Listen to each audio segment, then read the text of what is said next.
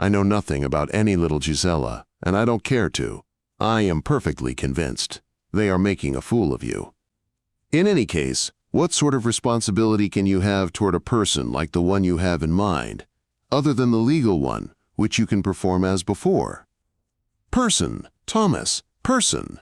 You are making a mistake about her, Aileen.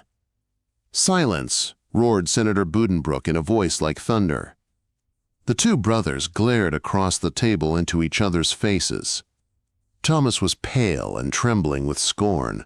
The rims of Christian's deep little eyes had got suddenly red, his mouth and eyes spread wide open, his lean cheeks seemed nothing but hollows, and a pair of red patches showed just under the cheekbones.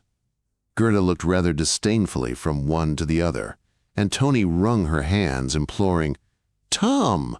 Christian!" and Mother lying there in the next room. "You have no sense of shame," went on the senator. "How can you bring yourself? What must it cost you to mention that name on this spot, under these circumstances? You have a lack of feeling that amounts to a disease. Will you tell me why I should not mention Aileen's name?" Christian was so beside himself that Gerda looked at him with increasing intentness. "I do mention it. As you hear, Thomas, I intend to marry her, for I have a longing for a home, and for peace and quiet, and I insist. You hear the word I use. I insist that you keep out of my affairs. I am free. I am my own master." "Oh, you fool, you! When you hear the will read, you will see just how much you are your own master. You won't get the chance to squander Mother's inheritance, as you have run through with the 30,000 marks already. I have been made the guardian of your affairs, and I will see to it that you never get your hands on more than a monthly sum at a time. That I swear." "Well, you know better than I who it was that instigated Mother to make such a will. But I am surprised, very much so, that Mother did not give the office to somebody that had a little more brotherly feeling for me than you have." Christian no longer knew what he was saying. He leaned over the table, knocking on it all the while with his knuckle, glaring up, red-eyed, his mustaches bristling, at his brother, who, on his side, stood looking down at him, pale and with half-closed lids. Christian went on, and his voice was hollow and rasping. "Your heart is full of coldness and ill will toward me all the while. As far back as I can remember, I have felt cold in your presence. You freeze me with a perfect stream of icy contempt. You may think that is a strange expression, but what I feel is just like that. You repulse me just by looking at me, and you hardly ever even so much as look at me. How have you got a right to treat me like that? You are a man too, you have your own weaknesses. You have always been a better son to our parents, but if you really stood so much closer to them than I do, you might have absorbed a little of their Christian charity. If you have no brotherly love to spare for me, you might have had some Christ-like love. But you are entirely without affection. You never came near me in the hospital when I lay there and suffered with rheumatism. I have more serious things to think about than your illnesses, and my own health. Oh, come, Thomas, your health is magnificent. You wouldn't be sitting here for what you are if your health weren't far and away better than mine. I may be perhaps worse off than you are. Worse than I am. Come, that's too much. Gerda, Tony, he says he is worse off than I am. Perhaps it was you that came near dying in Hamburg of rheumatism. Perhaps you have had to endure torments in your left side. Perfectly indescribable torments for every little trifling irregularity. Perhaps all your nerves are short on the left side. All the authorities say that is what is the matter with me. Perhaps it happens to you that you come into your room when it is getting dark and see a man sitting on the sofa nodding at you when there is no man there. Christian!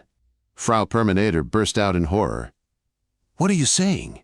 And my God, what are you quarreling about? Is it an honor for one to be worse off than the other? If it were, Gerda and I might have something to say too. And with Mother lying in there, how can you? Don't you realize, you fool, cried Thomas Buddenbrooks in a passion, that all these horrors are the consequence and effect of your vices, your idleness, and your self-tormenting? Go to work. Stop petting your condition and talking about it. If you do go crazy, and I tell you plainly I don't think it at all unlikely. I shan't be able to shed a tear, for it will be entirely your own fault. No, and when I die you won't shed any tears either. You won't die, said the senator bitingly. I shan't die. Very good, I shan't die then. We'll see who dies first. Work. Suppose I can't work? My God, I can't do the same thing long at a time. It kills me. If you have been able to, and are able to, thank God for it, but don't sit in judgment on others, for it isn't a virtue. God gives strength to one and not to another. But that is the way you are made, Thomas. You are self-righteous. Oh wait, that is not what I am going to say, nor what I accuse you of. I don't know where to begin, and however much I can say is only a millionth part of the feeling I have in my heart against you. You have made a position for yourself in life, and there you stand and push everything away which might possibly disturb your equilibrium for a moment, for your equilibrium is the most precious thing in the world to you. But it isn't the most precious thing in life, Thomas. No, before God, it is not. You are an egotist. That is what you are. I am still fond of you, even when you are angry and tread on me and thunder me down. But when you get silent, when somebody says something and you are suddenly dumb and withdraw yourself, quite elegant and remote, and repulse people like a wall and leave the other fellow to his shame without any chance of justifying himself. Yes, you are without pity, without love, without humility. Oh, he cried and stretched both arms in front of him, palms outward, as though pushing everything away from him. Oh, how sick I am of all this tact and propriety, this poise and refinement, sick to death of it. The outburst was so genuine, so heartfelt, it sounded so full of loathing and satiety, that it was actually crushing. Thomas shrank a little and looked down in front of him, weary and without a word.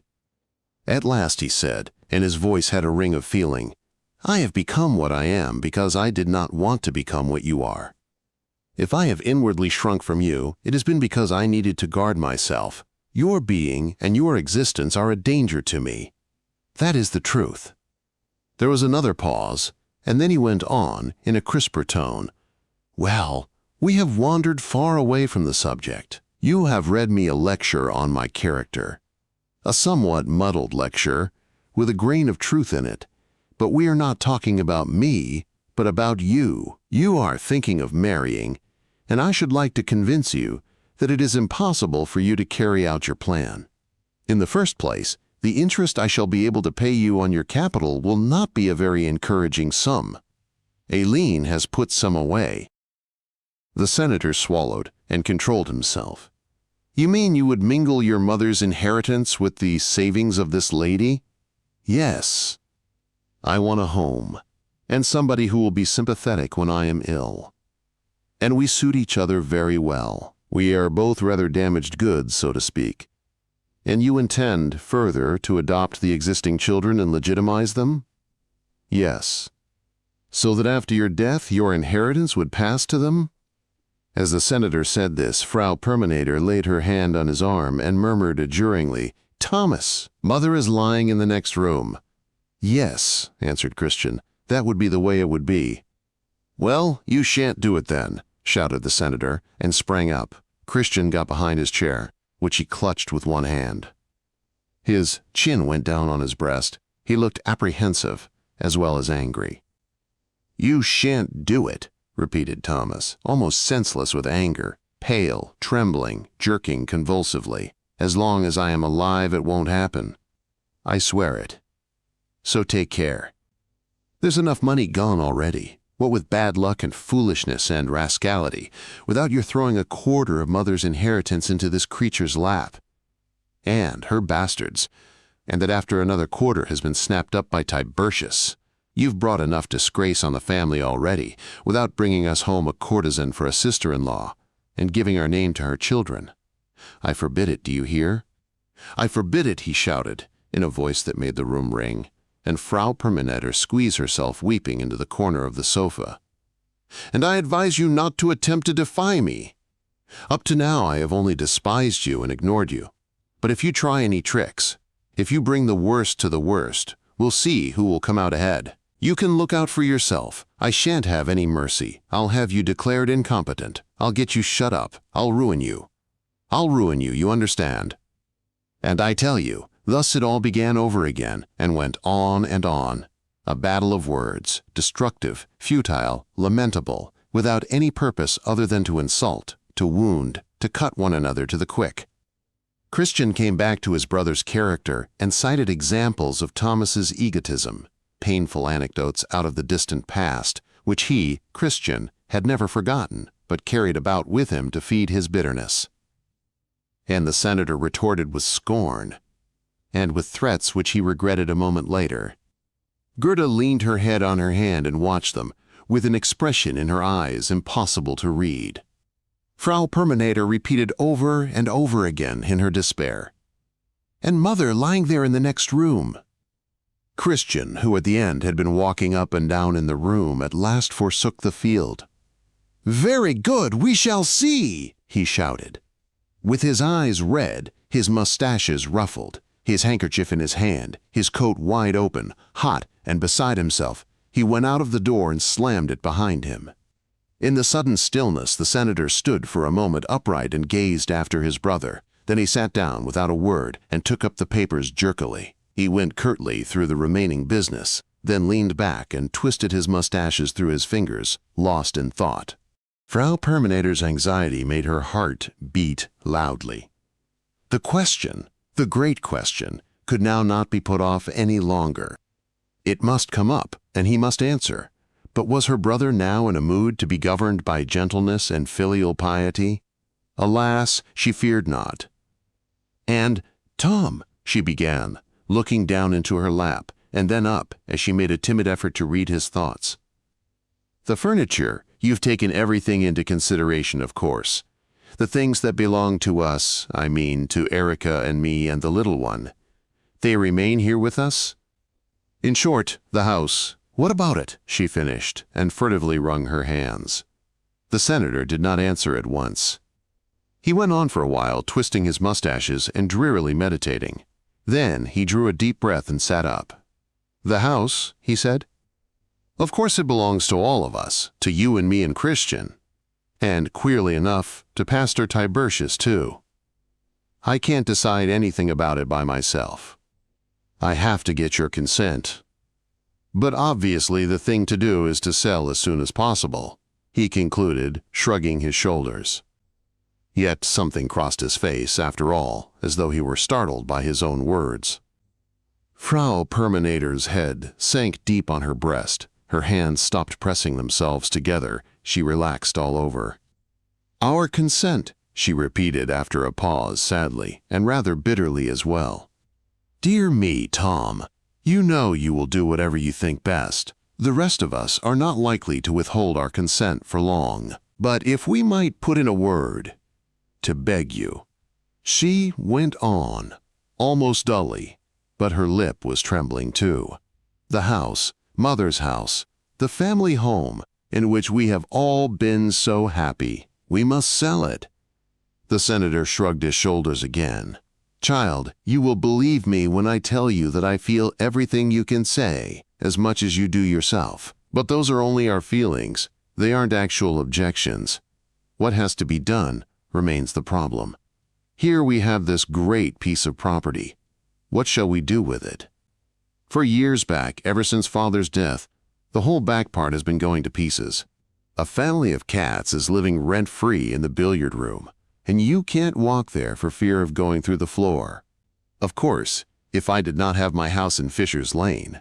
But I have, and what should I do with it? Do you think I might sell that instead? Tell me yourself. To whom? I should lose half the money I put into it. We have property enough, Tony. We have far too much, in fact. The granary buildings, and 2 great houses. The invested capital is out of all proportion to the value of the property. No, we must sell. But Frau Perminator was not listening. She was sitting bent over on the sofa, withdrawn into herself with her own thoughts. Our house, she murmured. I remember the housewarming. We were no bigger than that. The whole family was there. And Uncle Hofstede read a poem. It is in the family papers. I know it by heart. Venus Anadyomene. The landscape room, the dining hall, and strange people. Yes, Tony, they must have felt the same. The family of whom grandfather bought the house. They had lost their money and had to give up their home, and they are all dead and gone now. Everything has its time. We ought to be grateful to God that we are better off than the Rottenkamps, and are not saying goodbye to the house under such sorry circumstances as theirs. Sobs, long painful sobs, interrupted him. Frau Permanetter so abandoned herself to her grief that she did not even dry the tears that ran down her cheeks. She sat bent over, and the warm drops fell unheeded upon the hands lying limp in her lap. "Tom," said she, and there was a gentle, touching decision in her voice, which, a moment before her sobs had threatened to choke, "you can't understand how I feel at this hour. You cannot understand your sister's feelings. Things have not gone well with her in this life. I have had everything to bear that fate could think of to inflict upon me, but I have borne it all without flinching, Tom. All my troubles with Grunlich and Permanetter and Weinschenk, for however my life seemed to go awry, I was never quite lost. I had always a safe haven to fly to. Even this last time, when everything came to an end, when they took away Weinschenk to prison, Mother, I said, 'May we come to you?' And she said, 'Yes, my children, come.' Do you remember, Tom, when we were little and played war, there was always a little spot marked off for us to run to, where we could be safe and not be touched until we were rested again? Mother's house, this house, was my little spot, my refuge in life, Tom. And now it must be sold." She leaned back, buried her face in her handkerchief, and wept unrestrainedly. He drew down one of her hands and held it in his own. "I know, dear Tony, I know it all. But we must be sensible. Our dear good mother is gone. We cannot bring her back, and so it is madness to keep the house as dead capital. Shall we turn it into a tenement house? I know it is painful to think of strangers living here, but after all, it is better you should not see it. You must take a nice, pretty little house, or flat somewhere for yourself and your family. Outside the castle gate, for example. Or would you rather stop on here and let out floors to different families? And you still have the family, Gerda and me, and the Buddenbrooks in Broad Street, and the Krogers, and Therese Weichbrot, and Clotilde. That is, if Clotilde will condescend to associate with us, now that she's become a lady of the Order of Saint. John, it's so very exclusive, you know." She gave a sigh that was already partly a laugh and mopped her eyes with her handkerchief, looking like a hurt child whom somebody is helping, with a jest, to forget its pain. Then she resolutely cleared her face and put herself to rights, tossing her head with the characteristic gesture and bringing her chin down on her breast. "Yes, Tom," she said, and blinked with her tear-reddened eyes. "I'll be good now, I am all ready. You must forgive me, and you too, Gerda, for breaking down like that. But it may happen to anyone, you know. It is a weakness. But believe me, it is only outward. I am a woman steeled by misfortunes. And that about the dead capital is very convincing to me, Tom. I've enough intelligence to understand that much anyhow. I can only repeat that you must do what you think best. You must think and act for us all, for Gerda and I are only women, and Christian, well, God help him, poor soul. We cannot oppose you, for whatever we could say would be only sentiment, not real objections. It is very plain. To whom will you sell it, Tom? Do you think it will go off right away? Ah, child, how do I know? But I talked a little this morning with old Gauche the broker. He did not seem disinclined to undertake the business. That is a good idea, Tom. Sigismund Gauche has his weaknesses, of course. That thing about his translation from the Spanish, I can't remember the man's name, but it is very odd, one must admit. However, he was father's friend, and he is an honest man through and through. What shall you ask? 100,000 marks would be the least, I should think.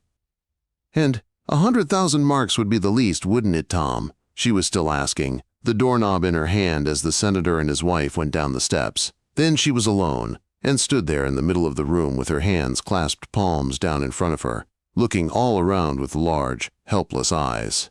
Her head, heavy with the weight of her thoughts, adorned with the little black lace cap, sank slowly, shaking all the while, deeper and deeper on one shoulder. 3. Little Johann was to go to take his farewell of his grandmother's mortal remains. His father so arranged it, and, though Hannah was afraid, he made not a syllable of objection. At table, the day after the Frau Consul's dying struggle, the senator, in his son's presence, and apparently with design, had commented harshly upon the conduct of Uncle Christian, who had slipped away and gone to bed when the patient's suffering was at its height. "That was his nerves, Thomas," Gerda had answered. But with a glance at Hannah, which had not escaped the child, the senator had severely retorted that an excuse was not in place. The agony of their departed mother had been so sore that one had felt ashamed even to be sitting there free from pain, not to mention entertaining the cowardly thought of trying to escape any suffering of mind called up by the sight. From which, Hannah had gathered that it would not be safe to object to the visit to the open coffin. The room looked as strange to him as it had at Christmas, when, on the day before the funeral, between his father and his mother, he entered it from the hall. There was a half-circle of potted plants, arranged alternately with high silver candelabra, and against the dark green leaves gleamed from a black pedestal the marble copy of Thorwaldsen's Christ, which belonged in the corridor outside.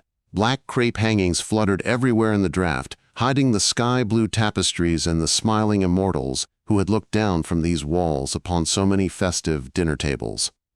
Little Johann stood beside the bier among his black-clad relatives.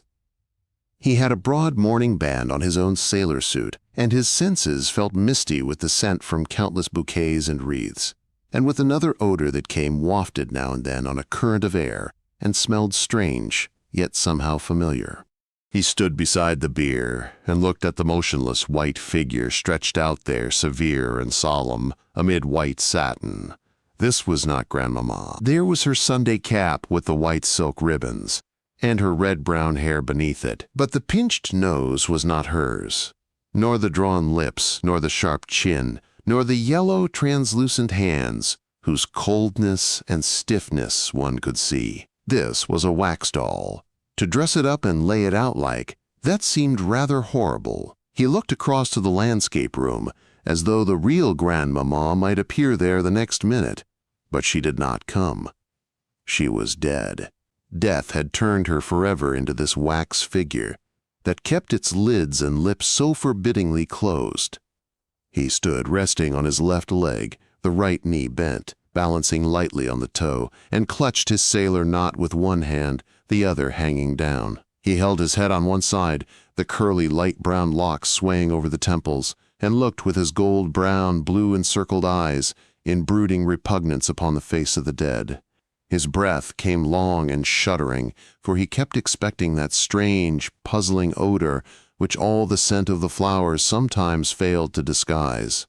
When the odor came and he perceived it, he drew his brow still more together, his lip trembled, and the long sigh which he gave was so like a tearless sob that Frau Perminator bent over and kissed him and took him away. And after the senator and his wife and Frau Perminator and Erika had received for long hours the condolences of the entire town, Elizabeth Buddenbrook, born Kroger, was consigned to earth. The out-of-town families from Hamburg and Frankfurt came to the funeral and for the last time received hospitality in Meng Street. And the hosts of the sympathizers filled the hall, and the landscape room, the corridor, and the pillared hall, and Pastor Pringsheim of St. Mary's, erect among burning tapers at the head of the coffin, turning his face up to heaven, his hands folded beneath his chin, preached the funeral sermon. He praised in resounding tones the qualities of the departed. He praised her refinement and humility, her piety and cheer, her mildness and her charity. He spoke of the Jerusalem evenings and the Sunday school. He gilded with matchless oratory the whole long, rich, and happy earthly course of her who had left them. And when he came to the end, since the word end needed some sort of qualifying adjective, he spoke of her peaceful end. Frau Perminator was quite aware of the dignity, the representative bearing, which she owed to herself and the community in this hour. She, her daughter Erika, and her granddaughter Elizabeth occupied the most conspicuous places of honor, close to the pastor at the head of the coffin, while Thomas, Gerda, Clotilde, and little Johann, as likewise old Consul Kroger, who had a chair to sit in, were content, as were the relatives of the second class, to occupy less prominent places. Frau Permanator stood there, very erect, her shoulders elevated, her black-bordered handkerchief between her folded hands, and her pride in the chief role which it fell to her lot to perform was so great as sometimes entirely to obscure her grief.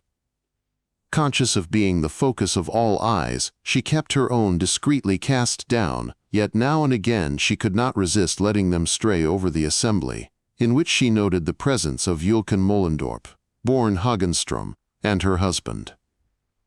Yes, they had all had to come, Mollendorps, Kistenmakers, Langhalls, Overdeeks. Before Tony Buddenbrook left her parental roof forever, they had all gathered here to offer her, despite Grunlich, despite Permanator, despite Hugo Weinschenk, their sympathy and condolences.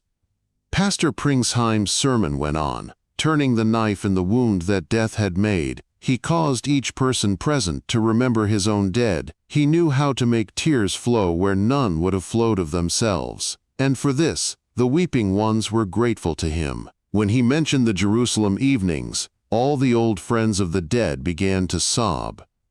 Excepting Madame Kethelson, who did not hear a word he said, but stared straight before her with the remote air of the deaf, and the Gerhardt sisters, the descendants of Paul, who stood hand in hand in a corner, their eyes glowing. They were glad for the death of their friend, and could have envied her, but that envy and unkindness were foreign to their natures.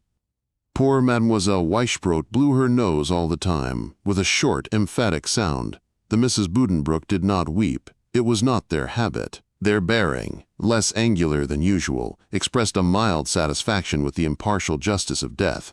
Pastor Pringsheim's last Amen resounded, and the four bearers, in their black three-cornered hats, their black cloaks billowing out behind them with the swiftness of their advance, came softly in and put their hands upon the coffin. They were four lackeys, known to everybody, who were engaged to hand the heavy dishes at every large dinner in the best circles, and who drank Mollendorf's claret out of the carafes between the courses.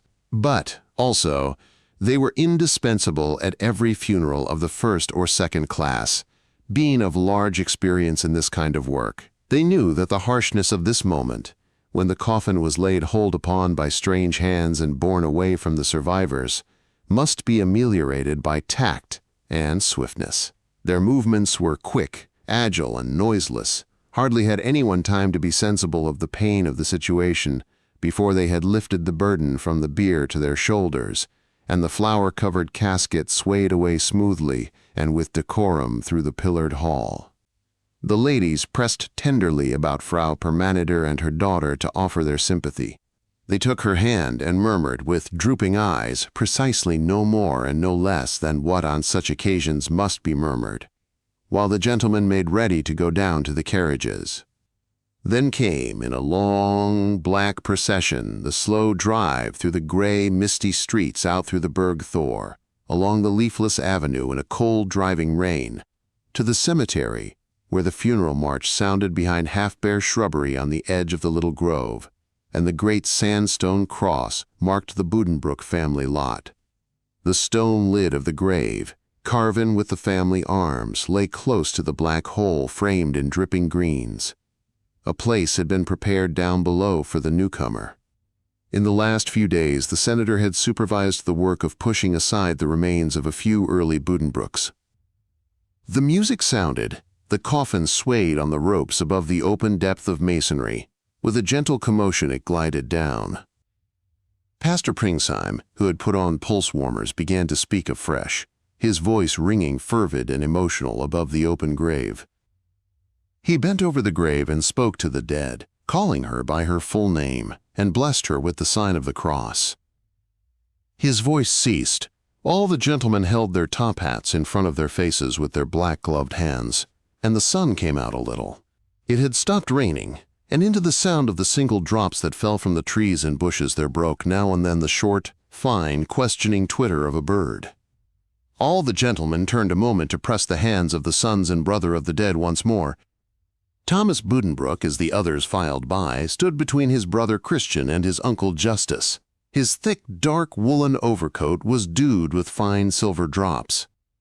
He had begun of late to grow a little stout, the single sign of age in his carefully preserved exterior, and his cheeks, behind the pointed protruding ends of his mustaches, looked rounder than they used. But it was a pale and sallow roundness, without blood or life.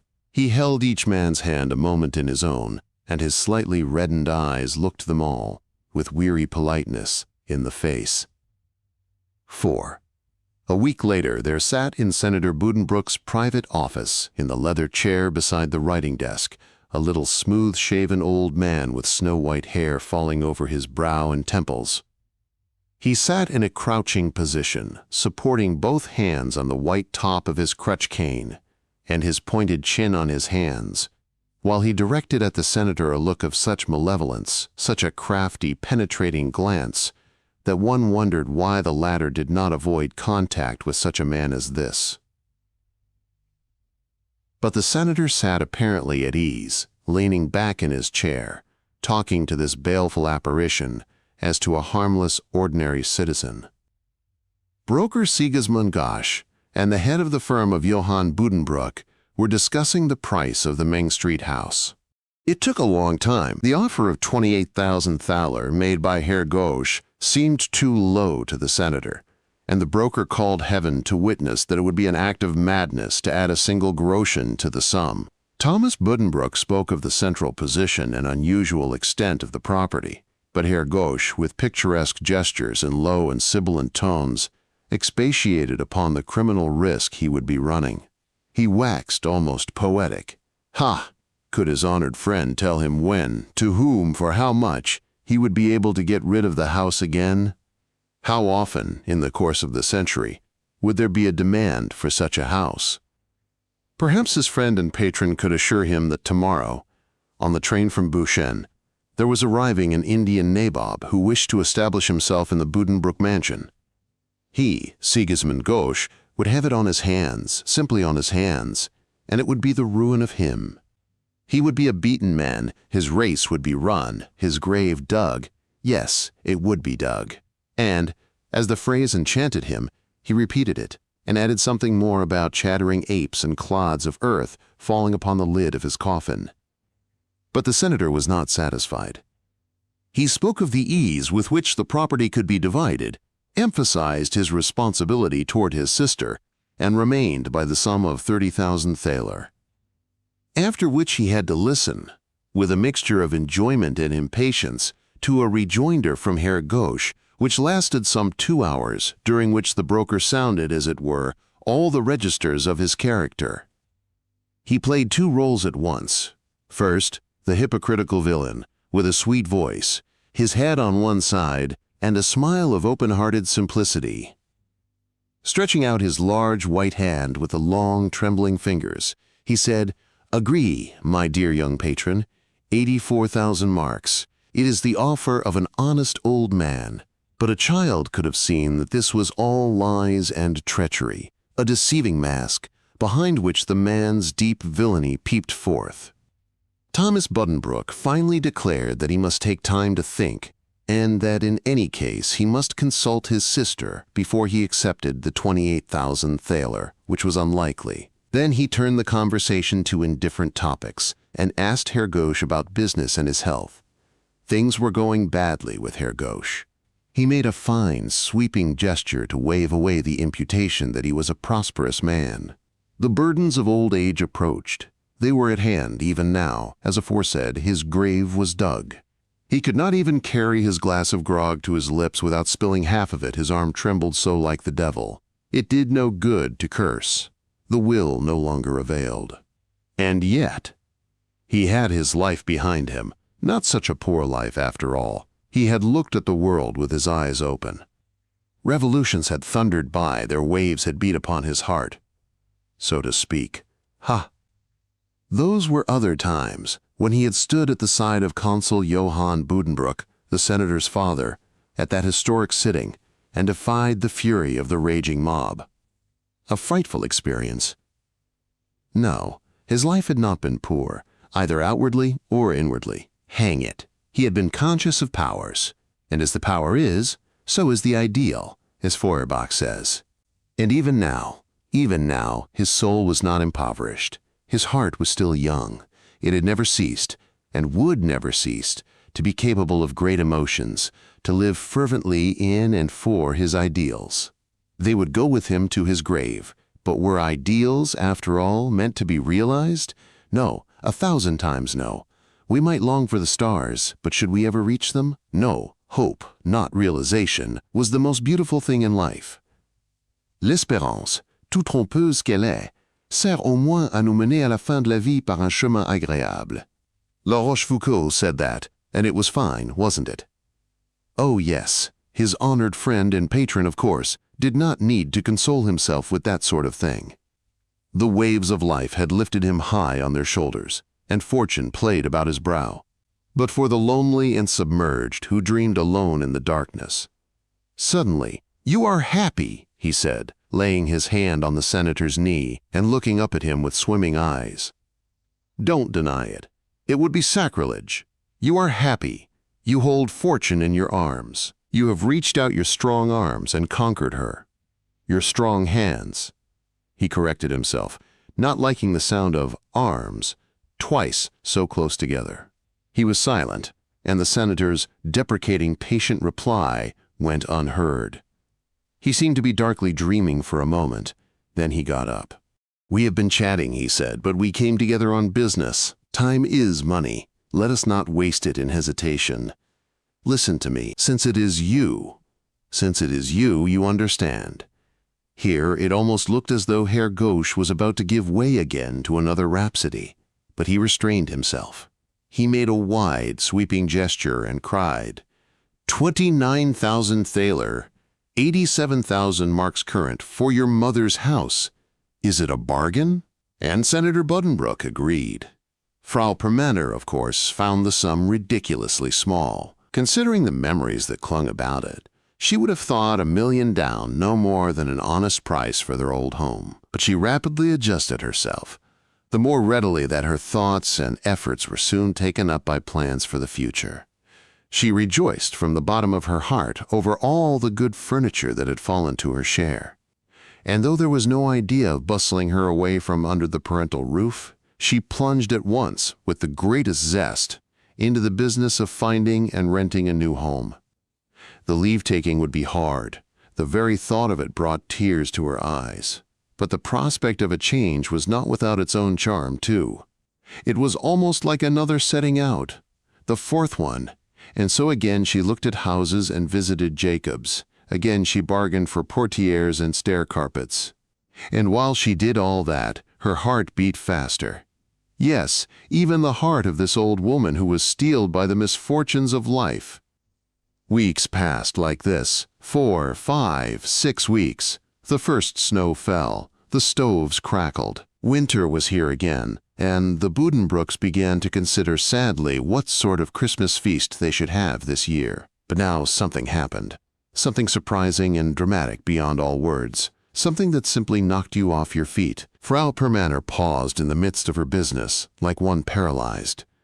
"Thomas," she said, "am I crazy? Is Gauche dreaming? It is too absurd, too outlandish."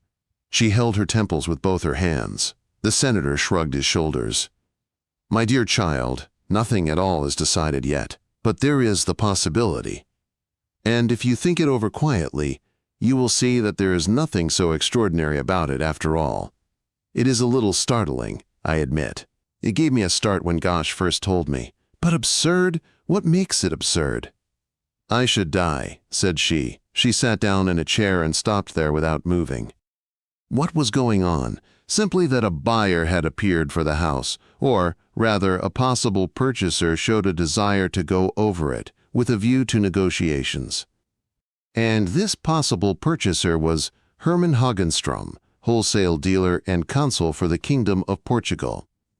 When the first rumor reached Frau Permanner, she was stunned, incredulous, incapable of grasping the idea. But when the rumor became concrete, when it actually took shape in the person of Consul Hermann Hagenstrom, standing, as it were, before the door, Then she pulled herself together, and animation came back to her.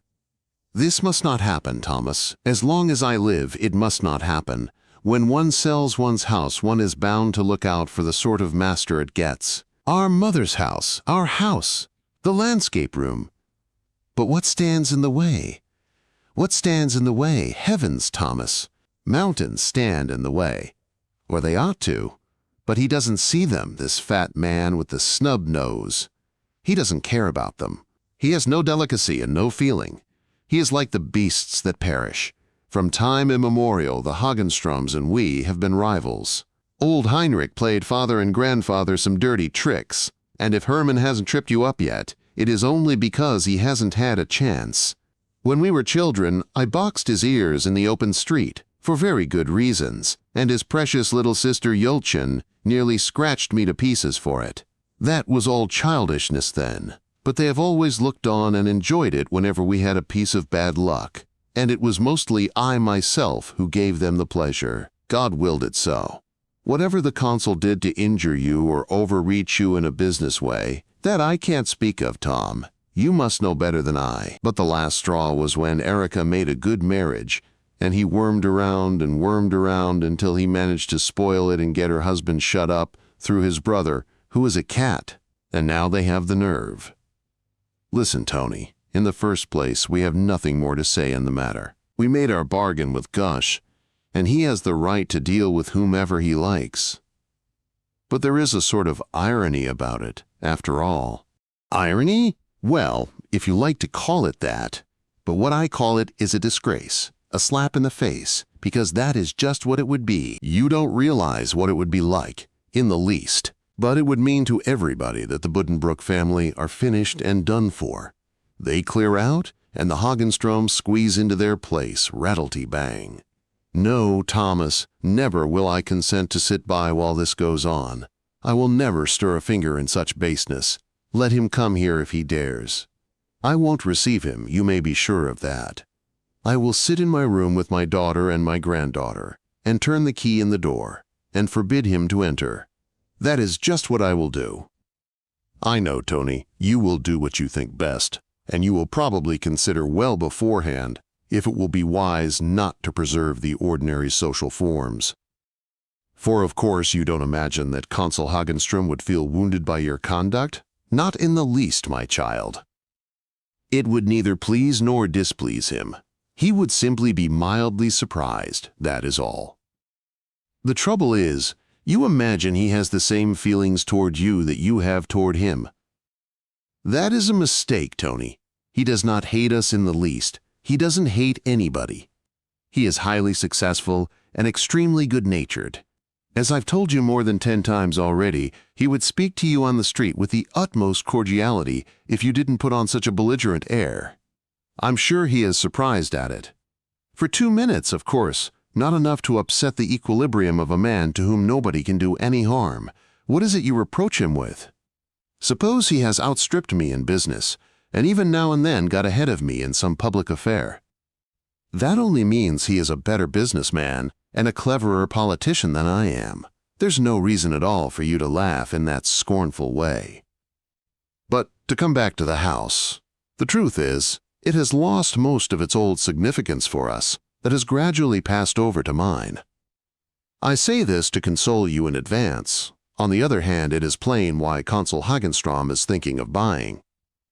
These people have come up in the world, their family is growing. They have married into the Mollendorf family and become equal to the best in money and position. But so far, there has been something lacking, the outward sign of their position, which they were evidently willing to do without, the historic consecration, the legitimization, so to speak. But now they seem to have made up their minds to have that too, and some of it they will get by moving into a house like this one. You wait and see. Mark my words. The consul will preserve everything as much as possible as it is. He will even keep the Dominus Provide bit over the door. Though, to do him justice, it hasn't been the Lord at all, but Hermann Hagenstrom himself, single-handed, that has put the family and the firm where they are. Bravo, Tom. Oh, it does do me good to hear you say something spiteful about them once in a while. That's really all I want. Oh, if I only had your head. Wouldn't I just give it to him? But there you stand. You see, my head doesn't really do me much good. There you stand, I say, with that awful calmness, which I simply don't understand at all, and tell me how Hermann Hagenström does things. Ah, you may talk as you like, but you have a heart in your body, the same as I have myself, and I simply don't believe you feel as calm inside as you make out. All the things you say are nothing but your own efforts to console yourself. Now, Tony, you are getting pert. What I do is all you have anything to do with what I think is my own affair. Tell me one thing, Tom. Wouldn't it be like a nightmare to you?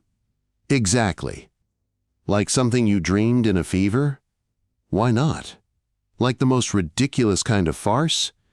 There, now, that's enough. And Consul Hagenström appeared in Main Street, accompanied by Herr Gauche, who held his Jesuit hat in his hand, crouched over like a conspirator, and peered past the maid into the landscape room even while he handed her his card.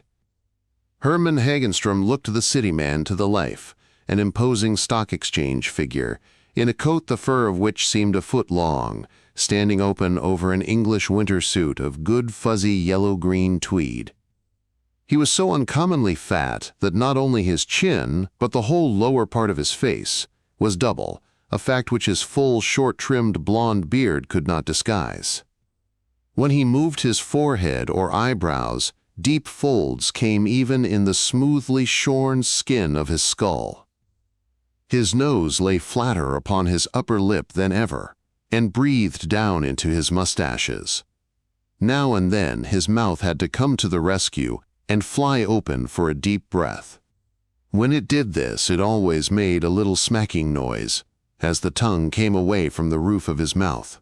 Frau Permaneter colored when she heard this once well-known sound. A vision of lemon buns with truffled sausage on top almost threatened for a moment the stony dignity of her bearing. She sat on the sofa, her arms crossed and her shoulders lifted, in an exquisitely fitting black gown with flounces up to the waist and a dainty morning cap on her smooth hair. As the two gentlemen entered, she made a remark to her brother, the senator, in a calm, indifferent tone.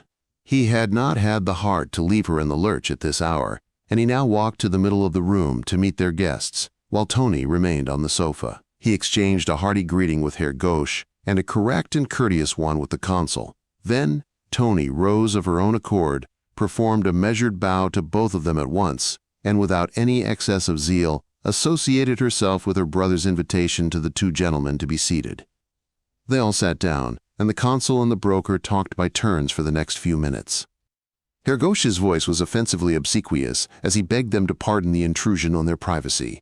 You could hear a malign undercurrent in it nonetheless, but Herr Consul Hagenström was anxious to go through the house with a view to possible purchase. And the consul, in a voice that again called up visions of lemon bun and goose liver, said the same thing in different words. Yes, in fact, this was the idea he had in mind and hoped to be able to carry out, provided the broker did not try to drive too hard a bargain with him, haha. He did not doubt, but the matter could be settled to the satisfaction of everybody concerned.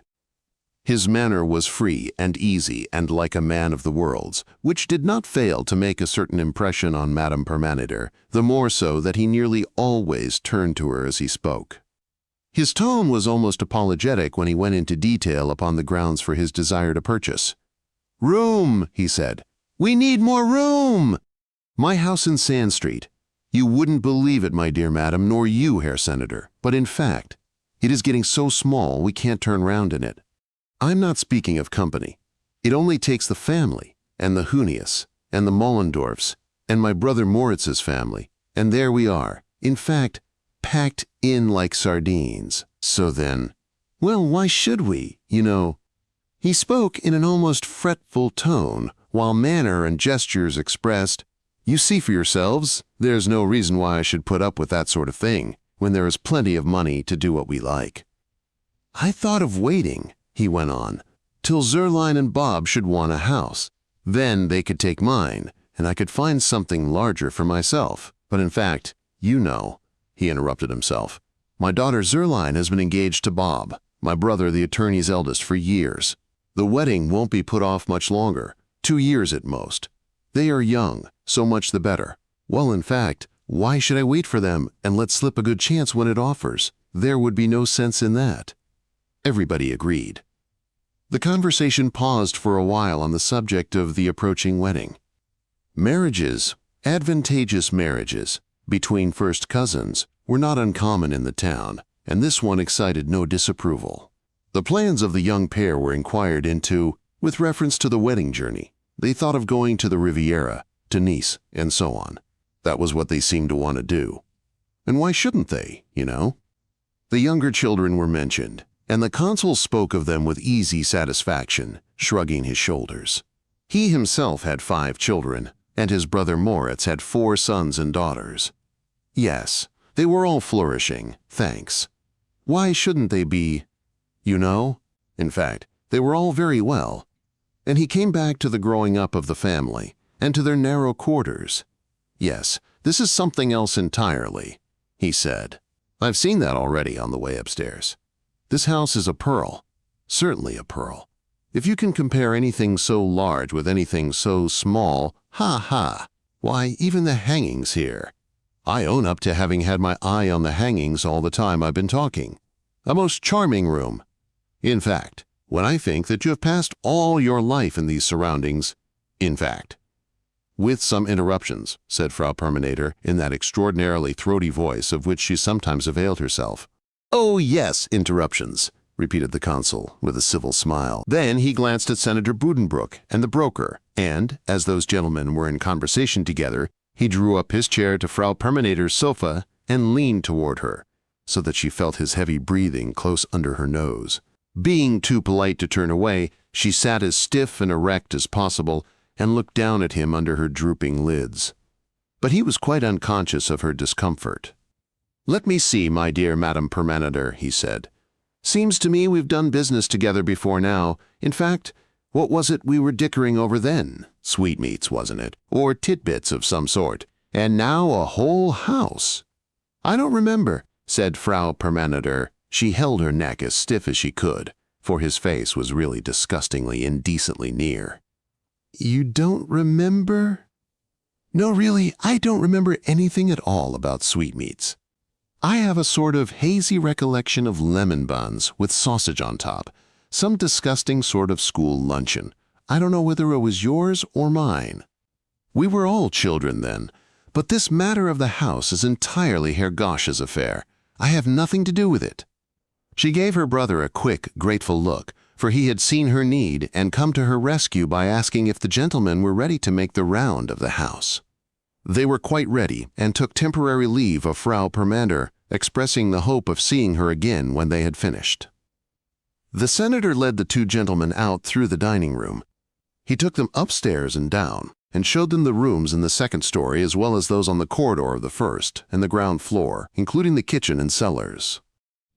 As the visit fell in business hours, they refrained from visiting the offices of the insurance company. But the new director was mentioned, and Consul Hagenstrom declared him to be a very honest chap, a remark which was received by the senator in silence.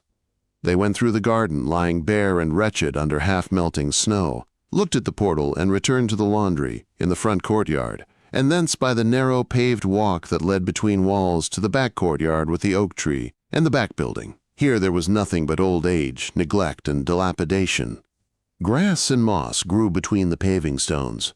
The steps were in a state of advanced decay, and they could only look into the billiard room without entering. The floor was so bad, so the family of cats that lived there rent-free was not disturbed. Consul Hagenstrom said very little. He was obviously planning. "Well, yes," he kept saying as he looked and turned away, suggesting by his manner that in case he bought the house, all this would of course be different. He stood, with the same air, on the ground floor of the back building and looked up at the empty attic. "Yes, well," he repeated, and set in motion the thick, rotting cable with a rusty iron hook on the end that had been hanging there for years. Then he turned on his heel. "Best thanks for your trouble, Herr Senator," he said. "We're at the end, I suppose." He scarcely uttered a word on the rapid return to the front building, or later when the 2 gentlemen paid their respects to Frau Perminator in the landscape room, and the senator accompanied them down the steps and across the entry. But hardly had they said goodbye and Consul Hagenstrom turned with his companion to walk down the street when it was seen that a very lively conversation began at once between the two.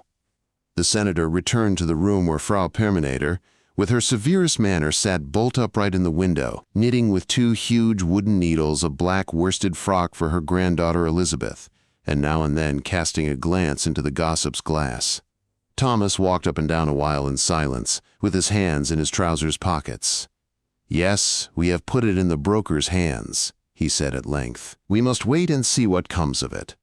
My opinion is that he will buy the whole property, live here in the front, and utilize the back part in some other way." She did not look at him, or change her position, or cease to knit. On the contrary, the needles flew back and forth faster than ever.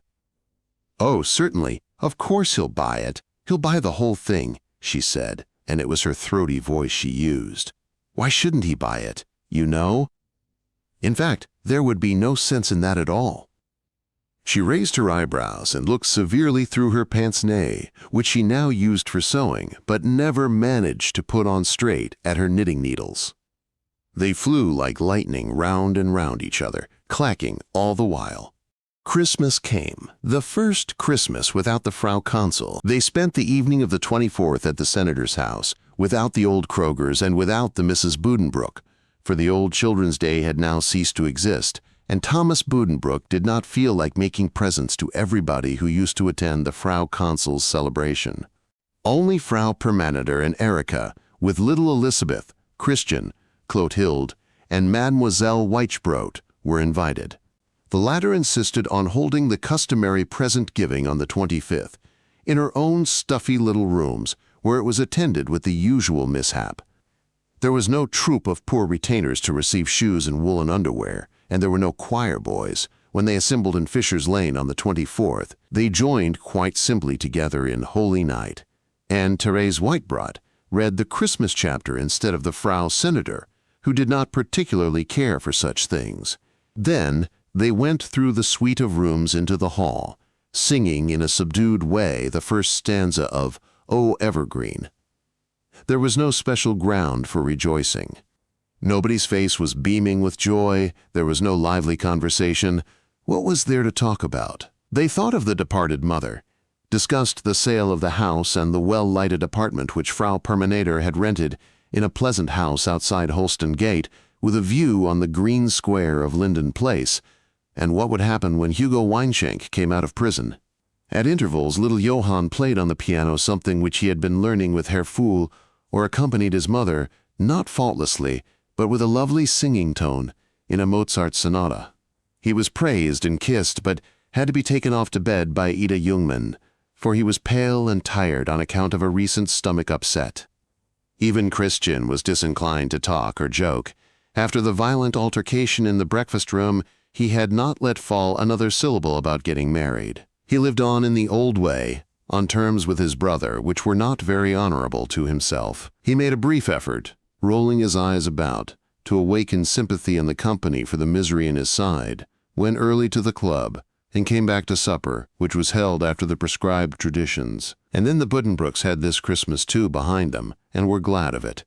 In the beginning of the year 1872, the household of the deceased Frau Consul was broken up. The servants went, and Frau Perminator thanked God to see the last of Mamselle Severin, who had continued to question her authority in the most unpleasant manner, and now departed with the silk gowns and linen which she had accumulated. Furniture wagons stood before the door, and the old house was emptied of its contents. The great carved chest, the gilt candelabra, and the other things that had fallen to his share, the senator took to his house in Fisher's Lane.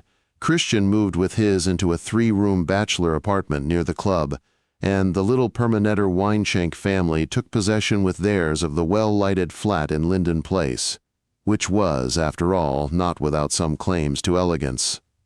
It was a pretty little apartment, and the front door of it had a bright copper plate with the name A. Perminator Buddenbrook, widow, in ornamental lettering.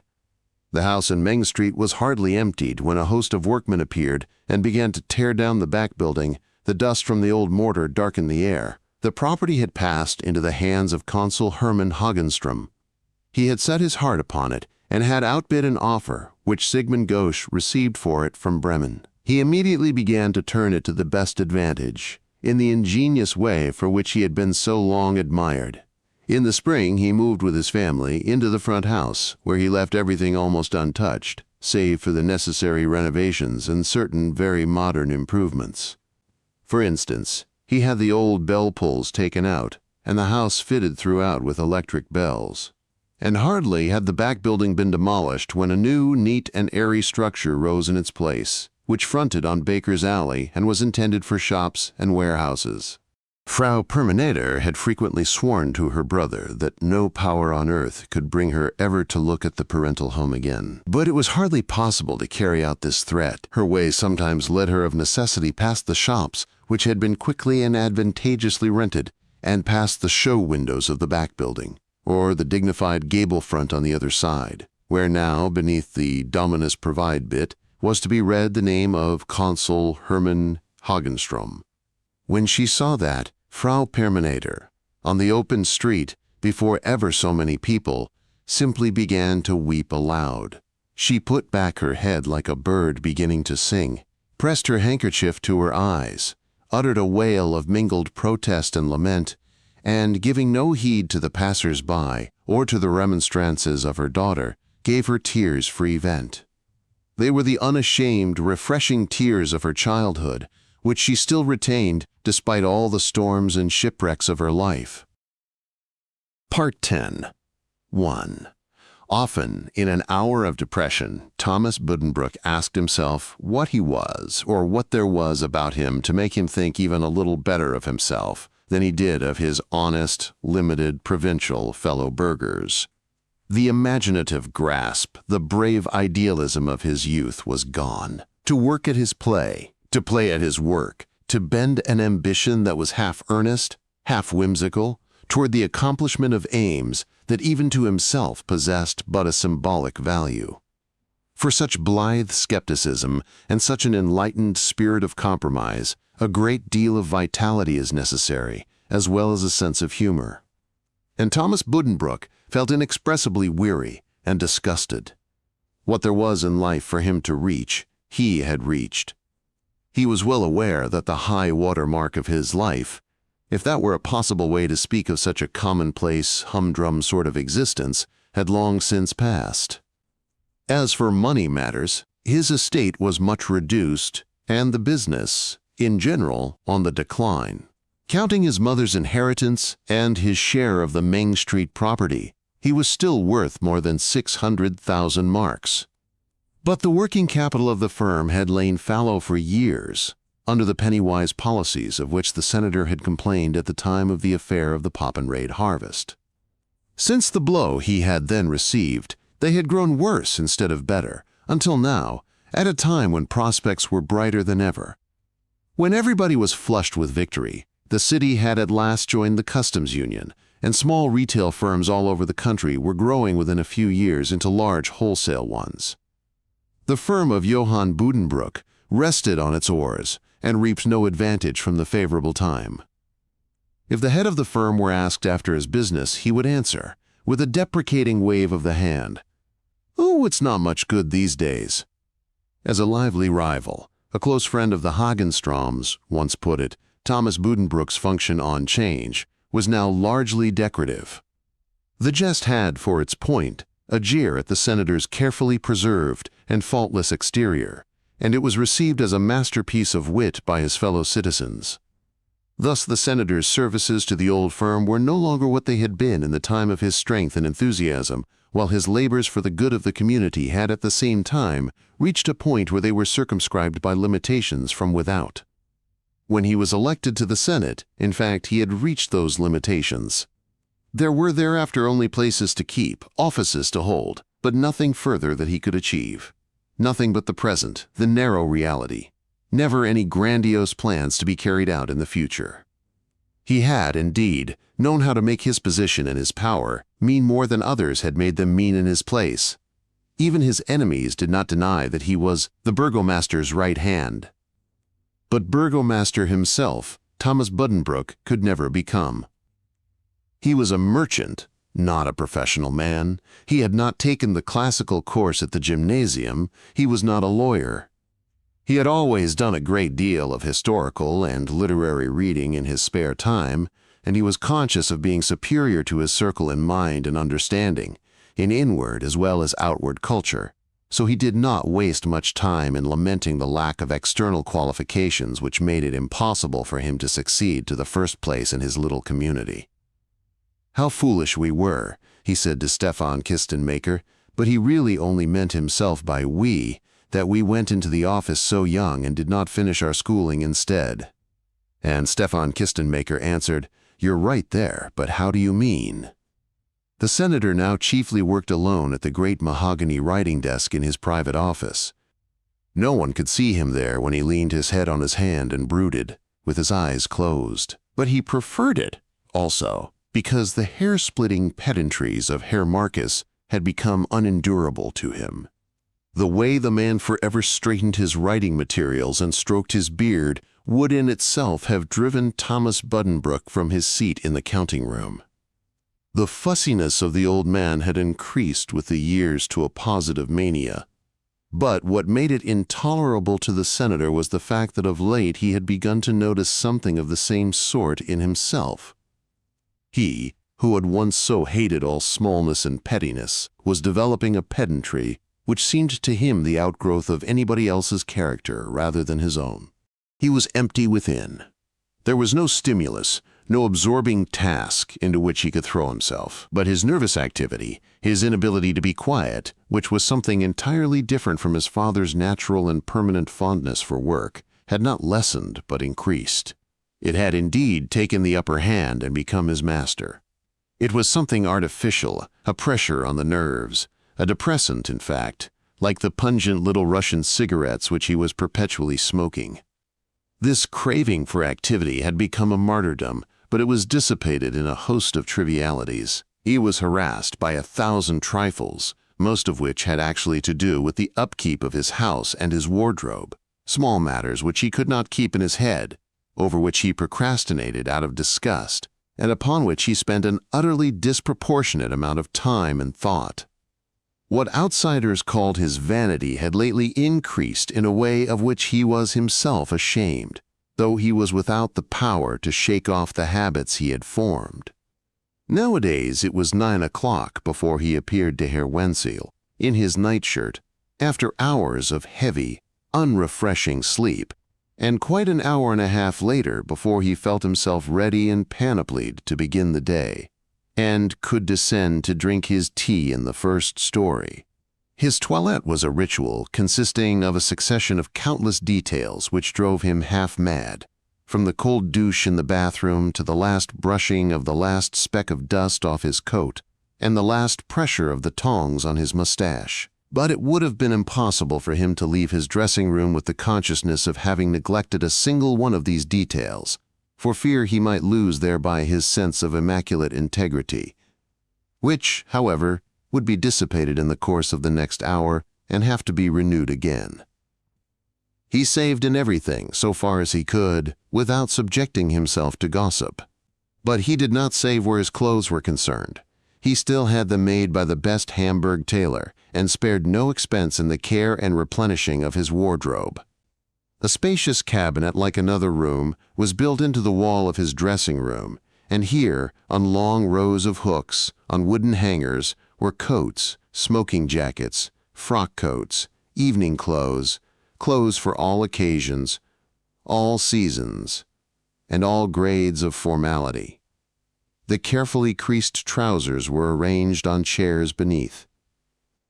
The top of his chest of drawers was covered with combs, brushes, and toilet preparations for hair and beard, while within it was the supply of body linen of all possible kinds, which was constantly changed, washed, worn out, and renewed. He spent in this dressing room not only the early hours of each morning, but also a long time before every dinner, every sitting of the Senate, every public appearance. In short, before every occasion on which he had to show himself among his fellow men, even before the daily dinner with his wife, little Johann, and Ida Jungmann. And when he left it, the fresh underwear on his body, the faultless elegance of his clothing, the smell of the brilliantine on his mustache, and the cool, astringent taste of the mouthwash he used. All this gave him a feeling of satisfaction and adequacy, like that of an actor who has adjusted every detail of his costume and makeup and now steps out upon the stage. And in truth, Thomas Buddenbrooks' existence was no different from that of an actor whose whole life has become one long production which, but for a few brief hours for relaxation, consumes him unceasingly. In the absence of any ardent objective interest, his inward impoverishment oppressed him almost without any relief, with a constant, dull chagrin, while he stubbornly clung to the determination to be worthily representative, to conceal his inward decline, and to preserve the dehors, whatever it cost him. All this made of his life, his every word, his every motion, a constant, irritating pretense. And this state of things showed itself by peculiar symptoms and strange whims, which he observed with surprise and disgust. People who have no role to perform before the public, who do not conceive themselves as acting a part, but as standing unobserved to watch the performance of others, like to stand with the light at their backs.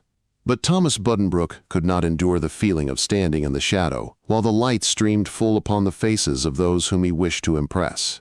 He wanted his audience, before whom he was to act the role of a social light, a public orator, or a representative businessman, to stand before him in a confused and shadowy mass, while a blinding light played upon his own face. Only this gave him a feeling of separation and safety, an intoxicating sense of self-production, which was the atmosphere in which he achieved success. It had come to be the case that precisely this intoxication was the most bearable condition he knew. When he stood up at table, wineglass in hand, to reply to a toast, with his charming manner, easy gestures, and witty turns of phrase, which struck unerringly home and released waves of merriment down the length of the table, then he might feel, as well as seem, the Thomas Buddenbrook of former days. It was much harder to keep the mastery over himself when he was sitting idle. For then his weariness and disgust rose up within him, clouded his eyes, relaxed his bearing and his facial muscles. At such times he was possessed by one desire: to steal away, to be alone, to lie in silence, with his head resting on a cool pillow. Frau Permanator had dined that evening in Fisher's Lane. She was the only guest, for her daughter, who was to have gone, had visited her husband that afternoon in the prison and felt, as she usually did, exhausted and incapable of further effort.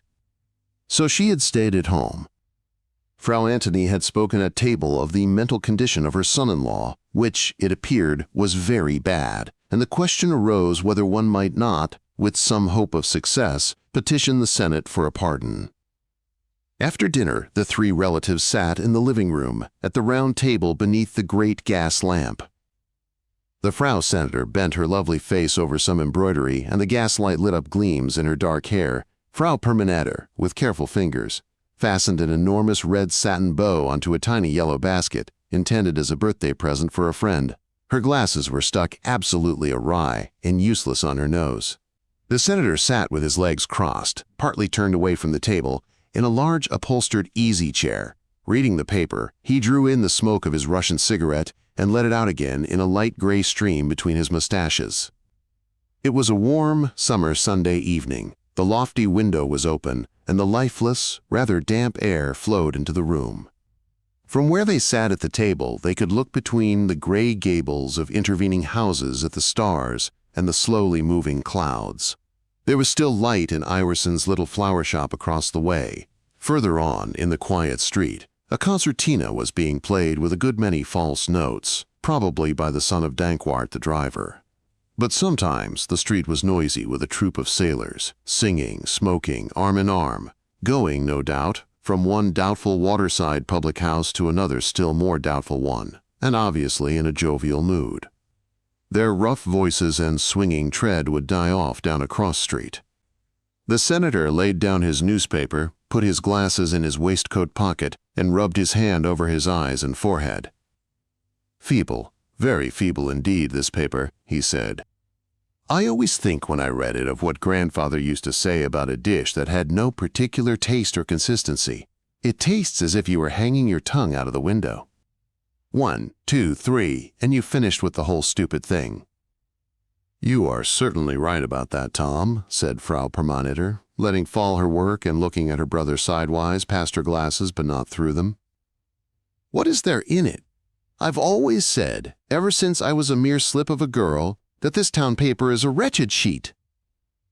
I read it too, of course, for want of a better one, but it isn't so very thrilling to hear that wholesale dealer Consul so-and-so is going to celebrate his silver wedding. We ought to read other papers, the Königsberg Gazette or the Rhenish Gazette, then we'd— She interrupted herself. She had taken up the paper as she spoke, and let her eye run contemptuously down the columns, but her glance was arrested by a short notice of 4 or 5 lines, which she read through, clutching her eyeglasses, her mouth slowly opening. Then she uttered 2 shrieks, with the palms of her hands pressed against her cheeks and her elbows held out straight. Oh, impossible! Impossible! Imagine you're not seeing that at all. It is frightful. Oh, poor Armgard. It had to come to her like that.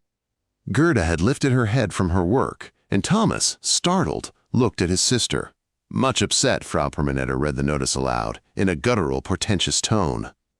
It came from Rostock, and it said that, the night before, Herr Ralph von Mayboom, owner of the Poppenrade estate, had committed suicide by shooting himself with a revolver in the study of the manor house. Pecuniary difficulties seem to have been the cause of the act. Herr von Mayboom leaves a wife and 3 children. She finished and let the paper fall in her lap, then leaned back and looked at her brother and sister with wide, piteous eyes. Thomas Buddenbrook had turned away while he listened and looked past his sister between the portieres into the dark salon. "With a revolver?" he asked, after silence had reigned some 2 minutes. And then, after another pause, he said in a low voice, slowly and mockingly, "That is the nobility for you." Then he fell again to musing, and the rapidity with which he drew the ends of his mustaches through his fingers was in remarkable contrast to the vacant fixity of his gaze. He did not listen to the lamentations of his sister or to her speculations on what poor Armgard would do now. Nor did he notice that Gerda, without turning her head in his direction, was fixing him with a searching and steady gaze from her close-set, blue-shadowed eyes. 2. Thomas Buddenbrook did not contemplate the future of little Johann with the weary dejection which was now his settled mood when he thought about his own life and his own end. The family feeling which led him to cherish the past history of his house extended itself even more strongly into its future, and he was influenced too by the loving and expectant curiosity concentrated upon his son by his family and his friends and acquaintances, even by the Buddenbrook ladies in Broad Street. He said to himself that however hopeless and thwarted he himself felt, he was still, wherever his son was concerned, capable of inexhaustible streams of energy, endurance, achievement, success. Yes, that at this one spot his chilled and artificial life could still be warmed into a genuine and glowing warmth of hopes and fears and affections. Perhaps, some day, it would be granted to him to look back upon his past from a quiet corner and watch the renaissance of the old time, the time of Hanno's great-grandfather. Was such a hope, after all, entirely vain? He had felt that the music was his enemy, but it had almost begun to look as if it had no such important bearing upon the situation. Granted that the child's fondness for improvising, without notes, was evidence of a not quite common gift. In the systematic lessons with Herr Pfuhl, he had not showed by any means extraordinary progress.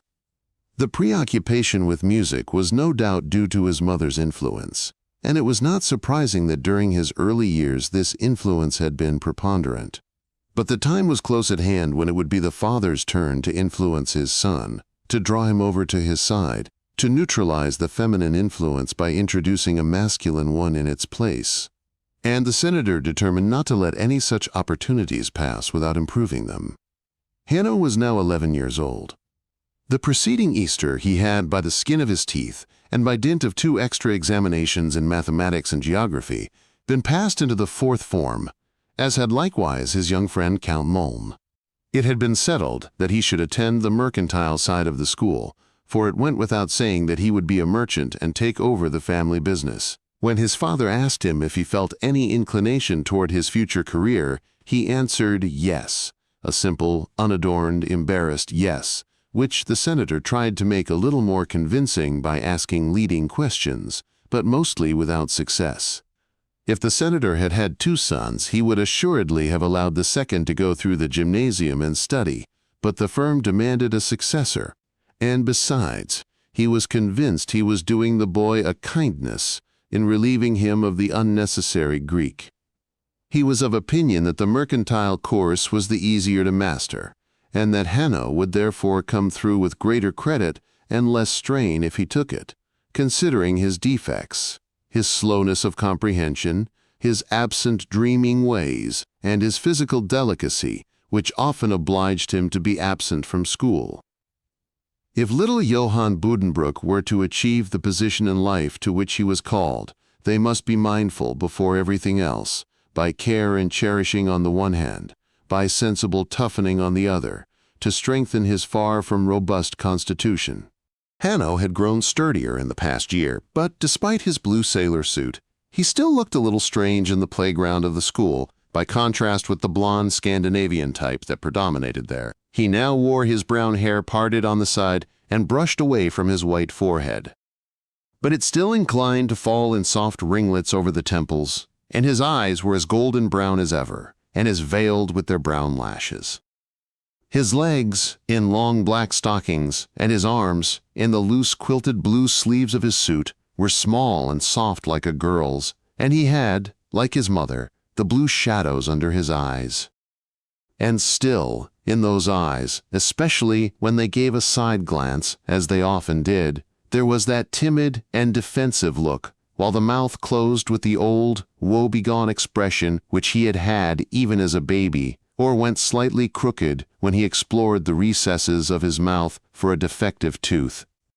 And there would come upon his face when he did this a look as if he were cold.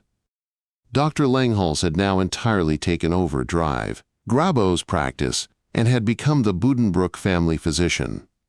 From him they learned the reason why the child's skin was so pale and his strength so inadequate. It seemed that Hanno's organism did not produce red corpuscles in sufficient number. But there was a remedy for this defect, cod liver oil, which, accordingly, Dr. Langhals prescribed in great quantities, good, thick, greasy, yellow cod liver oil, to be taken from a porcelain spoon twice a day. The senator gave the order, and Ida Jungmann, with stern affection, saw it carried out. In the beginning, to be sure, Hanno threw up after each spoonful. His stomach seemed to have a prejudice against the good cod liver oil, but he got used to it in the end. And if you held your breath and chewed a piece of rye bread immediately after, the nausea was not so severe. His other troubles were all consequent upon this lack of red corpuscles, it appeared. Secondary phenomena, Dr. Langhals called them, looking at his fingernails. But it was necessary to attack these other enemies ruthlessly. As for the teeth, for these Herr Brecht and his Josephus lived in Mill Street. To take care of them, to fill them, when necessary, to extract them. And for the digestion there was castor oil, thick, clear castor oil that slipped down your throat like a lizard, after which you smelled and tasted it for 3 days, sleeping and waking. Oh, why were all these remedies of such surpassing nastiness? One single time, Hanno had been rather ill, and his heart action had shown unusual irregularity. Drive. Langhals had with some misgiving prescribed a remedy which little Hanno had actually enjoyed, and which had done him a world of good. These were arsenic pills. But however much he asked to have the dose repeated, for he felt almost a yearning for these sweet, soothing little pills, Drive Langhals never prescribed them again. Castor oil and cod liver oil were excellent things, but Drive Langhals was quite at one with the senator in the view that they could not of themselves make a sound and sturdy citizen of little Johann if he did not do his part. There was gymnasium drill once a week in the summer, out on the castle field, where the youth of the city were given the opportunity to develop their strength and courage, their skill and presence of mind, under the guidance of Herr Fritzsche, the drill master. But to his father's annoyance, Hanno showed a distinct distaste for the manly sports, a silent, pronounced, almost haughty opposition. Why was it that he cared so little for playmates of his own class and age, with whom he would have to live, and was forever sticking about with this little unwashed Kai, who was a good child, of course, but not precisely a proper friend for the future? Somehow or other a boy must know from the beginning how to gain the confidence and respect of his comrades, upon whose good opinion of him he will be dependent for the rest of his life. There were, on the other hand, the two sons of Consul Hagenstrom, two fine strapping boys, 12 and 14 years old, strong and full of spirits, who instituted prize fights in the neighboring woods, were the best gymnasts in the school, swam like otters, smoked cigars, and were ready for any deviltry. They were popular, feared, and respected. Their cousins, the two sons of Dr. Moritz Hagenstrom, the state attorney, were of a more delicate build and gentler ways. They distinguished themselves in scholarship and were model pupils, zealous, industrious, quiet, attentive, devoured by the ambition to bring home a report card marked Number 1. They achieved their ambition and were respected by their stupider and lazier colleagues. But, not to speak of his masters, what must his fellow pupils think of Hanno, who was not only a very mediocre scholar, but a weakling into the bargain, who tried to get out of everything for which a scrap of courage, strength, skill, and energy were needed? When Senator Buddenbrooks passed the little balcony on his way to his dressing room, he would hear from Hanno's room, which was the middle one of the 3 on that floor, since he had grown too large to sleep with Ida Jungmann, the notes of the harmonium, or the hushed and mysterious voice of Kai, Count Moln, telling a story. Kai avoided the drill classes, because he detested the discipline which had to be observed there. "No, Hanno," he said, "I'm not going. Are you? Deuce take it." Anything that would be any fun is forbidden. Expressions like "deuce take it" he got from his father. Hanno answered, "If Herr Fritzsche ever one single day smelled of anything but beer and sweat, I might consider it. Don't talk about it, Kai. Go on. Tell that one about the ring you got out of the bog. You didn't finish it." "Very good," said Kai, "but when I nod, then you must play." And he went on with his story. If he was to be believed, he had once, on a warm evening, in a strange, unrecognizable region, slid down a slippery, immeasurable cliff, at the foot of which, by the flickering, livid light from will-o'-the-wisps, he saw a black marsh from which silvery bubbles mounted with a hollow, gurgling sound. One of these bubbles, which kept coming up near the bank, took the form of a ring when it burst, and he had succeeded in seizing it after long and dangerous efforts, after which it burst no more, but remained in his grasp, a firm and solid ring which he put on his finger. He rightly ascribed unusual powers to this ring, for by its help he climbed up the slippery cliff and saw, a little way off in the rosy mist, a black castle. It was guarded to the teeth, but he had forced an entrance, always by the help of the ring, and performed miracles of rescue and deliverance. All this Hanno accompanied with sweet chords on his harmonium. Sometimes, if the difficulties were not too great, these stories were acted in the marionette theater, to musical accompaniment. But Hanno attended the drill class only on his father's express command, and then Kai went too. It was the same with the skating in the winter-time, and with the bathing in summer at the wooden bathing establishment of Herr Asmussen down on the river. Bathing and swimming. Let the boy have bathing and swimming. He must bathe and swim, drive, Langhals had said, and the senator was entirely of the same opinion. But Hanno had a reason for absenting himself from the bathing, as well as from the skating and the drill class. The two sons of Consul Hagenstrom, who took part in all such exercises with great skill and credit, singled Hanno out at once. And though they lived in his own grandmother's house, that fact did not prevent them from making his life miserable. They lost no opportunity of tormenting him. At drill they pinched him and derided him. They rolled him in the dirty snow at the ice rink, and in the water they came up to him with horrid noises. Hanno did not try to escape. It would have been useless anyhow. He stood, with his girlish arms, up to his middle in the turbid water of the pool, which had large patches of duckweed growing on it, and awaited his tormentors with a scowl, a dark look and twisted lips. They, sure of their prey, came on with long, splashing strides. They had muscular arms, these two young Hagenstroms, and they clutched him round his body and ducked him a good long time, so that he swallowed rather a lot of the dirty water and gasped for breath a long time after. One single time he was a little avenged. One afternoon the two Hagenstroms were holding him down under the water, when one of them suddenly gave a shriek of pain and fury and lifted his plump leg, from which drops of blood were oozing. Beside him rose the head of Kai, Count Mom, who had somehow got hold of the price of admission, swum up invisible in the water, and bitten young Hagenstrom, bitten with all his teeth into his leg, like a furious little dog. His blue eyes flashed through the red-blonde hair that hung down wet all over his face. He paid richly for the deed, did the little Count, and left the swimming pool much the worse for the encounter. But Consul Hagenstrom's son limped perceptibly when he went home. Nourishing remedies and physical exercise were the basis of the treatment calculated to turn Senator Buddenbrooks' son into a strong and healthy lad, but no less painstakingly did the senator strive to influence his mind and give him lively impressions of the practical world in which he was to live. He began gradually to introduce him into the sphere of his future activities.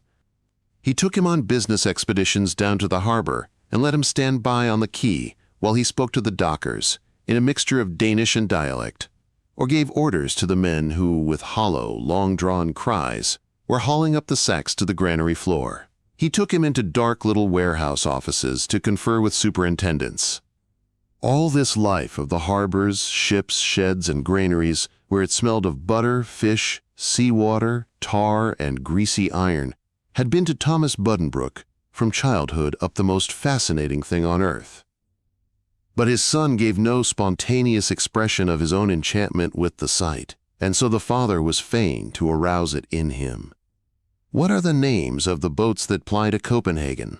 The Naiad, the Halmstad, the Frederik Overdyk. Why, if you know those, my son, at least that's something. You'll soon learn the others. Some of those people over there hauling up the grain have the same name as you. They were named after your grandfather, as you were. And their children are often named after me, or Mama. We give them little presents every year. Now this next granary, we don't stop at it, we go past and don't talk to the men. It is a rival business. Should you like to come, Hanno? He said another time. There is a ship of our line being launched today, and I shall christen it. Do you want to go? And Hanno signified that he wanted to go. He went with his father, listened to his speech, and saw him break a bottle of champagne on the prow of the ship, saw how she glided down the ways which had been smeared with green soap and into the water. On certain days of the year, as New Year's and Palm Sunday, when there were confirmations, Senator Buddenbrook drove out on a round of visits to particular houses in which he had social relations. His wife did not like these visits, and excused herself on the ground of headache and nervousness, so Hanno would be asked to go along in her place, and here, too, he signified his desire to go.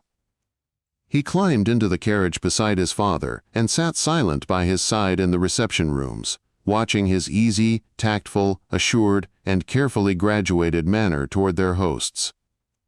He heard District Commander Colonel Herr von Rindlingen tell his father how greatly he appreciated the honor of his visit, and saw how his father, in reply, put on an air of amiable depreciation and laid his arm an instant across the colonel's shoulders.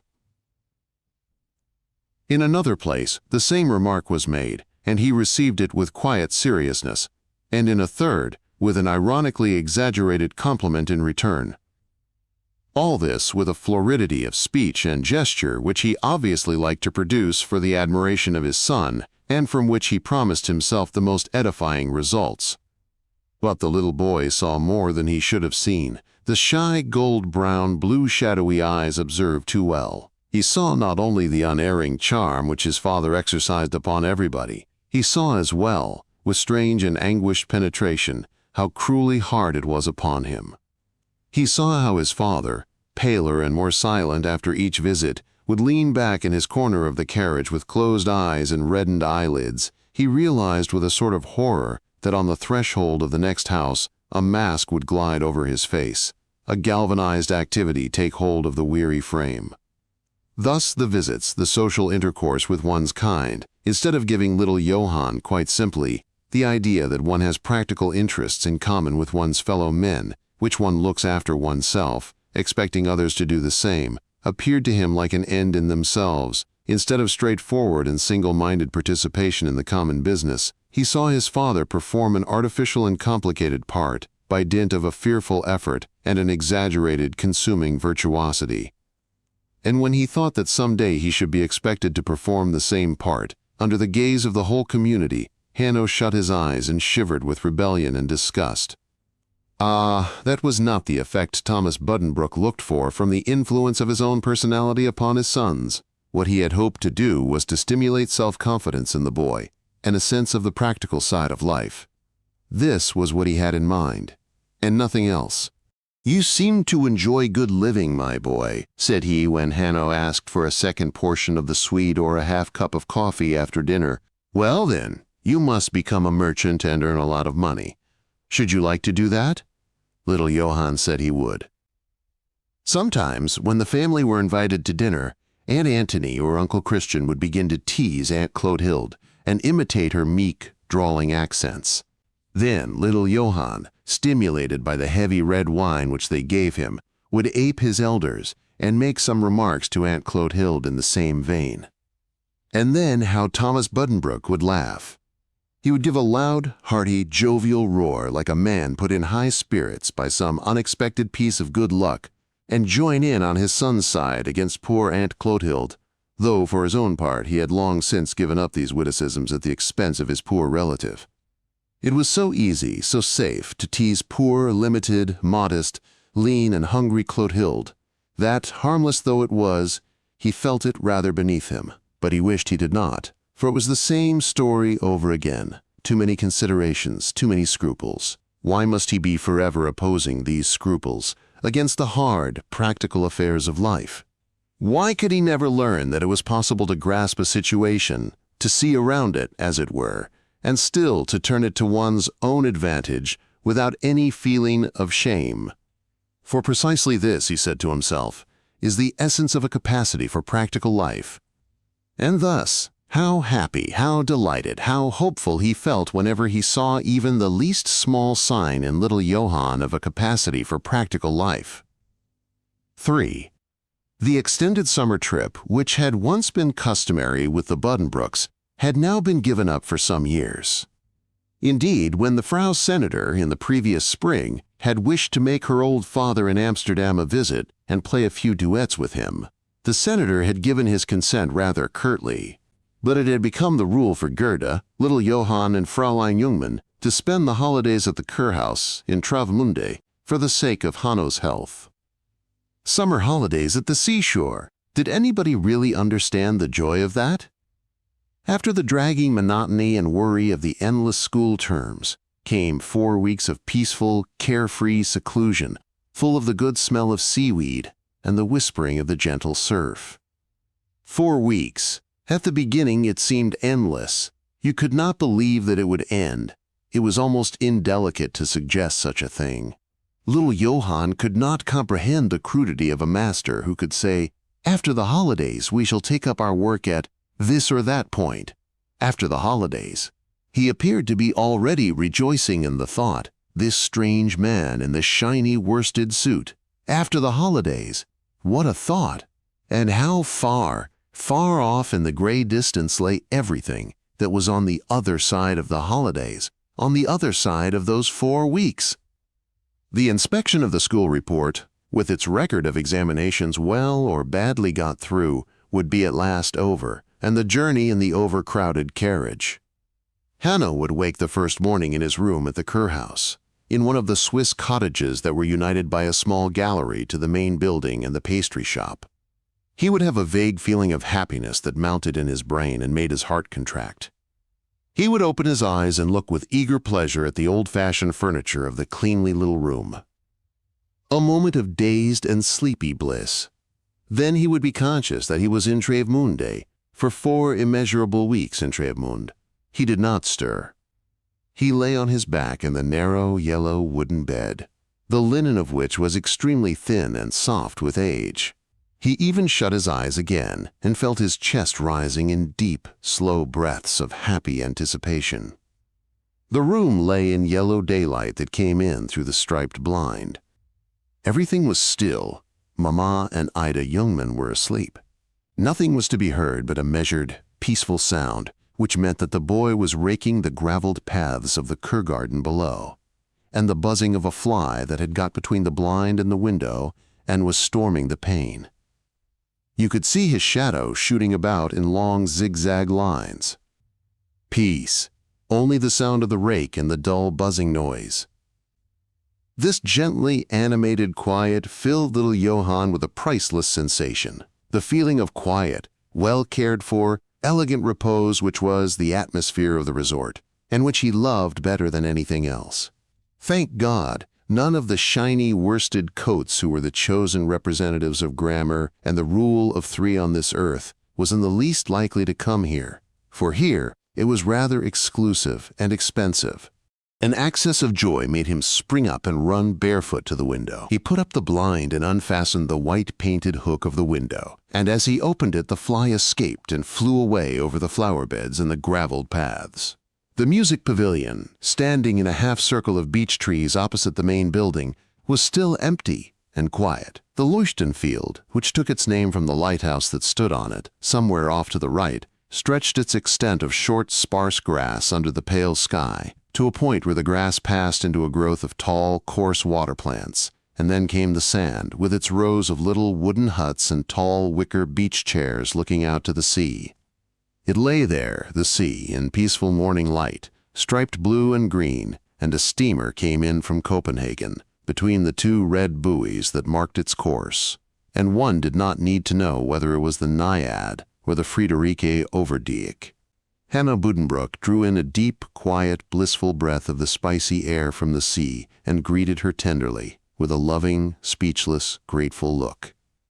Then the day began, the first of those paltry 28 days, which seemed in the beginning like an eternity of bliss, and which flew by with such desperate haste after the first 2 or 3. They breakfasted on the balcony, or under the great chestnut tree near the children's playground, where the swing hung. Everything. The smell of the freshly washed tablecloth when the waiter shook it out, the tissue paper serviettes, the unaccustomed bread, the eggs they ate out of little metal cups with ordinary spoons instead of bone ones like those at home. All this and everything enchanted little Johann. And all that followed was so easy and carefree, such a wonderfully idle and protected life. There was the forenoon on the beach, while the Kurhaus band gave its morning program, the lying and resting at the foot of the beach chair, the delicious, dreamy play with the soft sand that did not make you dirty, while you let your eyes rove idly and lose themselves in the green and blue infinity beyond. There was the air that swept in from that infinity, strong, free, wild, gently sighing and deliciously scented. It seemed to enfold you round, to veil your hearing and make you pleasantly giddy, and blessedly submerge all consciousness of time and space. And the bathing here was a different affair altogether from that in Herr Asmussen's establishment. There was no duckweed here, and the light green water foamed away in crystalline clearness when you stirred it up. Instead of a slimy wooden floor, there was soft sand to caress the foot, and Consul Hagenström's sons were far away, in Norway or the Tyrol. The consul loved to make an extended journey in the holidays, and why shouldn't he?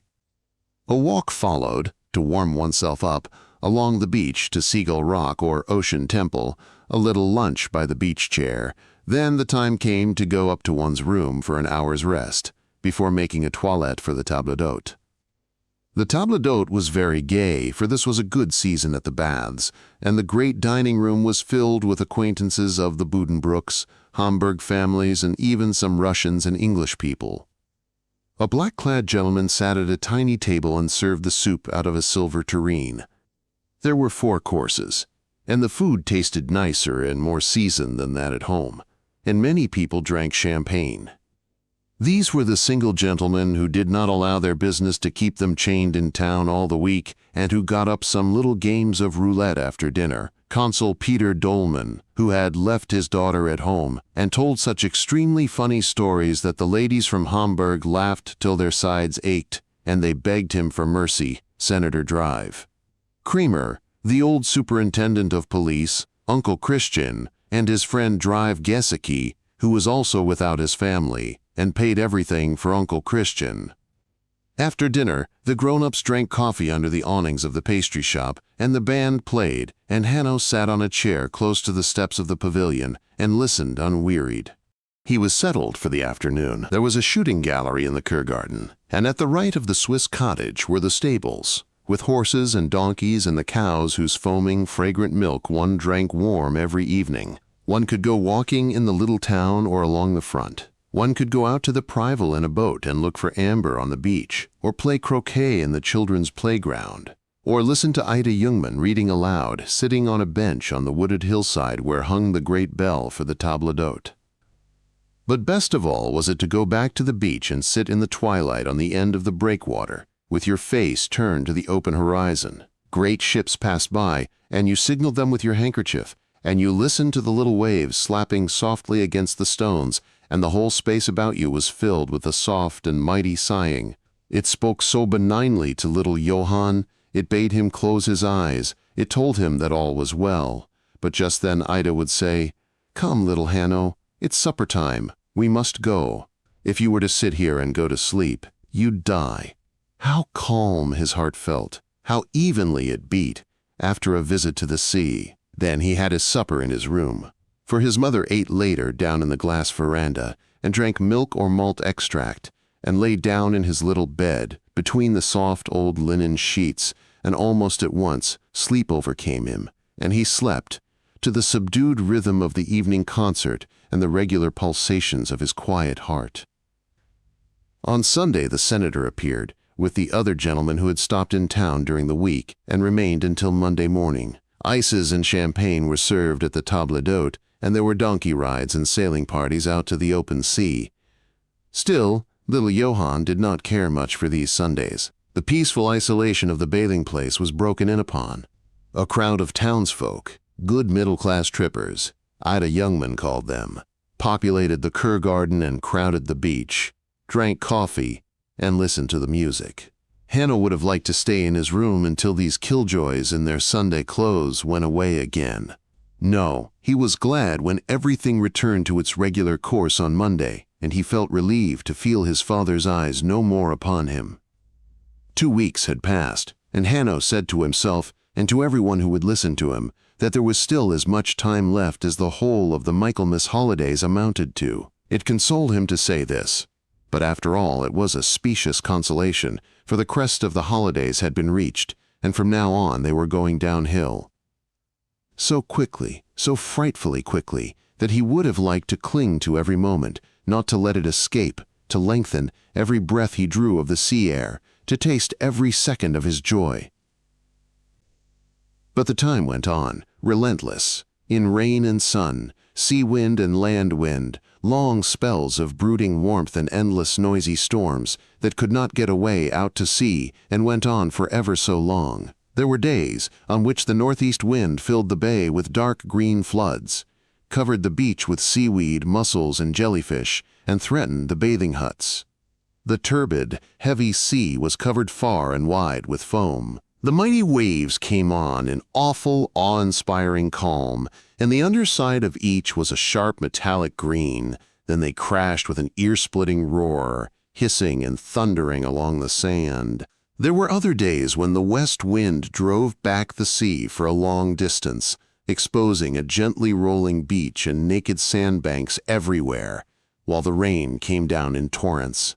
Heaven, earth, and sea flowed into each other, and the driving wind carried the rain against the panes so that not drops but rivers flowed down, and made them impossible to see through. Then Hanno stayed in the salon of the Kurhaus, and played on the little piano that was used to play waltzes and schottisches for the balls, and was not so good for improvising on as the piano at home. Still, one could sometimes get amusing effects out of its muffled and clacking keys. And there were still other days, dreamy, blue, windless, broodingly warm, when the blue flies buzzed in the sun above the Leuchtenfield, and the sea lay silent and like a mirror, without stir or breath. When there were only 3 days left, Hanno said to himself and to everybody else that the time remaining was just as long as a Whitsuntide holiday, but, incontestable as this reckoning was, it did not convince even himself. He knew now that the man in the worsted coat was right, and that they would, in very truth, begin again where they had left off, and go on to this and that. The laden carriage stood before the door. The day had come.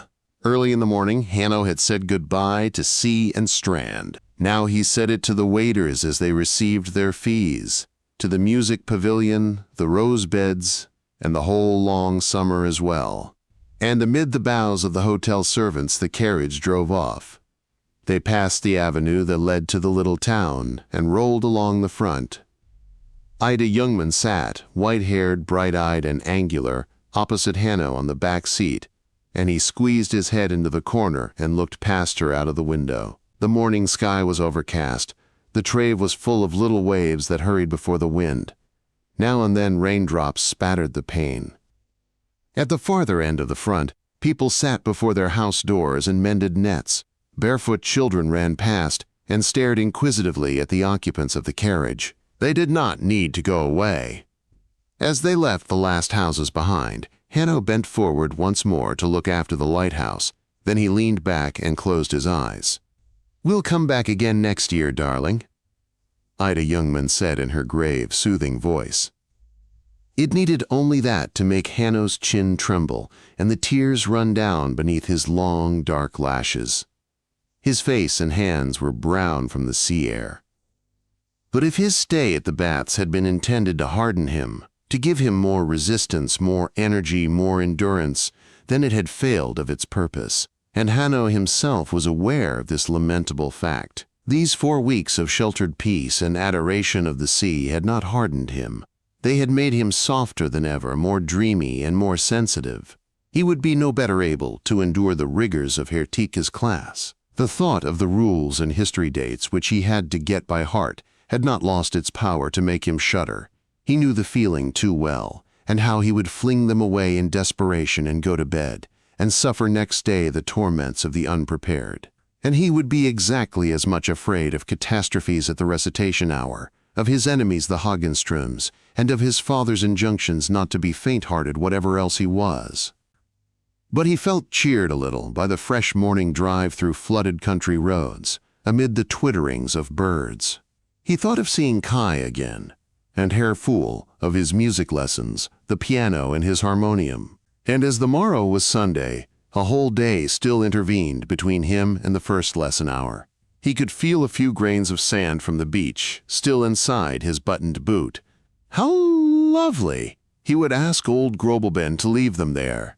Let it all begin again. The worsted coats, the Hagenstroms, and the rest. He had what he had. When the waves of tribulation went over him once more, he would think of the sea and of the Kurgarten, and of the sound made by the little waves, coming hither out of the mysterious slumbering distance. One single memory of the sound they made as they plashed against the breakwater could make him oppose an invincible front to all the pains and penalties of his life. Then came the ferry and Israelsdorfer Avenue, Jerusalem Hill and the Castle Field, on the right side of which rose the walls of the prison where Uncle Weinschenk was. Then the carriage rolled along Castle Street and over the Coburg, crossed Broad Street, and brake down the steep decline of Fisher's Lane. There was the red house front with the bow window and the white caryatides, and as they went from the midday warmth of the street into the coolness of the stone-flagged entry, the senator, with his pen in his hand, came out of the office to greet them. Slowly, slowly, with secret tears, little Johann learned to live without the sea, to lead an existence that was frightened and bored by turns, to keep out of the way of the Hagenstroms, to console himself with Kai and Herr Pfuhl and his music. The Broad Street Buddenbrooks and Aunt Clotilde directly they saw him again, asked him how he liked school after the holidays. They asked it teasingly, with that curiously superior and slighting air which grown people assume toward children, as if none of their affairs could possibly be worthy of serious consideration. But Hanno was proof against their questions. 3 or 4 days after the homecoming, Dr. Langhals, the family physician, appeared in Fisher's Lane to observe the results of the cure. He had a long consultation with the Frau Senator, and then Hanno was summoned and put, half undressed, through a long examination of his status presens, as Dr. Four, Langhals called it, looking at his fingernails. He tested Hanno's heart action and measured his chest and his lamentable muscular development. He inquired particularly after all his functions, and lastly, with a hypodermic syringe, took a drop of blood from Hanno's slender arm to be tested at home. He seemed, in general, not very well satisfied.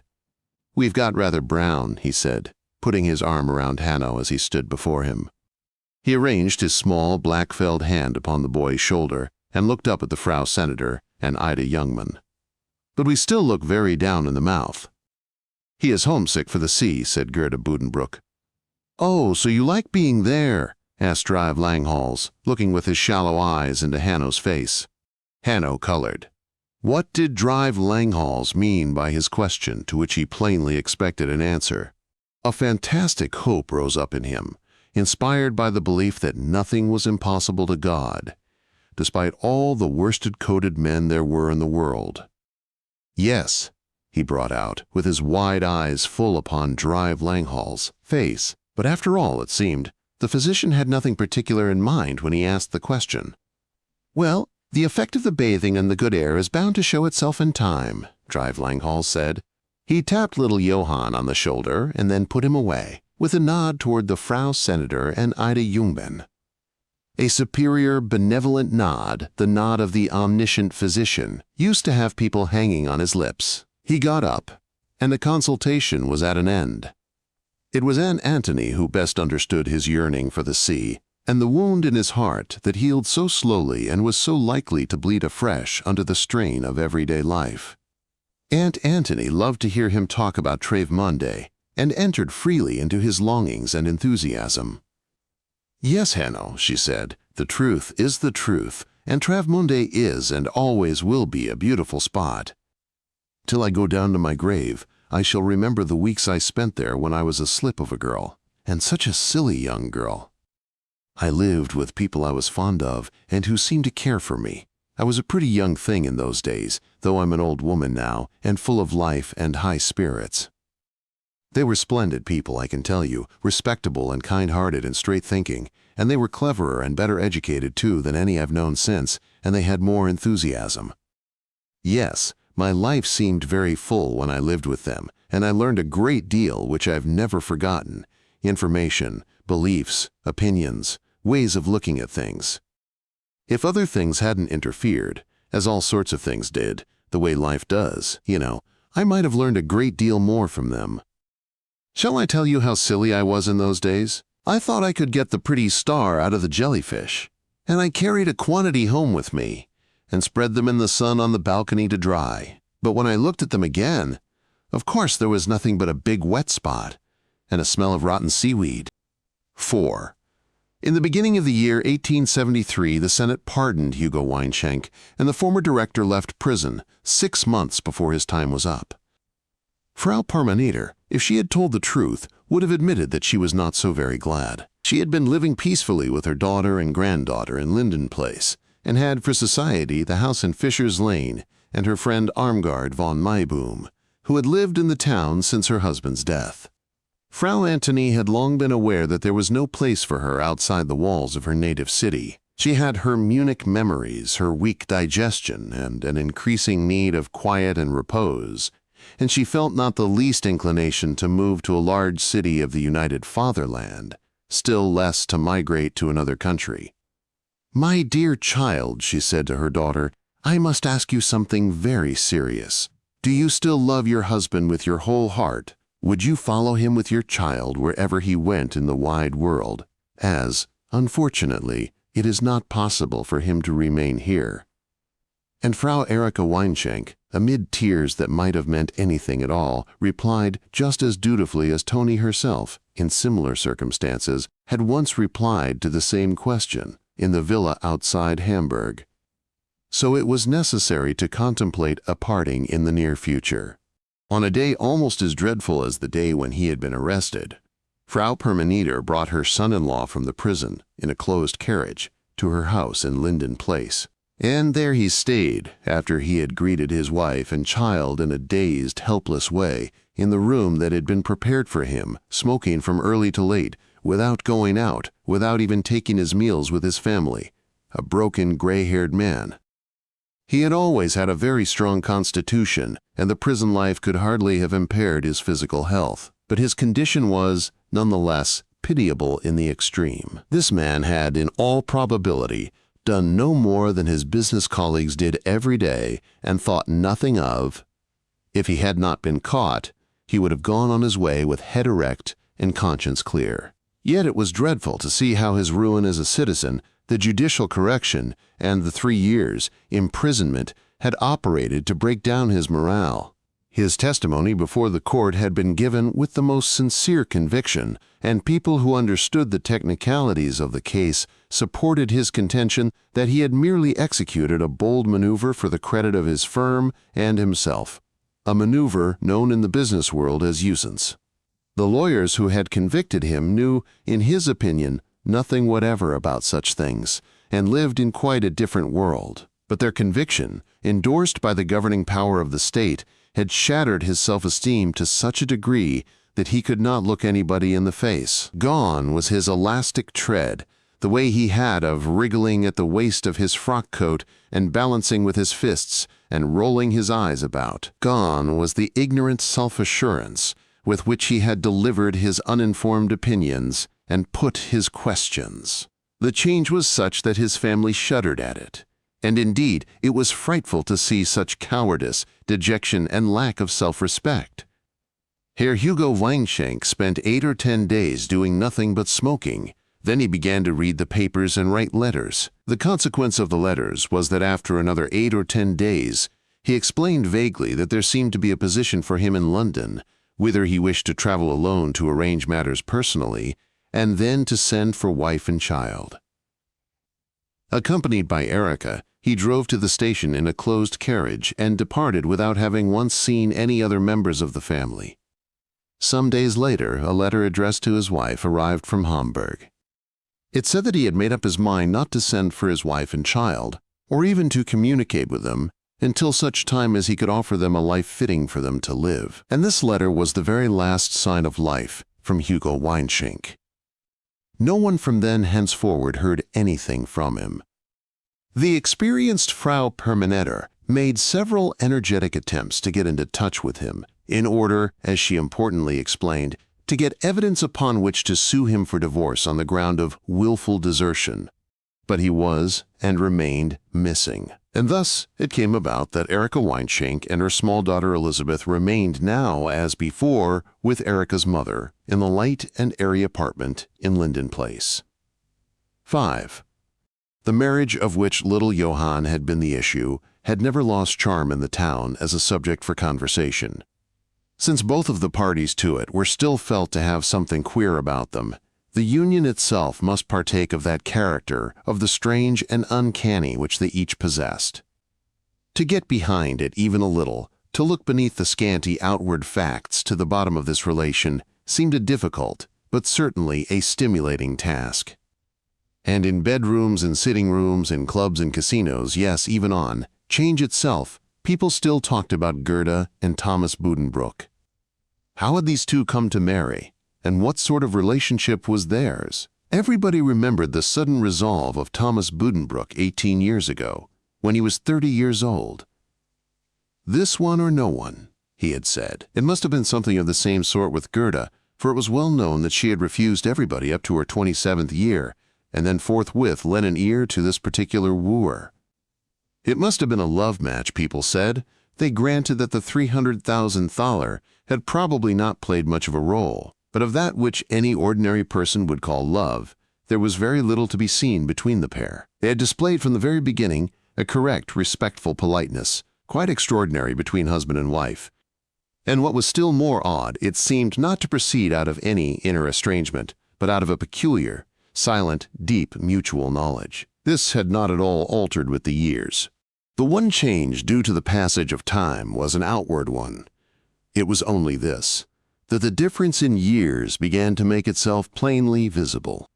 When you saw them together, you felt that here was a rapidly aging man, already a little heavy, with his young wife at his side. Thomas Buddenbrooks was going off very much, and this despite the now almost laughable vanity by which he kept himself up. On the other hand, Gerda had scarcely altered in these 18 years. She seemed to be, as it were, conserved in the nervous coldness which was the essence of her being. Her lovely dark red hair had kept its color, the white skin, its smooth texture, the figure, its lofty aristocratic slimness. In the corners of her rather too small and close-set brown eyes were the same blue shadows. You could not trust those eyes.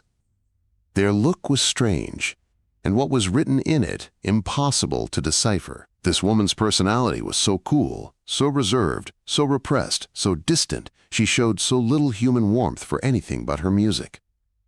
How could one help feeling a vague mistrust? People unearthed wise old saws on the subject of human nature and applied them to Senator Buddenbrooks' wife. Still, waters were known to run deep. Some people were slyer than foxes. And as they searched for an explanation, their limited imaginations soon led them to the theory that the lovely Gerda was deceiving her aging husband. They watched, and before long they felt sure that Gerda's conduct, to put it mildly, passed the bounds of propriety in her relations with Herr Lieutenant von Trotha. René Maria von Trotha came from the Rhineland. He was second lieutenant of one of the infantry battalions quartered in the town. The red collar went well with his black hair, which he wore parted on the side and combed back in a high, thick, curling crest from his white forehead. He looked big and strong enough, but was most unmilitary in speech and manner. He had a way of running one hand in between the buttons of his half-open undress coat and of sitting with his head supported on the back of his hand. His bows were devoid of military stiffness, and you could not hear his heels click together as he made them, and he had no more respect for his uniform than for ordinary clothes. Even the slim youthful mustaches that ran slantwise down to the corners of his mouth had neither point nor consistency. They only confirmed the unmartial impression he gave. The most remarkable thing about him was his eyes, so large, black, and extraordinarily brilliant that they seemed like glowing bottomless depths when he visited anything or anybody with his glance, which was sparkling, ardent, or languishing by turns. He had probably gone into the army against his will, or at least without any inclination for it, and despite his physique he was no good in the service. He was unregarded by his comrades, and shared but little in their interests, the interests and pleasures of young officers lately back from a victorious campaign. And they found him a disagreeable oddity who did not care for horses or hunting or play or women. All his thoughts were bent on music. He was to be seen at all the concerts, with his languishing eyes and his lax, unmilitary, theatrical attitudes. On the other hand, he despised the club and the casino, and never went near them. He made the duty calls which his position demanded, but the Buddenbrooks house was the only one at which he visited. Too much, people thought, and the senator himself thought so too. No one dreamed what went on in Thomas Buddenbrooks. No one must guess, but it was just this, keeping everybody in ignorance of his mortification, his hatred, his powerlessness, that was so cruelly hard. People were beginning to find him a little ludicrous, but perhaps their laugh would have turned to pity if they had even dimly suspected how much he was on his guard against their laughter. He had seen it coming long before. He had felt it beforehand, before anyone else had such an idea in his head. His much carped-at vanity had its source, largely in this fear. He had been first to see, with dismay, the growing disparity between himself and his lovely wife, on whom the years had not laid a finger. And now, since the advent of Herr von Trotha, he had to fight with the last remnant of his strength to dissimulate his own misgivings, in order that they might not make him a laughingstock in the eyes of the community. Gerda Buddenbrook and the eccentric young officer met each other naturally in the world of music. Herr von Trotha played the piano, violin, viola, cello, and flute, and played them all unusually well. Often the senator became aware of an impending visit when Herr von Trotha's man passed the office door with his master's cello case on his back. Thomas Buddenbrook would sit at his desk and watch until he saw his wife's friend enter the house. Then, overhead in the salon, the harmonies would rise and surge like waves, with singing, lamenting, unearthly jubilation, would lift like clasped hands outstretched toward heaven, would float in vague ecstasies, would sink and die away into sobbing, into night and silence. But they might roll and seethe, weep and exult, foam up and enfold each other, as unnaturally as they liked. They were not the worst. The worst, the actually torturing thing, was the silence. It would sometimes rain so long and so profoundly above there in the salon that it was impossible not to feel afraid of it. There would be no tread upon the ceiling. Not even a chair would move, simply a soundless, speechless, deceiving, secret silence. Thomas Buddenbrook would sit there, and the torture was such that he sometimes softly groaned. What was it that he feared? Once more people had seen Herr von Trotha enter his house, and with their eyes he beheld the picture just as they saw it. Below, an aging man, worn out and crotchety, sat at his window in the office. Above, his beautiful wife made music with her lover. And not that alone. Yes, that was the way the thing looked to them. He knew it. He was aware, too, that the word lover was not really descriptive of Herr von Trotha. It would have been almost a relief if it were, if he could have understood and despised him as an empty-headed, ordinary youth who worked off his average endowment of high spirits in a little music and thus beguiled the feminine heart. He tried to think of him like that. He tried to summon up the instincts of his father to meet the case, the instincts of the thrifty merchant against the frivolous, adventurous, unreliable military caste. He called Herr von Trotha the lieutenant, and tried to think of him as that, but in his heart he was conscious that the name was inappropriate. What was it that Thomas Buddenbrook feared? Nothing. Nothing to put a name to. If there had only been something tangible, some simple, brutal fact, something to defend himself against, he envied people the simplicity of their conceptions. For while he sat there in torments, with his head in his hands, he knew all too well that betrayal, adultery, were not words to describe the singing things, the abysmally silent things that were happening up there. He looked up sometimes at the gray gables, at the people passing by, at the Jubilee present hanging above his desk with the portraits of his forefathers. He thought of the history of his house and said to himself that this was all that was wanting, that his person should become a byword, his name and family life a scandal among the people. This was all that was lacking to set the crown upon the whole, and the thought again almost did him good, because it was a simple, comprehensible, normal thought that one could think and express quite another matter from this brooding over a mysterious disgrace, a blot upon his family scutcheon. He could bear it no more. He shoved back his chair, left the office, and went upstairs. Whither should he go? Into the salon, to be greeted with unembarrassed slight condescension by Herr von Trotha, to ask him to supper and be refused? For one of the worst features of the case was that the lieutenant avoided him, refused all official invitations from the head of the house, and confined himself to the free and private intercourse with its mistress. Should he wait, sit down somewhere, perhaps in the smoking room, until the lieutenant went, and then go to Gerda and speak out and call her to account? Ah, one did not speak out with Gerda, one did not call her to account. Why should one? Their alliance was based on mutual consideration, tact, and silence. To become a laughingstock before her, too. No, surely he was not called upon to do that. To play the jealous husband would be to grant that outsiders were right, to proclaim a scandal, to cry it aloud. Was he jealous? Of whom? Of what? Alas, no. Jealousy. The word meant action. Mistaken, crazy, wrong action, perhaps. but at least action, energetic, fearless, and conclusive. No, he only felt a slight anxiety, a harassing worry over the whole thing. He went into his dressing room and bathed his face with eau de cologne. Then he descended to the music room, determined to break the silence there, cost what it would. He laid his hand on the doorknob, but now the music struck up again with a stormy outburst of sound, and he shrank back. One day in such an hour he was leaning over the balcony of the second floor, looking down the well of the staircase. Everything was quite still. Little Johann came out of his room, down the gallery steps, and across the corridor, on his way to Ida Jungmann's room. He slipped along the wall with his book, and would have passed his father with lowered eyes and a murmured greeting, but the senator spoke to him. "Well, Hanno, and what are you doing?" "Studying my lessons, Papa. I am going to Ida to have her hear my translation." "Well, and what do you have tomorrow?" Hanno, still looking down, made an obvious effort to give a prompt, alert, and correct answer to the question.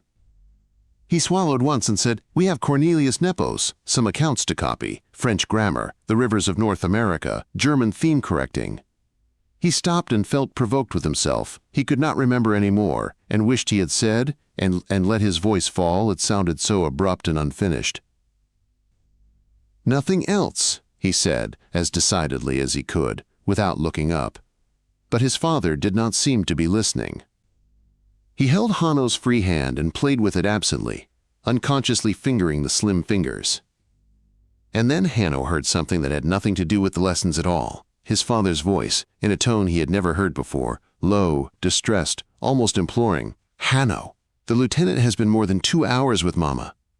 Little Hanno opened wide his gold-brown eyes at the sound, and they looked as never before, clear, large, and loving, straight into his father's face, with its reddened eyelids under the light brows, its white puffy cheeks, and long stiff mustaches. God knows how much he understood, but one thing they both felt, in the long second when their eyes met, all constraint, coldness, and misunderstanding melted away. Hanno might fail his father in all that demanded vitality, energy, and strength. But where fear and suffering were in question, there Thomas Buddenbrook could count on the devotion of his son. On that common ground, they met as one. He did not realize this. He tried not to realize it. In the days that followed, he urged Hanno on more sternly than ever to practical preparations for his future career. He tested his mental powers, pressed him to commit himself upon the subject of his calling, and grew irritated at every sign of rebellion or fatigue.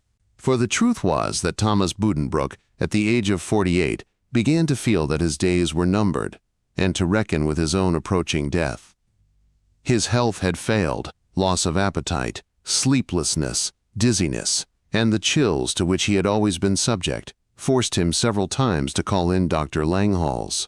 But he did not follow the doctor's orders. His willpower had grown flabby in these years of idleness or petty activity. He slept late in the morning, though every evening he made an angry resolve to rise early and take the prescribed walk before breakfast. Only 2 or 3 times did he actually carry out the resolve, and it was the same with everything else. And the constant effort to spur on his will, with the constant failure to do so, consumed his self-respect and made him a prey to despair. He never even tried to give up his cigarettes. He could not do without the pleasant narcotic effect. He had smoked them from his youth up. He told Drive, Langhals, to his vapid face, "You see, Doctor, it is your duty to forbid me cigarettes, a very easy and agreeable duty. But I have to obey the order. That is my share, and you can look on at it. No, we will work together over my health, but I find the work unevenly divided. Too much of yours falls to me. Don't laugh, it is no joke. One is so frightfully alone. Well, I smoke. Will you have one?" He offered his case. All his powers were on the decline. What strengthened in him was the conviction that it could not last long, that the end was close at hand. He suffered from strange, apprehensive fancies. Sometimes at table it seemed to him that he was no longer sitting with his family, but hovering above them somewhere and looking down upon them from a great distance. "I am going to die," he said to himself, and he would call Hanno to him repeatedly and say, "My son, I may be taken away from you sooner than you think. And then you will be called upon to take my place. I was called upon very young myself. Can you understand that I am troubled by your indifference? Are you now resolved in your mind? Yes. Oh, yes is no answer. Again, you won't answer me. What I ask you is, have you resolved, bravely and joyfully, to take up your burden? Do you imagine that you won't have to work, that you will have enough money without? You will have nothing, or very, very little. You will be thrown upon your own resources. If you want to live, and live well, you will have to work hard, harder even than I did." But this was not all. It was not only the burden of his son's future, the future of his house, that weighed him down. There was another thought that took command, that mastered him and spurred on his weary thoughts.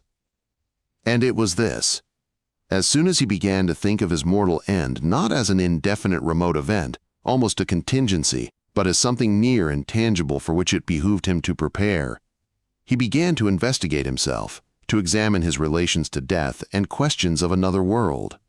And his earliest researches in this kind discovered in himself an irremediable unpreparedness. His father had united with his hard practical sense a literal faith, a fanatic Bible Christianity, which his mother, in her latter years, had adhered to as well, but to himself it had always been rather repellent. The worldly skepticism of his grandfather had been more nearly his own attitude. But the comfortable superficiality of old Johann could not satisfy his metaphysical and spiritual needs, and he ended by finding in evolution the answer to all his questions about eternity and immortality. He said to himself that he had lived in his forebears and would live on in his descendants. And this line which he had taken coincided not only with his sense of family, his patrician self-consciousness, his ancestor worship as it were, it had also strengthened his ambitions and through them the whole course of his existence. But now, before the near and penetrating eye of death, it fell away, it was nothing. It gave him not one single hour of calm, of readiness for the end. Thomas Buddenbrooks had played now and then throughout his life, with an inclination to Catholicism, but he was at bottom, nonetheless, the born Protestant, full of the true Protestant's passionate, relentless sense of personal responsibility. No, in the ultimate things there could be, no help from outside, no mediation, no absolution, no soothing syrup, no panacea. Each one of us, alone, unaided, of his own powers, must unravel the riddle before it was too late, must wring for himself a pious readiness before the hour of death, or else part in despair.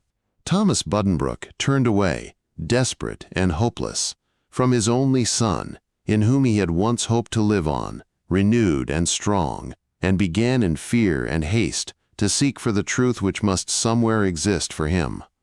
It was high summer of the year 1874. Silvery, high-piled clouds drifted across the deep blue sky above the garden's dainty symmetry. The birds twittered in the boughs of the walnut tree, the fountain splashed among the irises, and the scent of the lilacs floated on the breeze, mingled, alas, with the smell of hot syrup from a sugar factory nearby.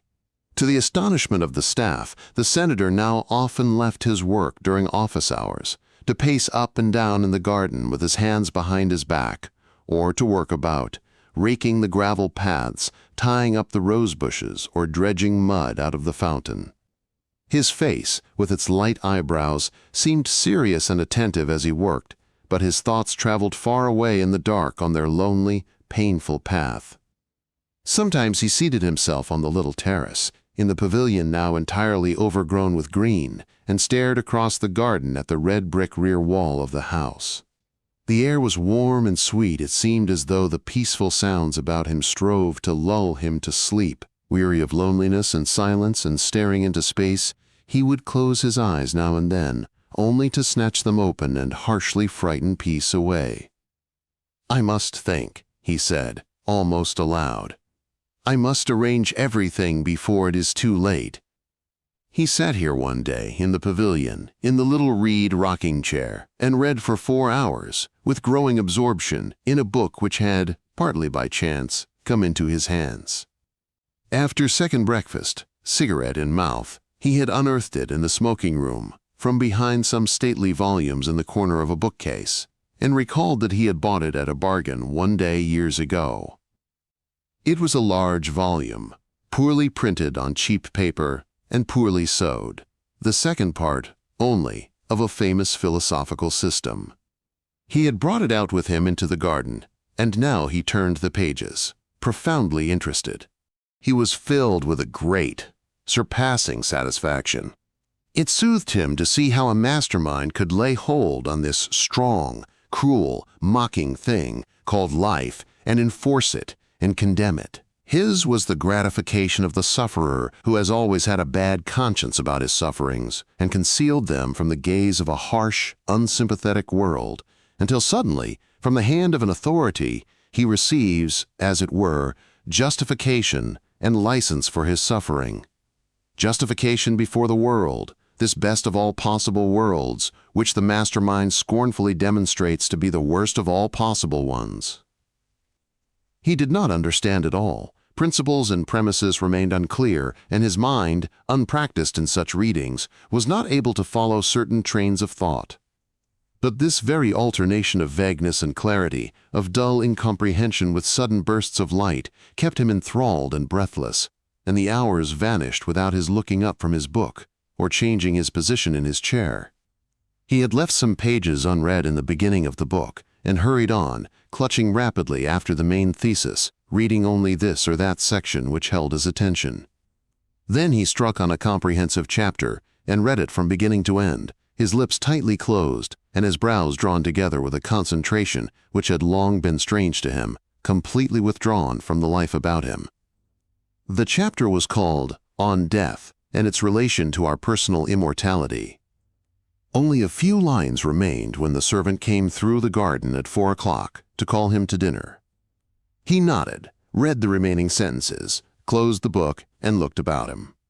He felt that his whole being had unaccountably expanded, and at the same time there clung about his senses a profound intoxication, a strange, sweet, vague allurement which somehow resembled the feelings of early love and longing. He put away the book in the drawer of the garden table. His hands were cold and unsteady, his head was burning, and he felt in it a strange pressure and strain, as though something were about to snap.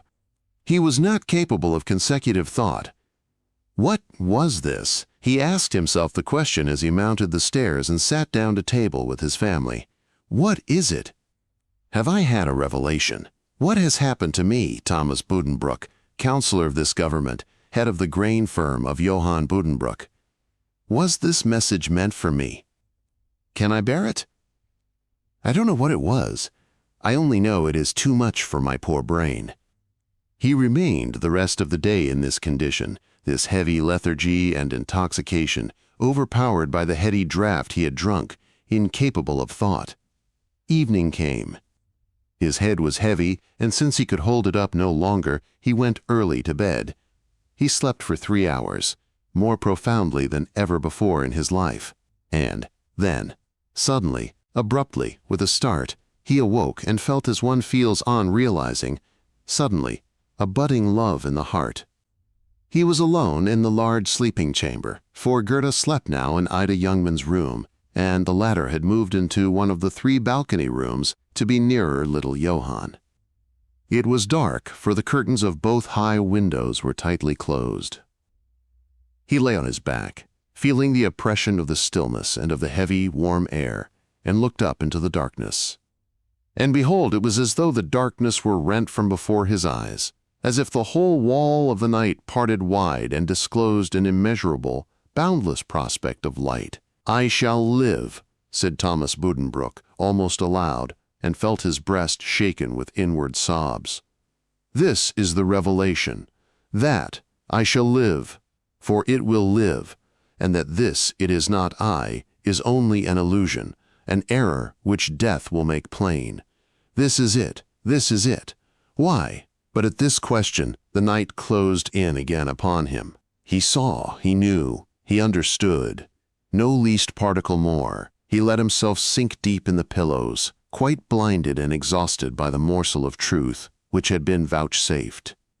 He lay still and waited fervently, feeling himself tempted to pray that it would come again and irradiate his darkness. And it came, with folded hands, not daring to move. He lay and looked. What was death? The answer came, not in poor, large-sounding words. He felt it within him. He possessed it. Death was a joy, so great, so deep, that it could be dreamed of only in moments of revelation like the present. It was the return from an unspeakably painful wandering, the correction of a grave mistake, the loosening of chains, the opening of doors. It put right again a lamentable mischance. And dissolution. These were pitiable words, and thrice pitiable he who used them. What would end? What would dissolve? Why, this his body, this heavy, faulty, hateful encumbrance, which prevented him from being something other and better. Was not every human being a mistake and a blunder? Was he not in painful arrest from the hour of his birth? Prison, bonds, and limitations everywhere. The human being stares hopelessly through the barred window of his personality at the high walls of outward circumstance, till death comes and calls him home to freedom. Individuality, all that one is, can and has, seems poor, gray, inadequate, wearisome. What one is not, cannot, has not. That is what one looks at with a longing desire that becomes love because it fears to become hate. I bear in myself the seed, the tendency, the possibility of all capacity and all achievement. Where should I be were I not here? Who, what, how could I be if I were not I? If this my external self, my consciousness, did not cut me off from those who are not I. Organism. Blind, thoughtless, pitiful eruption of the urging will. Better indeed, for the will to float free in spaceless, timeless night, than for it to languish in prison, illumined by the feeble, flickering light of the intellect. Have I hoped to live on in my son, in a personality yet more feeble, flickering and timorous than my own, blind, childish folly? What can my son do for me? What need have I of a son? Where shall I be when I am dead? Ah, it is so brilliantly clear, so overwhelmingly simple. I shall be in all those who have ever, do ever, or ever shall say I, especially, however, in all those who say it most fully, potently, and gladly. Somewhere in the world a child is growing up, strong, well-grown, adequate, able to develop its powers, gifted, untroubled, pure, joyous, relentless. One of those beings whose glance heightens the joy of the joyous and drives the unhappy to despair. He is my son. He is I, myself, soon, as soon as death frees me from the wretched delusion that I am not he as well as myself. Have I ever hated life, pure, strong, relentless life, folly and misconception? I have but hated myself because I could not bear it. I love you all, you blessed, and soon, I shall cease to be cut off from you all by the narrow bonds of myself. Soon will that in me which loves you be free, and be in and with you all. He wept, he pressed his face into the pillows, and wept, shaken through and through, lifted up in transports by a joy without compare for its exquisite sweetness. This it was which since yesterday had filled him, as if with a heady intoxicating draught, had worked in his heart in the darkness of the night, and roused him like a budding love. And in so far as he could now understand and recognize, not in words and consecutive thoughts, but in sudden rapturous illuminations of his inmost being, he was already free, already actually released, and free of all natural as well as artificial limitations.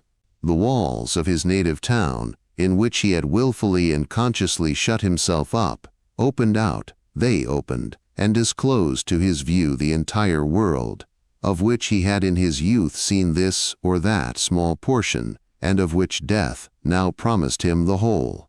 The deceptive perceptions of space, time, and history, the preoccupation with a glorious historical continuity of life in the person of his own descendants, the dread of some future final dissolution and decomposition, all this his spirit now put aside. He was no longer prevented from grasping eternity. Nothing began, nothing left off.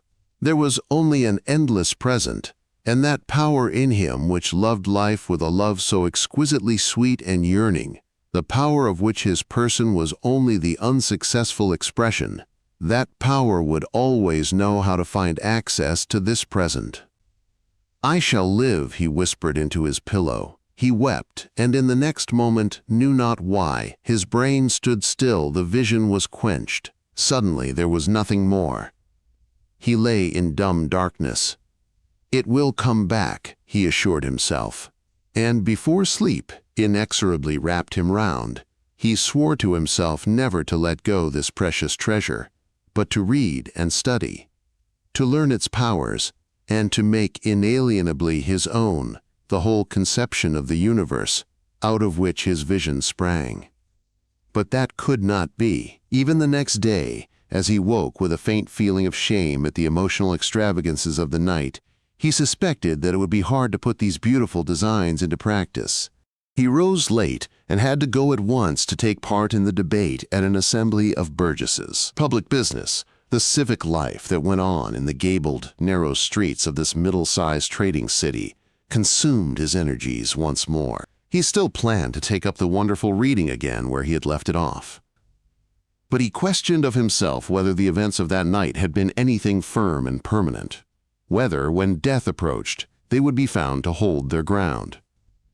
His middle-class instincts rose against them, and his vanity, too, the fear of being eccentric, of playing a laughable role. Had he really seen these things? And did they really become him? Him, Thomas Buddenbrook, head of the firm of Johann Buddenbrook? He never succeeded in looking again into the precious volume, to say nothing of buying its other parts. His days were consumed by nervous pedantry, harassed by 1,000 details, all of them unimportant. He was too weak-willed to arrive at a reasonable and fruitful arrangement of his time. Nearly 2 weeks after that memorable afternoon, he gave it up, and ordered the maidservant to fetch the book from the drawer in the garden table and replace it in the bookcase. And thus Thomas Buddenbrook, who had held his hands stretched imploringly upward toward the high ultimate truth, sank now weakly back to the images and conceptions of his childhood. He strove to call back that personal God, the Father of all human beings, who had sent a part of himself upon earth to suffer and bleed for our sins, and who, on the final day, would come to judge the quick and the dead, at whose feet the justified, in the course of the eternity then beginning, would be recompensed for the sorrows they had borne in this vale of tears. Yes, he strove to subscribe to the whole confused, unconvincing story, which required no intelligence, only obedient credulity, and which, when the last anguish came, would sustain one in a firm and childlike faith. But would it really? Ah, even here there was no peace. This poor, well-nigh exhausted man, consumed with gnawing fears for the honor of his house, his wife, his child, his name, his family. This man who spent painful effort even to keep his body artificially erect and well preserved. This poor man tortured himself for days with thoughts upon the moment and manner of death. How would it really be? Did the soul go to heaven immediately after death, or did bliss first begin with the resurrection of the flesh? And, if so, where did the soul stay until that time? He did not remember ever having been taught this. Why had he not been told this important fact in school or in church? How was it justifiable for them to leave people in such uncertainty? He considered visiting Pastor Pringsheim and seeking advice and counsel, but he gave it up in the end, for fear of being ridiculous. And finally he gave it all up. He left it all to God. But having come to such an unsatisfactory ending of his attempts to set his spiritual affairs in order, he determined at least to spare no pains over his earthly ones, and to carry out a plan which he had long entertained. One day, little Johann heard his father tell his mother, as they drank their coffee in the living room after the midday meal, that he expected lawyer so-and-so to make his will. He really ought not to keep on putting it off. Later in the afternoon, Hanno practiced his music for an hour. When he went down the corridor after that, he met, coming up the stairs, his father and a gentleman in a long black overcoat. "Hanno," said the senator curtly. And little Johann stopped, swallowed, and said quickly and softly, "Yes, Papa." "I have some important business with this gentleman," his father went on. "Will you stand before the door into the smoking room and take care that nobody, absolutely nobody, you understand, disturbs us?" "Yes, Papa," said little Johann, and took up his post before the door, which closed after the two gentlemen. He stood there, clutching his sailor's knot with one hand, felt with his tongue for a doubtful tooth, and listened to the earnest, subdued voices which could be heard from inside. His head, with the curling light brown hair, he held on one side, and his face, with the frowning brows and blue-shadowed gold-brown eyes, wore that same displeased and brooding look with which he had inhaled the odor of the flowers, and that other strange, yet half-familiar odor, by his grandmother's bier. Ida Youngman passed and said, "Well, little Hanno, why are you hanging about here?" And the hump-backed apprentice came out of the office with a telegram and asked for the senator. But both times, little Johann put his arm in its blue sailor sleeve with the anchor on it, horizontally across the door.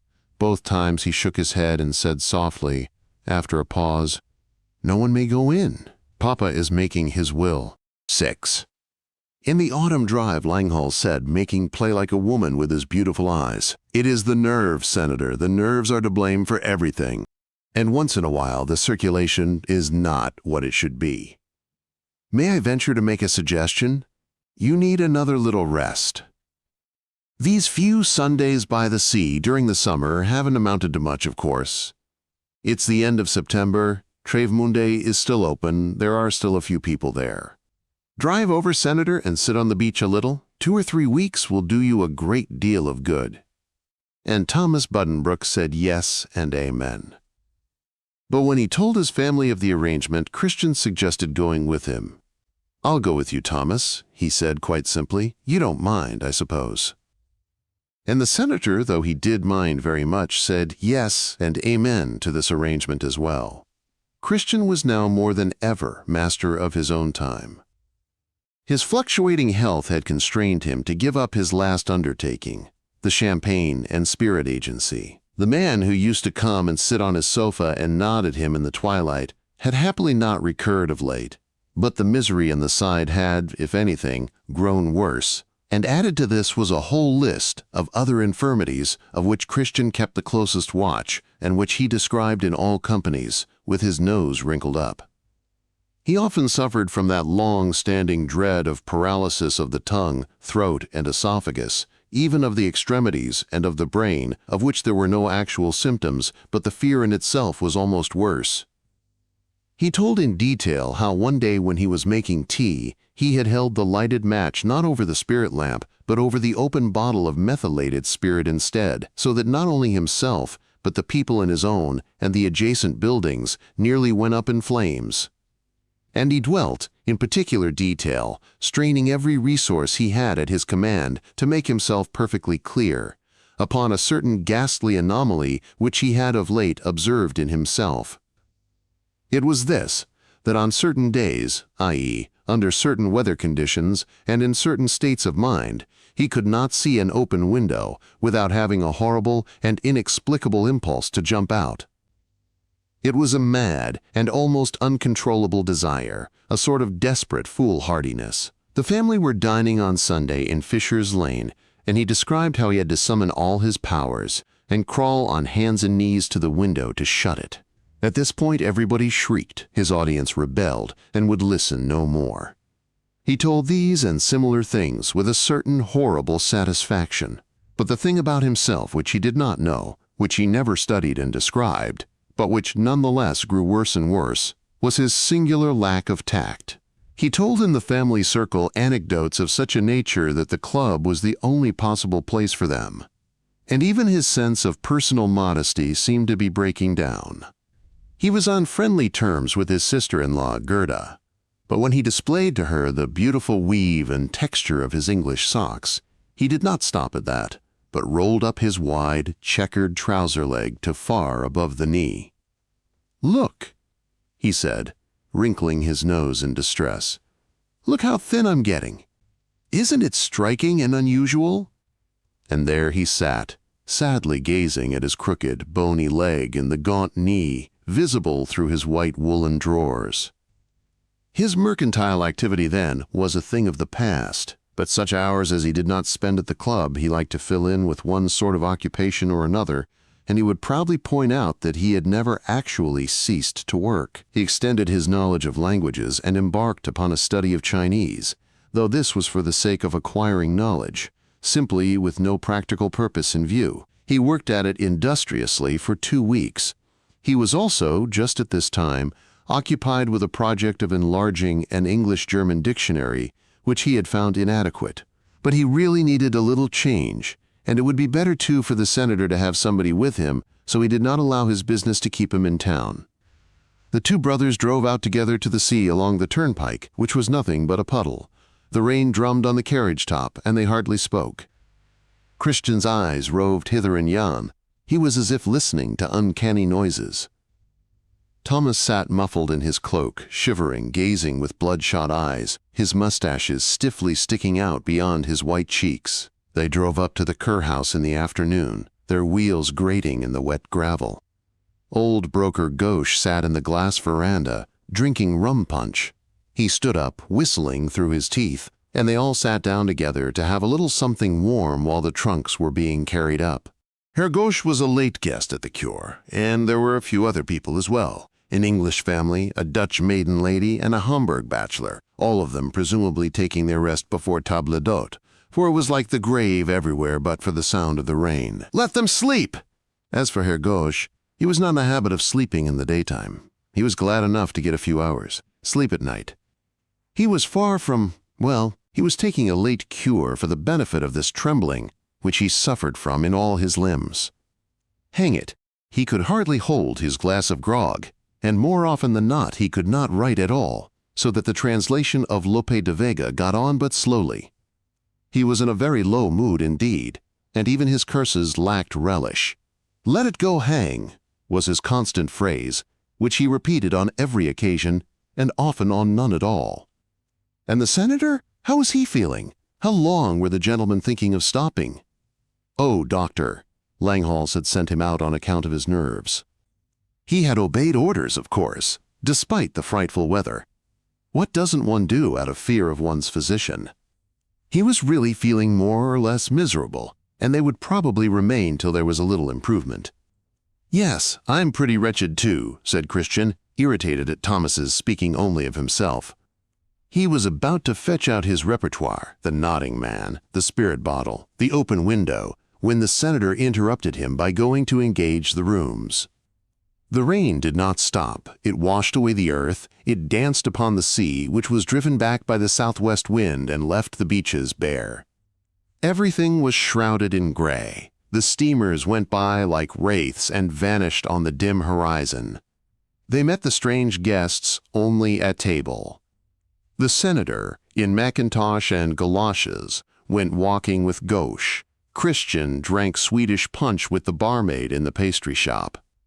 2 or 3 times in the afternoon it looked as though the sun were coming out, and a few acquaintances from town appeared, people who enjoyed a holiday away from their families. Senator Drive, Jeske, Christian's friend, and Consul Peter Dolman, who looked very ill indeed, and was killing himself with Hunyadi Janos water.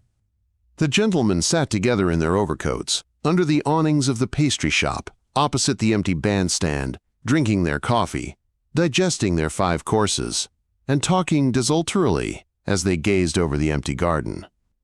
The news of the town, the last high water, which had gone into the cellars and been so deep that in the lower part of the town people had to go about in boats, a fire in the dockyard sheds, a senatorial election, these were the topics of conversation. Alfred Lauritsen, of the firm of Sturman and Lauritsen, tea, coffee, and spice merchants, had been elected, and Senator Buddenbrooks had not approved of the choice. He sat smoking cigarettes, wrapped in his cloak, almost silent except for a few remarks on this particular subject. One thing was certain, he said, and that was that he had not voted for Herr Loritzen. Loritzen was an honest fellow, and a good man of business. There was no doubt of that, but he was middle class, respectable middle class. His father had fished herrings out of the barrel and handed them across the counter to servant maids with his own hands. And now they had in the Senate the proprietor of a retail business. His, Thomas Buddenbrooks' father, had disowned his eldest son for marrying a shop, but that was in the good old days. The standard is being lowered, he said. The social level is not so high as it was. The Senate is being democratized, my dear Giesecke, and that is no good. Business ability is one thing, but it is not everything. In my view, we should demand something more. Alfred Loritzen, with his big feet and his bosun's face. It is offensive to me to think of him in the Senate House. It offends something in me, I don't know what. It goes against my sense of form. It is a piece of bad taste, in short. Senator Giesecke demurred. He was rather piqued by this expression of opinion. After all, he himself was only the son of a fire commissioner. No, the laborer was worthy of his hire. That was what being a Republican meant. You ought not to smoke so much, Buddenbrooks, he ended. You won't get any sea air. I'll stop now, said Thomas Buddenbrooks, flung away the end of his cigarette, and closed his eyes. The conversation dragged on. The rain set in again and veiled the prospect. They began to talk about the latest town scandal, about P. Philip Kasbaum, who had been falsifying bills of exchange and now sat behind locks and bars. No one felt outraged over the dishonesty. They spoke of it as an act of folly, laughed a bit, and shrugged their shoulders. Senator Drive. Giesecke said that the convicted man had not lost his spirits. He had asked for a mirror, it seemed, there being none in his cell. I'll need a looking glass. He was reported to have said, I shall be here for some time. He had been, like Christian and Dr. Giesecke, a pupil of the lamented Marcellus Stengel. They all laughed again at this, through their noses, without a sign of feeling. Sigismund Gauch ordered another grog in a tone of voice that was as good as saying, What's the use of living? Consul Dolman sent for a bottle of brandy. Christian felt inclined to more Swedish punch, so Drive Giesecke ordered some for both of them. Before long, Thomas Buddenbrooks began to smoke again. And the idle, cynical, indifferent talk went on, heavy with the food they had eaten, the wine they drank, and the damp that depressed their spirits. They talked about business, the business of each one of those present, but even this subject roused no great enthusiasm. Oh, there's nothing very good about mine, said Thomas Buddenbrooks heavily, and leaned his head against the back of his chair with an air of disgust. Well, and you, Dolman, asked Senator Giesecke, and yawned. You've been devoting yourself entirely to brandy, eh? The chimney can't smoke, unless there's a fire, the consul retorted. I look into the office every few days. Short hairs are soon combed.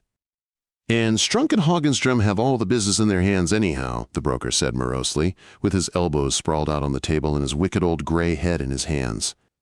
Oh, nothing can compete with a dung heap for smell, Dolman said, with a deliberately coarse pronunciation, which must have depressed everybody's spirits the more by its hopeless cynicism. Well, and you, Buddenbrooks, what are you doing now? Nothing, eh?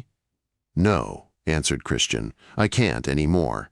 And without more ado, having perceived the mood of the hour, he proceeded to accentuate it. He began, his hat on one side, to talk about his Valparaiso office and Johnny Thunderstorm. Well, in that heat, good God, work, sir? No, sir, as you see, sir. And they puffed their cigarette smoke right in his face. Good God. It was, as always, an incomparable expression of dissolute, impudent, lazy good nature. His brother sat motionless. Herr Gauch tried to lift his glass to his thin lips, put it back on the table again, cursing through his shut teeth, and struck the offending arm with his fist. Then he lifted the glass once more and spilled half its contents, draining the remainder furiously at a gulp. Oh, you and your shaking, Gauch, Peter Dolman exclaimed. Why don't you just let yourself go, like me? I'll croak if I don't drink my bottle every day. I've got as far as that, and I'll croak if I do. How would you feel if you couldn't get rid of your dinner? Not a single day. I mean, after you've got it in your stomach." And he favored them with some repulsive details of his condition, to which Christian listened with dreadful interest, wrinkling his nose as far as it could go and countering with a brief and forcible account of his misery. It rained harder than ever. It came straight down in sheets and filled the silence of the Kurgarten with its ceaseless, forlorn, and desolate murmur. "Yes, life's pretty rotten," said Senator Giesecke. He had been drinking heavily. "I'd just as lief quit," said Christian. "Let it go hang," said Herr Gauche. "There comes Fieke Dahlbeck," said Senator Giesecke, the proprietress of the cow stalls, a heavy, bold-faced woman in the 40s, came by with a pail of milk and smiled at the gentleman. Senator Giesecke let his eyes rove after her. "What a bosom," he said. Consul Dolman added a lewd witticism, with the result that all the gentlemen laughed once more through their noses. The waiter was summoned.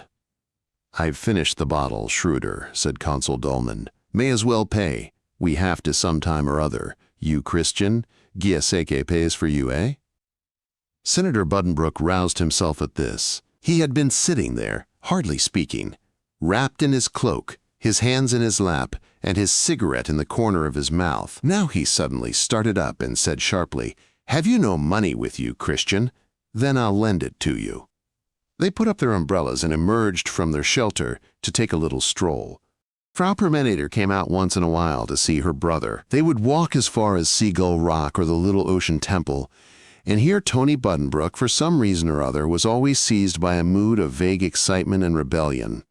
She would repeatedly emphasize the independence and equality of all human beings, summarily repudiate all distinctions of rank or class, use some very strong language on the subject of privilege and arbitrary power, and demand in set terms that merit should receive its just reward. And then she talked about her own life. She entertained her brother capitally. This child of fortune, so long as she walked upon this earth, had never once needed to suppress an emotion, to choke down or swallow anything she felt. She had never received in silence either the blows or the caresses of fate. And whatever she had received, of joy or sorrow, she had straightway given forth again in a flow of childish, self-important trivialities.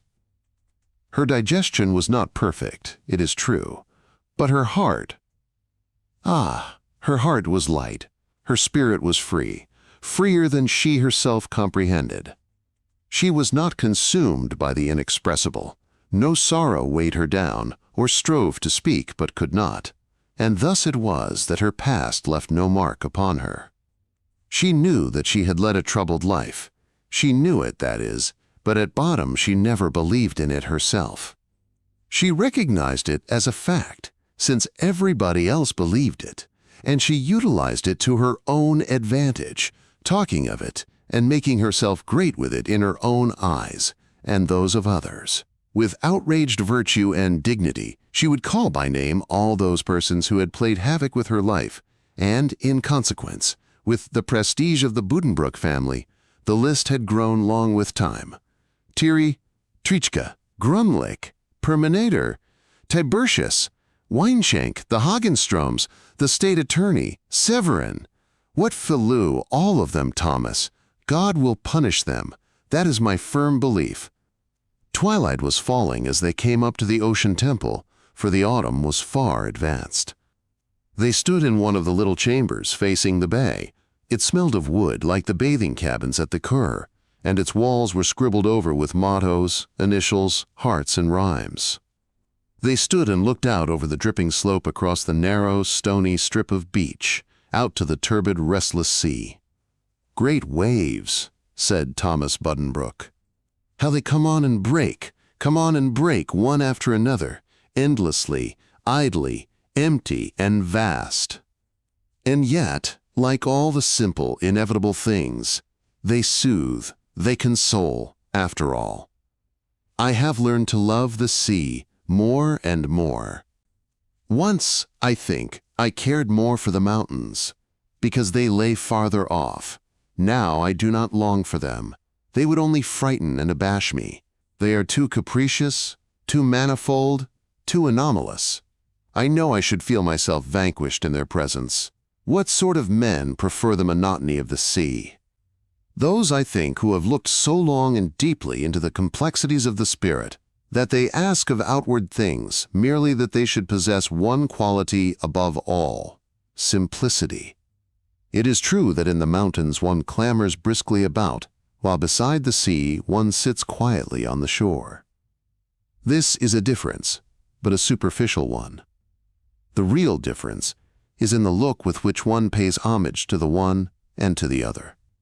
It is a strong, challenging gaze, full of enterprise, that can soar from peak to peak, but the eyes that rest on the wide ocean and are soothed by the sight of its waves rolling on forever, mystically, relentlessly, are those that are already wearied by looking too deep into the solemn perplexities of life. Health and illness, that is the difference.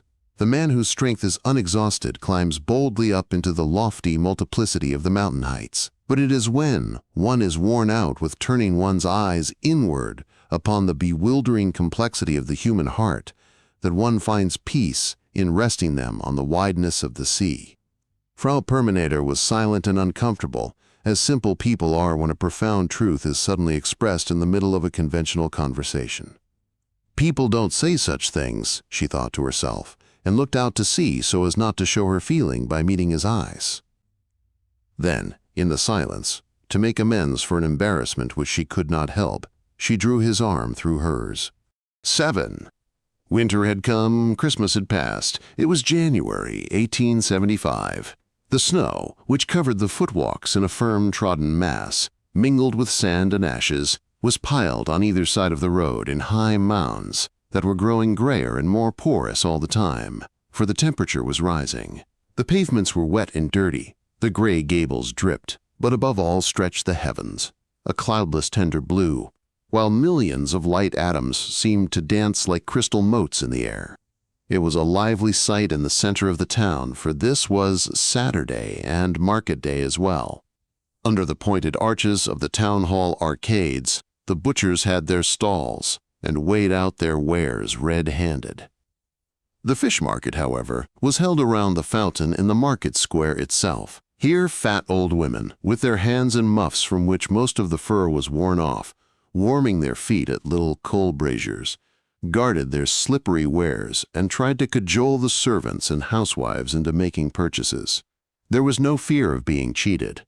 The fish would certainly be fresh, for the most of them were still alive. The luckiest ones were even swimming about in pails of water, rather cramped for space, but perfectly lively. Others lay with dreadfully goggling eyes and laboring gills, clinging to life and slapping the marble slab desperately with their tails, until such time as their fate was at hand, when somebody would seize them and cut their throats with a crunching sound. Great fat eels writhed and wreathed about in extraordinary shapes. There were deep vats full of black masses of crabs from the Baltic. Once in a while a big flounder gave such a desperate leap that he sprang right off his slab and fell down upon the slippery pavement among all the refuse, and had to be picked up and severely admonished by his possessor. Broad Street at midday was full of life. School children with knapsacks on their backs came along the street, filling it with laughter and chatter, snowballing each other with the half-melting snow. Smart young apprentices passed, with Danish sailor caps or suits cut after the English model, carrying their portfolios and obviously pleased with themselves for having escaped from school. Among the crowd were settled, gray-bearded, highly respectable citizens, wearing the most irreproachable national liberal expression on their faces and tapping their sticks along the pavement. These looked across with interest to the glazed brick front of the town hall, where the double guard was stationed, for the Senate was in session. The sentries trod their beat, wearing their cloaks, their guns on their shoulders, phlegmatically stamping their feet in the dirty, half-melted snow. They met in the center of their beat, looked at each other, exchanged a word, turned, and moved away, each to his own side. Sometimes a lieutenant would pass, his coat collar turned up, his hands in his pockets, on the track of some grisette, yet at the same time permitting himself to be admired by young ladies of good family, and then each sentry would stand at attention in front of his box, look at himself from head to foot, and present arms. It would be a little time yet before they would perform the same salute before the members of the Senate. The sitting lasted some 3/4 of an hour. It would probably adjourn before that. But one of the sentries suddenly heard a short, discreet whistle from within the building. At the same moment, the entrance was illumined by the red uniform of Ulefelt the beetle, with his dress sword and cocked hat. His air of preoccupation was simply enormous as he uttered a stealthy, "Look out!" and hastily withdrew. At the same moment, approaching steps were heard on the echoing flags within. The sentries front-faced, inflated their chests, stiffened their necks, grounded their arms, and then, with a couple of rapid motions, presented arms. Between them there had appeared, lifting his top hat, a gentleman of scarcely medium height, with one light eyebrow higher than the other, and the pointed ends of his mustaches extending beyond his pallid cheeks. Senator Thomas Buddenbrooks was leaving the town hall today, long before the end of the sitting. He did not take the street to his own house, but turned to the right instead. He looked correct, spotless, and elegant as, with the rather hopping step peculiar to him, he walked along Broad Street, constantly saluting people whom he met. He wore white kid gloves, and he had his stick with the silver handle under his left arm. A white dress tie peeped forth from between the lapels of his fur coat, but his head and face, despite their careful grooming, looked rather seedy. People who passed him noticed that his eyes were watering, and that he held his mouth shut in a peculiar, cautious way. It was twisted a little to one side, and one could see by the muscles of his cheeks and temples that he was clenching his jaw. Sometimes he swallowed, as if a liquid kept rising in his mouth. "Well, Buddenbrooks, so you are cutting the session?" "That is something new," somebody said unexpectedly to him at the beginning of Mill Street. It was his friend and admirer, Stephen Kistenmaker, whose opinion on all subjects was the echo of his own. Stephen Kistenmaker had a full graying beard, bushy eyebrows, and a long nose full of large pores. He had retired from the wine business a few years back with a comfortable sum, and his brother Edward carried it on by himself. He lived now the life of a private gentleman, but, being rather ashamed of the fact, he always pretended to be overwhelmed with work. "I'm wearing myself out," he would say, stroking his gray hair, which he curled with the tongs. "But what's a man good for but to wear himself out?" He stood hours on, change, gesturing imposingly, but doing no business. He held a number of unimportant offices, the latest one being director of the city bathing establishments, but he also functioned as juror, broker, and executor, and labored with such zeal that the perspiration dripped from his brow. "There's a session, isn't there, Buddenbrooks, and you are taking a walk?" "Oh, it's you," said the senator in a low voice, moving his lips cautiously. "I'm suffering frightfully. I'm nearly blind with pain." "Pain? Where?"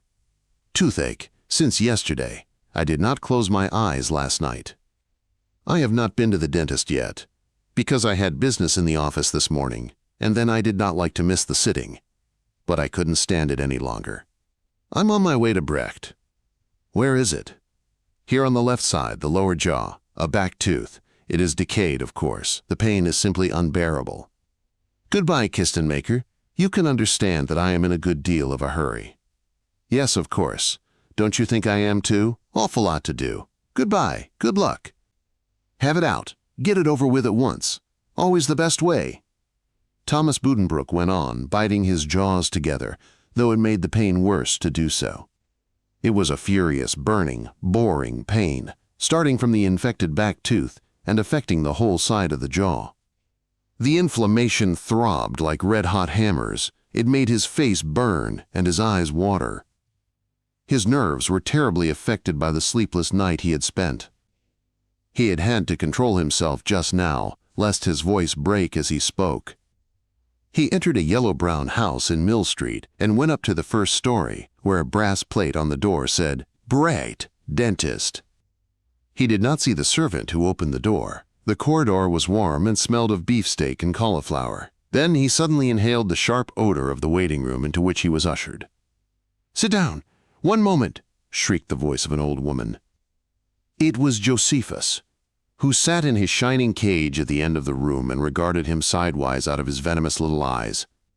The senator sat down at the round table and tried to read the jokes in a volume of Fliegende Blätter, flung down the book, and pressed the cool silver handle of his walking stick against his cheek. He closed his burning eyes and groaned. There was not a sound, except for the noise made by Josephus as he bit and clawed at the bars of his cage. Herr Brecht might not be busy, but he owed it to himself to make his patient wait a little. Thomas Buddenbrooks stood up precipitately and drank a glass of water from the bottle on the table. It tasted and smelled of chloroform. Then he opened the door into the corridor and called out in an irritated voice. If there were nothing very important to prevent it, would Herr Brecht kindly make haste? He was suffering. And immediately the bald forehead, hooked nose, and grizzled mustaches of the dentist appeared in the door of the operating room. "If you please," he said. "If you please," shrieked Josephus. The senator followed on the invitation. He was not smiling. A bad case, thought Herr Brecht, and turned pale. They passed through the large light room to the operating chair in front of one of the two largest windows. It was an adjustable chair with an upholstered headrest and green plush arms. As he sat down, Thomas Buddenbrooks briefly explained what the trouble was. Then he leaned back his head and closed his eyes. Herr Brecht screwed up the chair a bit and got to work on the tooth with a tiny mirror and a pointed steel instrument. His hands smelled of almond soap, his breath of cauliflower and beefsteak. "We must proceed to extraction," he said after a while, and turned still paler. "Very well, proceed then," said the senator, and shut his eyes more tightly. There was a pause. Herr Brecht prepared something at his chest of drawers and got out his instruments. Then he approached the chair again. "I'll paint it a little," he said, and began at once to apply a strong-smelling liquid in generous quantities. Then he gently implored the patient to sit very still and open his mouth very wide. And then he began. Thomas Buddenbrooks clutched the plush armrests with both his hands. He scarcely felt the forceps close around his tooth, but from the grinding sensation in his mouth and the increasingly painful, really agonizing pressure on his whole head, he was made amply aware that the thing was underway. "Thank God," he thought, "now it can't last long." The pain grew and grew, to limitless, incredible heights. It grew to an insane, shrieking, inhuman torture, tearing his entire brain. It approached the catastrophe. "Here we are," he thought. "Now I must just bear it." It lasted 3 or 4 seconds. Herr Brecht's nervous exertions communicated themselves to Thomas Buddenbrooks' whole body. He was even lifted up a little on his chair, and he heard a soft, squeaking noise coming from the dentist's throat. Suddenly there was a fearful blow, a violent shaking as if his neck were broken, accompanied by a quick cracking, crackling noise. The pressure was gone, but his head buzzed. The pain throbbed madly in the inflamed and ill-used jaw, and he had the clearest impression that the thing had not been successful, that the extraction of the tooth was not the solution of the difficulty, but merely a premature catastrophe which only made matters worse. Herr Brecht had retreated. He was leaning against his instrument cupboard, and he looked like death. He said, "The crown, I thought so."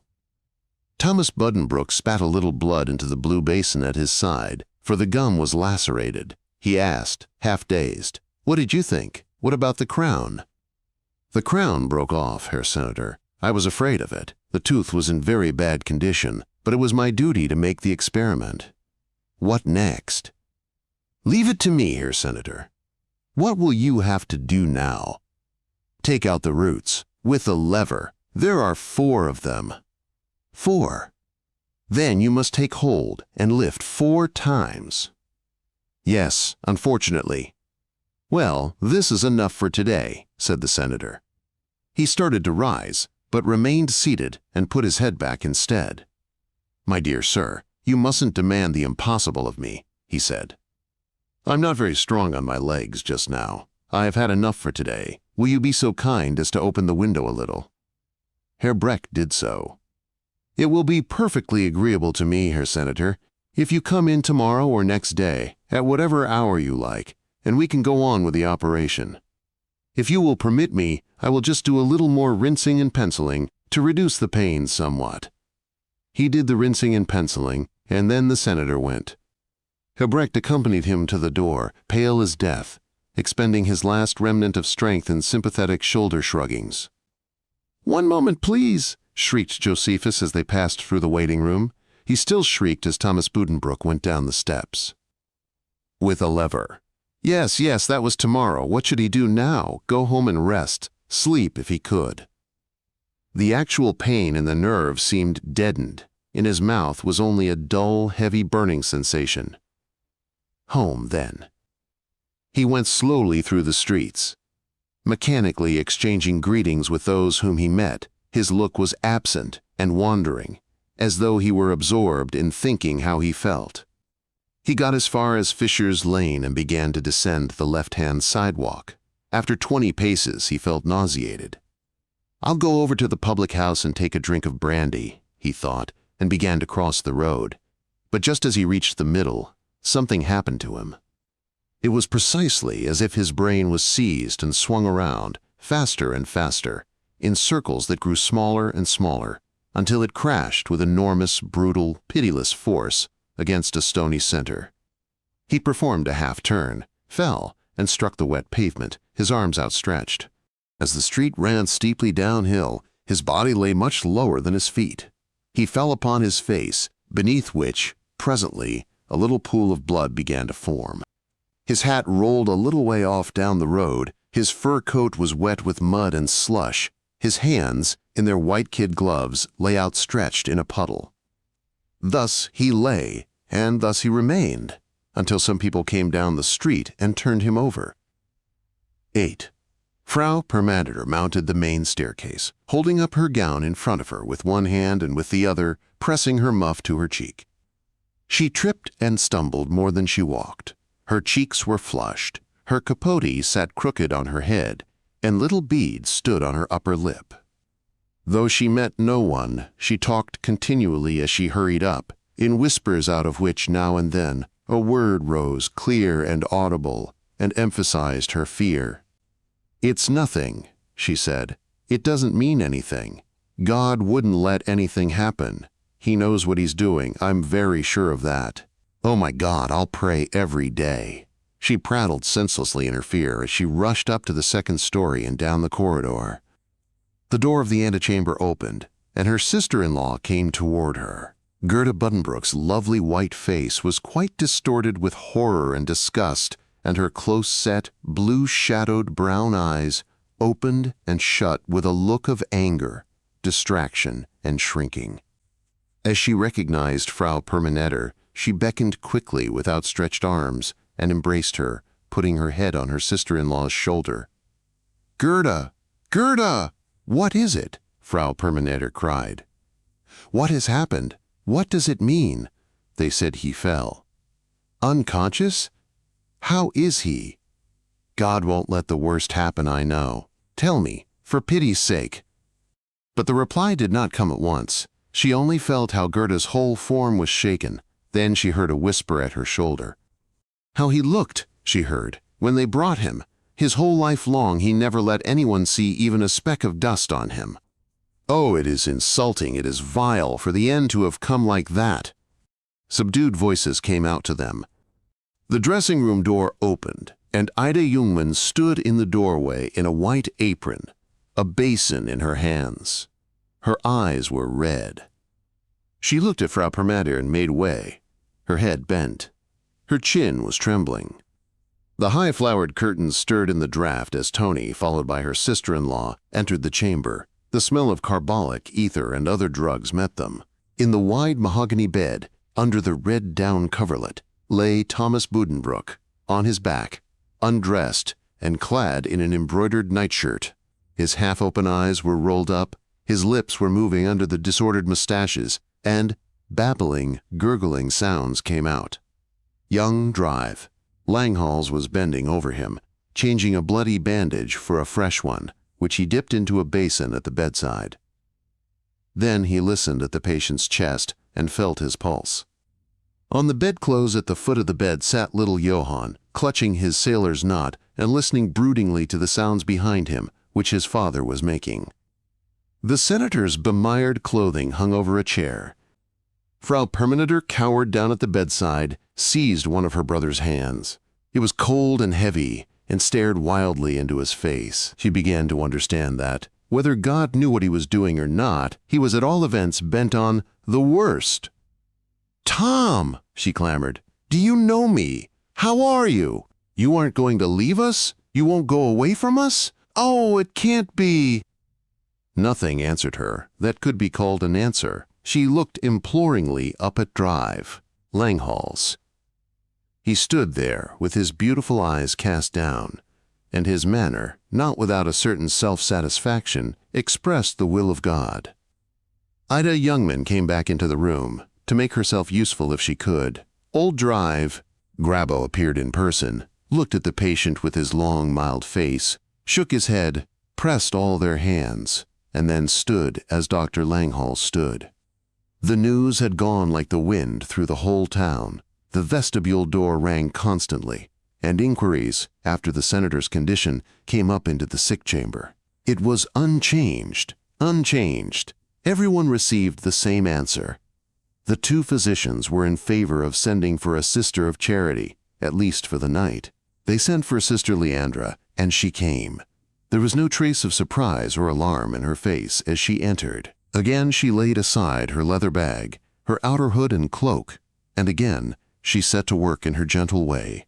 Little Johann sat hour after hour on the bedclothes, watching everything and listening to the gurgling noises. He was to have gone to an arithmetic lesson, but he understood perfectly that what was happening here was something over which the worsted coats had no jurisdiction. He thought of his lessons only for a moment, and with scorn. He wept sometimes when Frau Permaneder came up and pressed him to her, but mostly he sat dry-eyed, with a shrinking, brooding gaze, and his breath came irregularly and cautiously, as if he expected any moment to smell that strange and yet familiar smell.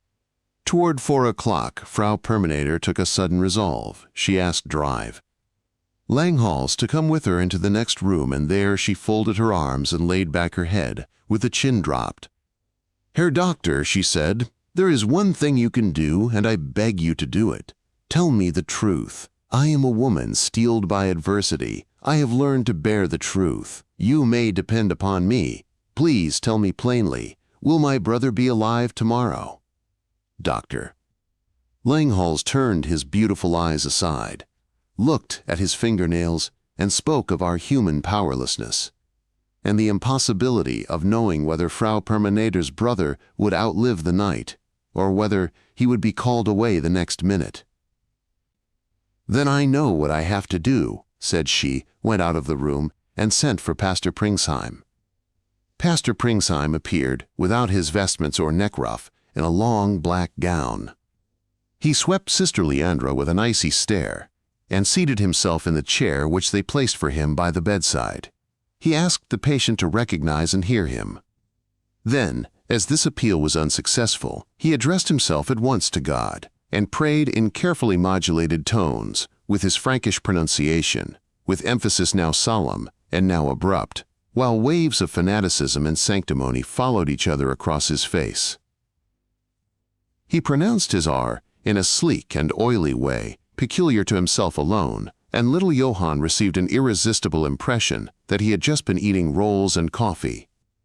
He said that he and the family there present no longer importuned God for the life of this dear and beloved sufferer, for they saw plainly that it was God's will to take him to himself. They only begged him for the mercy of a gentle death, and then he recited, appropriately and with effect, 2 of the prayers customary on such occasions. Then he got up. He pressed Gerda Buddenbrooks' hand, and Frau Permaneder's, and held little Johann's head for a moment between both his hands, regarding the drooping eyelashes with an expression of the most fervent pity. He saluted Ida Youngman, stared again at Sister Leandra, and took his leave. Dr. Langhals had gone home for a little. When he came back, there had been no change. He spoke with the nurse and went again. Dr. Grabo came once more to see that everything was being done. Thomas Buddenbrooks went on babbling and gurgling with his eyes rolled up. Twilight was falling. There was a pale winter glow at sunset, and it shone through the window upon the soiled clothing lying across the chair. At 5 o'clock, Frau Permanenter let herself be carried away by her feelings and committed an indiscretion. She suddenly began to sing, in her throaty voice, her hands folded before her. "Come, Lord," she sang quite loud, and they all listened without stirring. "Come, Lord, receive his failing breath. Strengthen his hands and feet, and lead him unto death." But in the devoutness of her prayer she thought only of the words as they welled up from her heart, and forgot that she did not know the whole stanza. After the third line she was left hanging in the air and had to make up for her abrupt end by the increased dignity of her manner. Everybody shivered with embarrassment. Little Johann coughed so hard that the cough sounded like sobs. And then, in the sudden pause, there was no sound but the agonizing gurgles of Thomas Buddenbrooks. It was a relief when the servant announced that there was something to eat in the next room, but they had only begun, sitting in Gerda's bedroom, to take a little soup, when Sister Leandra appeared in the doorway and quietly beckoned. The senator was dying. He hiccuped gently 2 or 3 times, was silent, and ceased to move his lips. That was the only change. His eyes had been quite dead before. Dr. Langhals, who was on the spot a few minutes later, put the black stethoscope to the heart, listened, and after this scientific test, said, "Yes, it is over." And Sister Leandra, with the forefinger of her gentle white hand, softly closed the eyes of the dead. Then Frau Permanenter flung herself down on her knees by the bed, pressed her face into the coverlet, and wept aloud, surrendering herself utterly and without restraint to one of those refreshing bursts of feeling which her happy nature had always at its command. Her face still streamed with tears, but she was soothed and comforted and entirely herself as she rose to her feet and began straightway to occupy her mind with the announcements of the death, an enormous number of elegant cards which must be ordered at once. Christian appeared. He had heard the news of the senator's stroke in the club, which he had left at once, but he was so afraid of seeing some awful sight that he went instead for a long walk outside the walls, and was not to be found. Now, however, he came in, and on the threshold heard of his brother's death. "It isn't possible," he said, and limped up the stairs, his eyes rolling wildly. He stood at the bedside between his sister and his sister-in-law, with his bald head, his sunken cheeks, his drooping mustaches, and his huge beaked nose. He stood there on his bent legs, looking a little like an interrogation point, and gazed with his little round deep eyes into his brother's face, as it lay so silent, so cold, so detached and inaccessible. The corners of Thomas's mouth were drawn down in an expression almost scornful. Here he lay, at whom once Christian had flung the reproach that he was too heartless to weep at a brother's death. He was dead now himself. He had simply withdrawn, silent, elegant, and irreproachable, into the hereafter. He had, as so often in his life, left it to others to feel put in the wrong.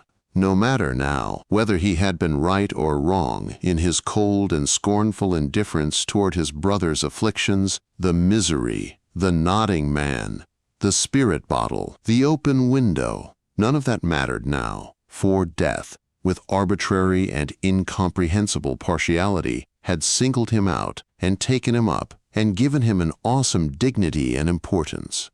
And yet death had rejected Christian, had held him off, and would not have him at any price, would only keep on making game of him and mocking him with all these tricks and antics which nobody took seriously. Never in his life had Thomas Buddenbrooks so impressed his brother as at this hour. Success is so definite, so conclusive.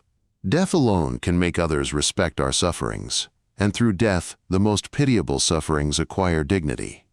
"You have won. I give in," Christian thought. He knelt on one knee with a sudden awkward gesture and kissed the cold hand on the coverlet. Then he stepped back and moved about the room, his eyes darting back and forth. Other visitors came, the old Krogers, the Mrs. Buddenbrooks, old Herr Marcus.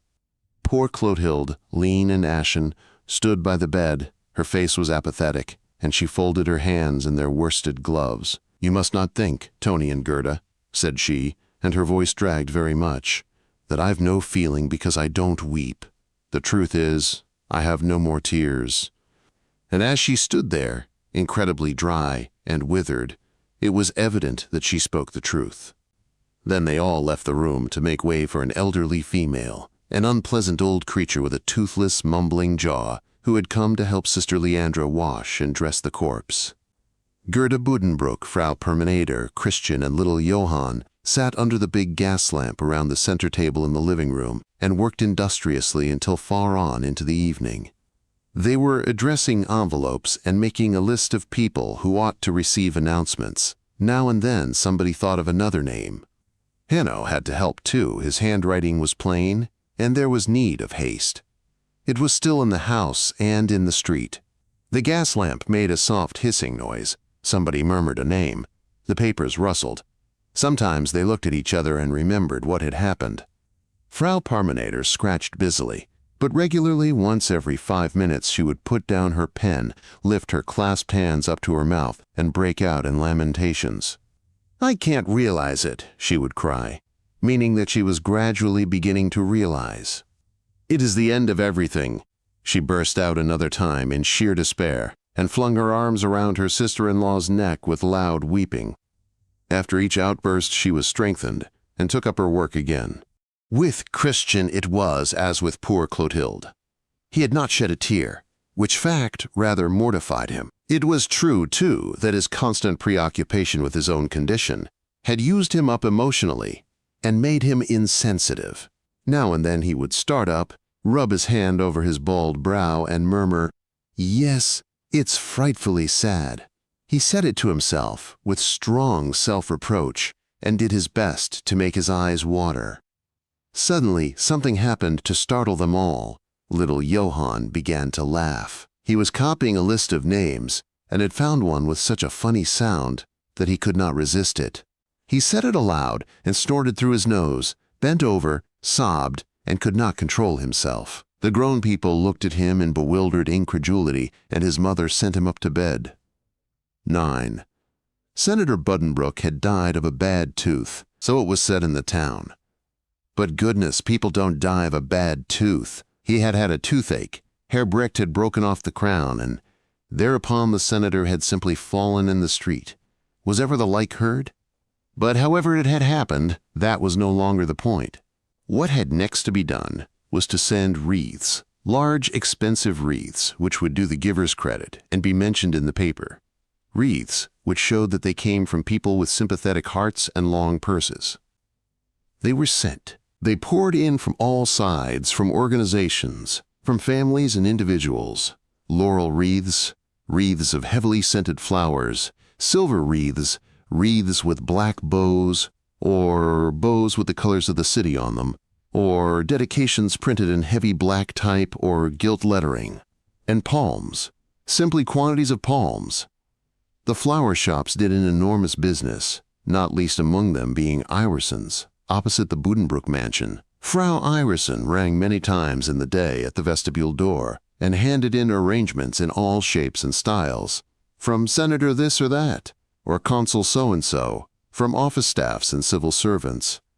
On one of these visits, she asked if she might go up and see the senator a minute. Yes, of course, she was told, and she followed Frau Perminator up the main staircase, gazing silently at its magnificence.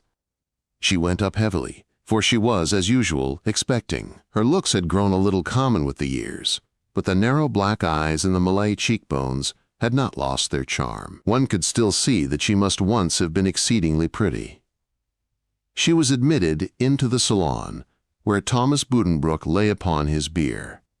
He lay in the center of the large, light room, the furniture of which had been removed, amid the white silk linings of his coffin, dressed in white silk, shrouded in white silk, in a thick and stupefying mingling of odors from the tuberoses, violets, roses, and other flowers with which he was surrounded. At his head, in a half-circle of silver candelabra, stood the pedestal draped in mourning, supporting the marble copy of Thorwaldson's Christ. The wreaths, garlands, baskets, and bunches stood or lay along the walls, on the floor and on the coverlet. Palms stood around the bier and drooped over the feet of the dead. The skin of his face was abraded in spots, and the nose was bruised. But his hair was dressed with the tongs, as in life, and his mustache, too, had been drawn through the tongs for the last time by old Herr Wenzel, and stuck out stiff and straight beyond his white cheeks. His head was turned a little to one side, and an ivory cross was stuck between the folded hands. Frau Iverson remained near the door and looked thence, blinking, over to the beer. Only when Frau Perminator, in deep black, with a cold in her head from much weeping, came from the living room through the portieres and invited Frau Iverson to come nearer, did she dare to venture a little farther forward on the parquetry floor. She stood with her hands folded across her prominent abdomen and looked about her with her narrow black eyes. At the plants, the candelabra, the bows and the wreaths, the white silk, and Thomas Buddenbrooks' face. It would be hard to describe the expression on the pale, blurred features of the pregnant woman. Finally, she said, "Yes," sobbed just once, a brief, confused sound, and turned away. Frau Perminator loved these visits. She never stirred from the house, but superintended with tireless zeal the homage that pressed about the earthly husk of her departed brother. She read the newspaper articles aloud many times in her throaty voice. Those same newspapers which, at the time of the Jubilee, had paid tribute to her brother's merits, now mourned the irreparable loss of his personality. She stood at Gerda's side to receive the visits of condolence in the living room, and there was no end of these. Their name was legion. She held conferences with various people about the funeral, which must, of course, be conducted in the most refined manner. She arranged farewells. She had the office staff come in a body to bid their chief goodbye. The workmen from the granaries came too. They shuffled their huge feet along the parquetry floor, drew down the corners of their mouths to show their respect, and emanated an odor of chewing tobacco, spirits, and physical exertion. They looked at the dead lying in his splendid state, twirled their caps, first admired and then grew restive, until at length one of them found courage to go, and the whole troop followed, shuffling on his heels. Frau Perminator was enchanted. She asserted that some of them had tears running down into their beards. This simply was not the fact, but she saw it, and it made her happy. The day of the funeral dawned. The metal casket was hermetically sealed and covered with flowers. The candles burned in their silver holders. The house filled with people, and, surrounded by mourners from near and far, Pastor Pringsheim stood at the head of the coffin in upright majesty, his impressive head resting upon his ruff as on a dish. A high-shouldered functionary, a brisk intermediate something between a waiter and a major domo, had in charge the outward ordering of the solemnity.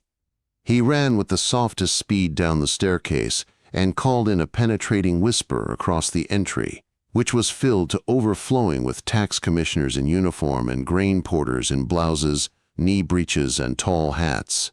The rooms are full, but there is a little room left in the corridor.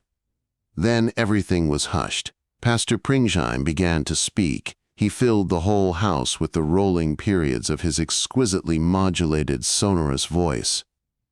He stood there near the figure of Thorwaldsen's Christ and wrung his hands before his face, or spread them out in blessing, while below in the street, before the house door, beneath a white wintry sky, stood the hearse drawn by 4 black horses, with the other carriages in a long row behind it. A company of soldiers with grounded arms stood in 2 rows opposite the house door, with Lieutenant von Throde at their head.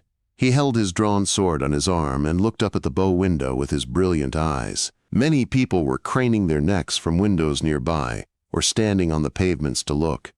At length there was a stir in the vestibule. The lieutenant's muffled word of command sounded. The soldiers presented arms with a rattle of weapons. Herr von Throde let his sword sink, and the coffin appeared. It swayed cautiously forth of the house door, borne by the 4 men in black cloaks and cocked hats, and a gust of perfume came with it, wafted over the heads of bystanders. The breeze ruffled the black plumes on top of the hearse, tossed the manes of the horses standing in line down to the river, and disheveled the mourning hat scarves of the coachmen and grooms. Enormous single flakes of snow drifted down from the sky in long, slanting curves.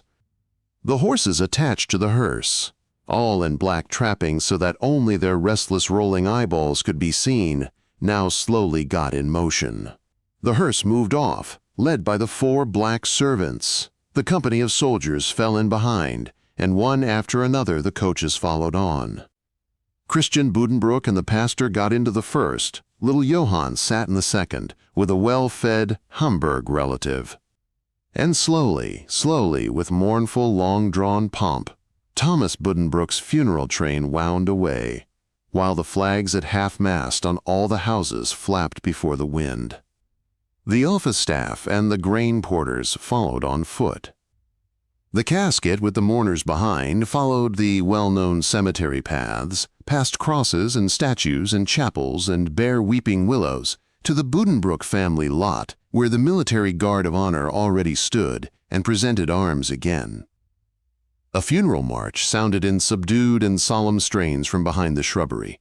Once more the heavy gravestone with the family arms in relief had been moved to one side, and once more the gentlemen of the town stood there, on the edge of the little grove, beside the abyss walled in with masonry, into which Thomas Buddenbrook was now lowered to join his fathers. They stood there with bent heads, these worthy and well-to-do citizens. Prominent among them were the senators, in white gloves and cravats. Beyond them was the throng of officials, clerks, grain porters, and warehouse laborers. The music stopped. Pastor Pringsheim spoke, while his voice, raised in blessing, still lingered on the air. Everybody pressed round to shake hands with the brother and son of the deceased. The ceremony was long and tedious. Christian Buddenbrook received all the condolences with his usual absent, embarrassed air. Little Johann stood by his side, in his heavy reefer jacket, with the gilt buttons, and looked at the ground with his blue-shadowed eyes. He never looked up, but bent his head against the wind with a sensitive twist of all his features. Part 11. 1. It sometimes happens that we may recall this or that person whom we have not lately seen and wonder how he is. And then, with a start, we remember that he has disappeared from the stage, that his voice no longer swells the general concert, that he is, in short, departed from among us, and lies somewhere outside the walls, beneath the sod. Frau Consul Buddenbrook, she that was a stewing, Uncle Gotthold's widow, passed away. Death set his reconciling and atoning seal upon the brow of her who in her life had been the cause of such violent discord, and her 3 daughters, Friederike, Henriette, and Fifi, received the condolences of their relatives with an affronted air which seemed to say, "You see, your persecutions have at last brought her down to her grave," as if the Frau Consul were not as old as the hills already, and Madame Kethelson had gone to her long rest. In her later years she had suffered much from gout, but she died gently and simply, resting upon a childlike faith which was much envied by her educated sister, who had always had her periodic attacks of rationalistic doubt, and who, though she grew constantly smaller and more bent, was relentlessly bound by an iron constitution to this sinful earth. Consul Peter Dolman was called away. He had eaten up all his money and finally fell a prey to Hunyadi Janos, leaving his daughter an income of 200 marks a year. He depended upon the respect felt in the community for the name of Dolman to ensure her being admitted into the Order of St. John. Justice Kroger also departed this life, which was a loss, for now nobody was left to prevent his wife selling everything she owned to send money to the wretched Jacob, who was still leading a dissolute existence somewhere in the world. Christian Buddenbrook had likewise disappeared from the streets of his native city. He would have been sought in vain within her walls. He had moved to Hamburg, less than a year after his brother's death, and there he united himself, before God and men, with Fraulein Aline Puvogel, a lady with whom he had long stood in a close relationship. No one could now stop him. His inheritance from his mother, indeed, half the interest of which had always found its way to Hamburg, was managed by Herr Stefan Kistenmaker, insofar as it was not already spent in advance. Herr Kistenmaker, in fact, had been appointed administrator by the terms of his deceased friend's will.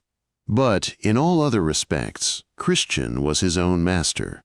Directly the marriage became known, Frau Perminator addressed to Frau Aline Buddenbrook in Hamburg a long and extraordinarily violent letter, beginning "Madame," and declaring in carefully poisoned words, that she had absolutely no intention of recognizing as a relative, either the person addressed or any of her children.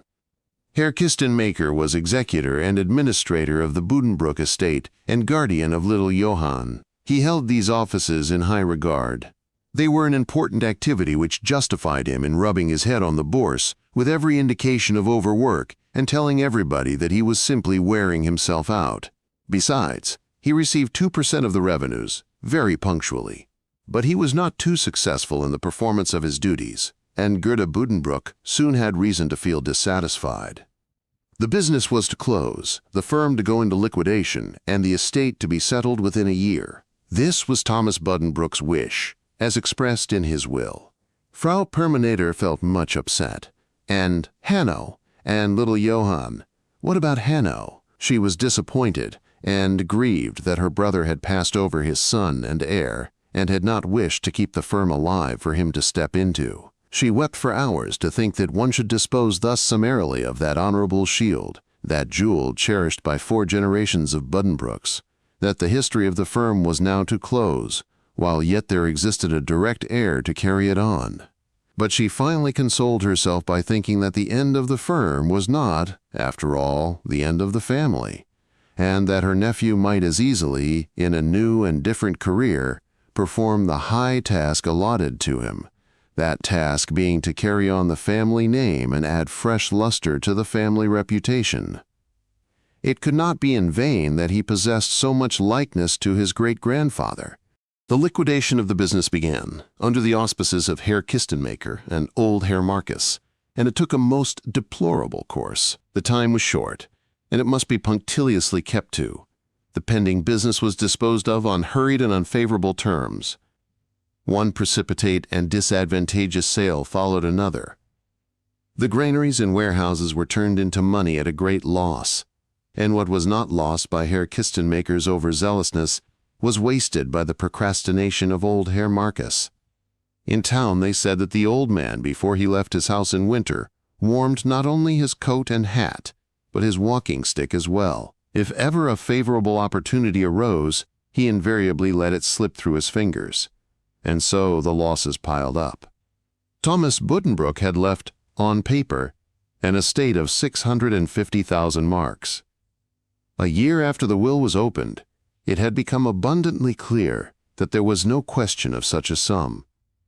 Indefinite, exaggerated rumors of the unfavorable liquidation got about, and were fed by the news that Gerda Buddenbrooks meant to sell the great house. Wonderful stories flew about, of the reasons which obliged her to take such a step, of the collapse of the Buddenbrooks fortune. Things were thought to look very badly, and a feeling began to grow up in the town, of which the widowed Frau Senator became aware, at first with surprise and astonishment, and then with growing anger.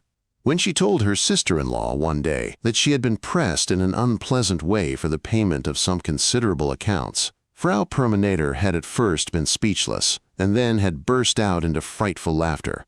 Gerda Buddenbrooks was so outraged that she expressed a half-determination to leave the city forever with little Johann, and go back to Amsterdam to play duets with her old father. But this called forth such a storm of protest from Frau Permanator that she was obliged to give up the plan for the time being. As was to be expected, Frau Permanator protested against the sale of the house which her brother had built. She bewailed the bad impression it would make, and complained of the blow it would deal the family prestige. But she had to grant that it would be folly to continue to keep up the spacious and splendid dwelling that had been Thomas Buddenbrooks' costly hobby, and that Gerda's idea of a comfortable little villa outside the wall, in the country, had, after all, much to commend it. A great day dawned for Sigismund Gauche the broker.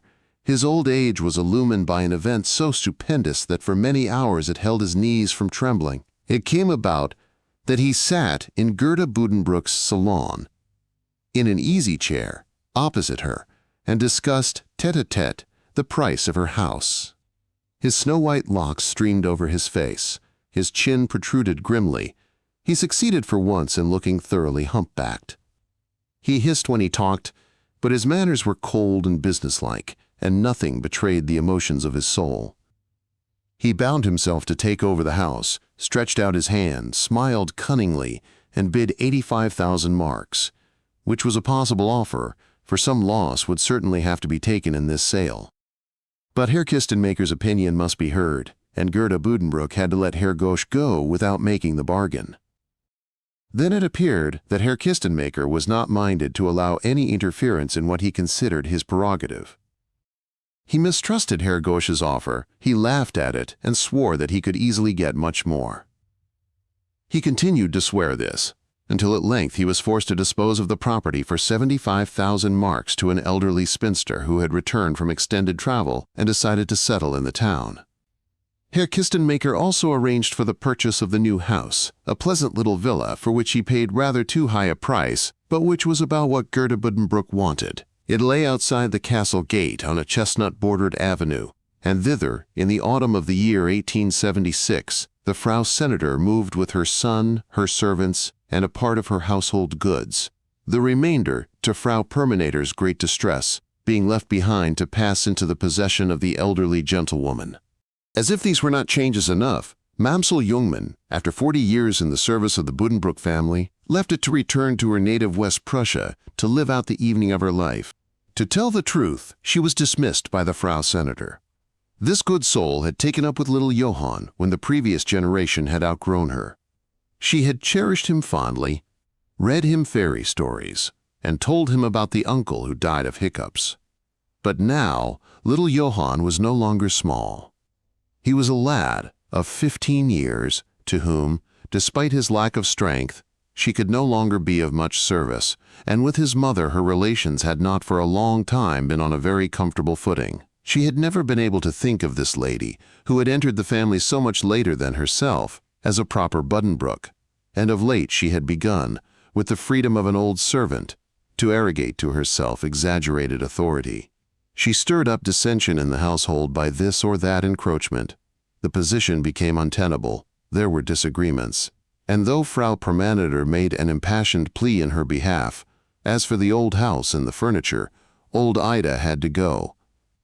She wept bitterly when the hour came to bid little Johann farewell. He put his arms about her and embraced her. Then, with his hands behind his back, resting his weight on one leg while the other poised on the tips of the toes, he watched her out of sight. His face wore the same brooding, introspective look with which he had stood at his father's deathbed and his grandmother's bier, witnessed the breaking up of the great household, and shared in so many events of the same kind, though of lesser outward significance. The departure of old Ida belonged to the same category as other events with which he was already familiar: breakings up, closings, endings, disintegrations. He had seen them all. Such events did not disturb him. They had never disturbed him. But he would lift his head, with the curling light brown hair, inflate one delicate nostril, and it was as if he cautiously sniffed the air about him, expecting to perceive that odor, that strange and yet familiar odor, which, at his grandmother's bier, not all the scent of the flowers had been able to disguise. When Frau Perminator visited her sister-in-law, she would draw her nephew to her and tell him of the Buddenbrook family past, and of that future for which, next to the mercy of God, they would have to thank little Johann. The more depressing the present appeared, the more she strove to depict the elegance of the life that went on in the houses of her parents and grandparents, and she would tell Hanno how his great-grandfather had driven all over the country with his carriage and 4 horses. One day she had a severe attack of cramps in the stomach because Friedwijk, Henrietta, and Pfeiffe had asserted that the Hagenstroms were the crème de la crème of town society.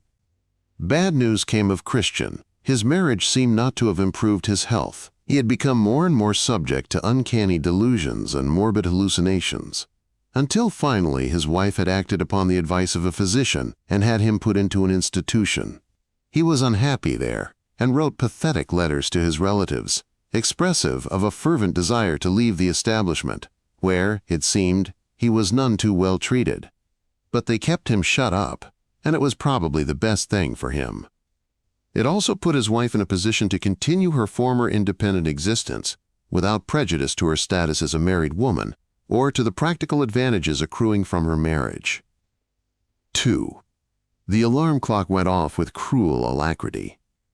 It was a hoarse rattling and clattering that it made, rather than a ringing. For it was old and worn out, but it kept on for a painfully long time, for it had been thoroughly wound up. Hanno Buddenbrook was startled to his inmost depths. It was like this every morning. His very entrails rebelled, in rage, protest, and despair, at the onslaught of this at once cruel and faithful monitor standing on the bedside table close to his ear. However, he did not get up, or even change his position in the bed. He only wrenched himself away from some blurred dream of the early morning and opened his eyes. It was perfectly dark in the wintry room. He could distinguish nothing, not even the hands on the clock, but he knew it was 6 o'clock, because last night he had set his alarm for 6. Last night. And as he lay on his back with his nerves rasped by the shock of waking, struggling for sufficient resolution to make a light and jump out of bed, everything that had filled his mind yesterday came gradually back into his consciousness. It was Sunday evening, and after having been maltreated by Herr Brecht for several days on end, he had been taken as a reward to a performance of Lohengrin. He had looked forward for a whole week to this evening, with a joy which absorbed his entire existence. Only, it was a pity that on such occasions the full pleasure of the anticipation had to be marred by disagreeable commonplaces that went on up to the very last minute. But at length Saturday came, school was over for the week, and Herr Brecht's little drill had bored and buzzed away in the mouth for the last time. Now everything was out of the way and done with, for he had obstinately put off his preparation for Monday until after the opera. What was Monday to him? Was it likely it would ever dawn? Who believes in Monday, when he is to hear Lohengrin on Sunday evening? He would get up early on Monday and get the wretched stuff done, and that was all there was to it. Thus he went about free from care, fondled the coming joy in his heart, dreamed at his piano, and forgot all unpleasantness to come. And then the dream became reality. It came over him with all its enchantment and consecration, all its secret revelations and tremors, its sudden inner emotion, its extravagant, unquenchable intoxication. It was true that the music of the overture was rather too much for the cheap violins in the orchestra, and the fat, conceited-looking Lohengrin with straw-colored hair came in rather hindside foremost in his little boat. And his guardian, Herr Stefan Kistenmaker, had sat in the next box and grumbled about the boys being taken away from his lessons, and having his mind distracted like that. But the sweet, exalted splendor of the music had borne him away upon its wings. The end had come at length. The singing, shimmering joy was quenched and silent. He had found himself back home in his room, with a burning head, and the consciousness that only a few hours of sleep, there in his bed, separated him from dull, everyday existence. And he had been overpowered by an attack of the complete despondency which was all too familiar in experience. Again he had learned that beauty can pierce one like a pain, and that it can sink profoundly into shame and a longing despair that utterly consume the courage and energy necessary to the life of every day. His despondency weighed him down like mountains, and once more he told himself, as he had done before, that this was more than his own individual burden of weaknesses that rested upon him, that his burden was one which he had borne upon his soul from the beginning of time, and must one day sink under at last. He had wound the alarm clock and gone to sleep, and slept that dead and heavy sleep that comes when one wishes never to awake again. And now Monday was here, and he had not prepared a single lesson. He sat up and lighted the bedside candle, but his arms and shoulders felt so cold that he lay down again and pulled up the covers. The hand pointed to 10 minutes after 6. Oh, it was absurd to get up now! He should hardly have time to make a beginning, for there was preparation in nearly every lesson, and the time he had fixed was already past. Was it as certain, then, as it had seemed to him yesterday, that he would be called up in Latin and chemistry? It was certainly to be expected. In all human probability it would happen. The names at the end of the alphabet had lately been called in the Ovid class, and presumably they would begin again at the beginning. But, after all, it wasn't so absolutely certain, beyond a peradventure. There were exceptions to every rule. Chance sometimes worked wonders, he knew. He sank deeper and deeper into these false and plausible speculations. His thoughts began to run in together. He was asleep. The little schoolboy bedchamber, cold and bare, with the copperplate of the Sistine Madonna over the bed, the extension table in the middle, the untidy bookshelf, a stiff-legged mahogany desk, the harmonium, and the small wash-hand stand, lay silent in the flickering light of the candle. The window was covered with ice crystals, and the blind was up in order that the light might come earlier. And Hanno slept, his cheek pressed into the pillow, his lips closed, the eyelashes lying close upon his cheek. He slept with an expression of the most utter abandonment to slumber, the soft, light brown hair clustering about his temples. And slowly the candle flame lost its reddish-yellow glow as the pale, dun-colored dawn stole into the room through the icy coating on the window pane. At 7 he woke once more, with a start of fear. He must get up and take upon himself the burden of the day. There was no way out of it.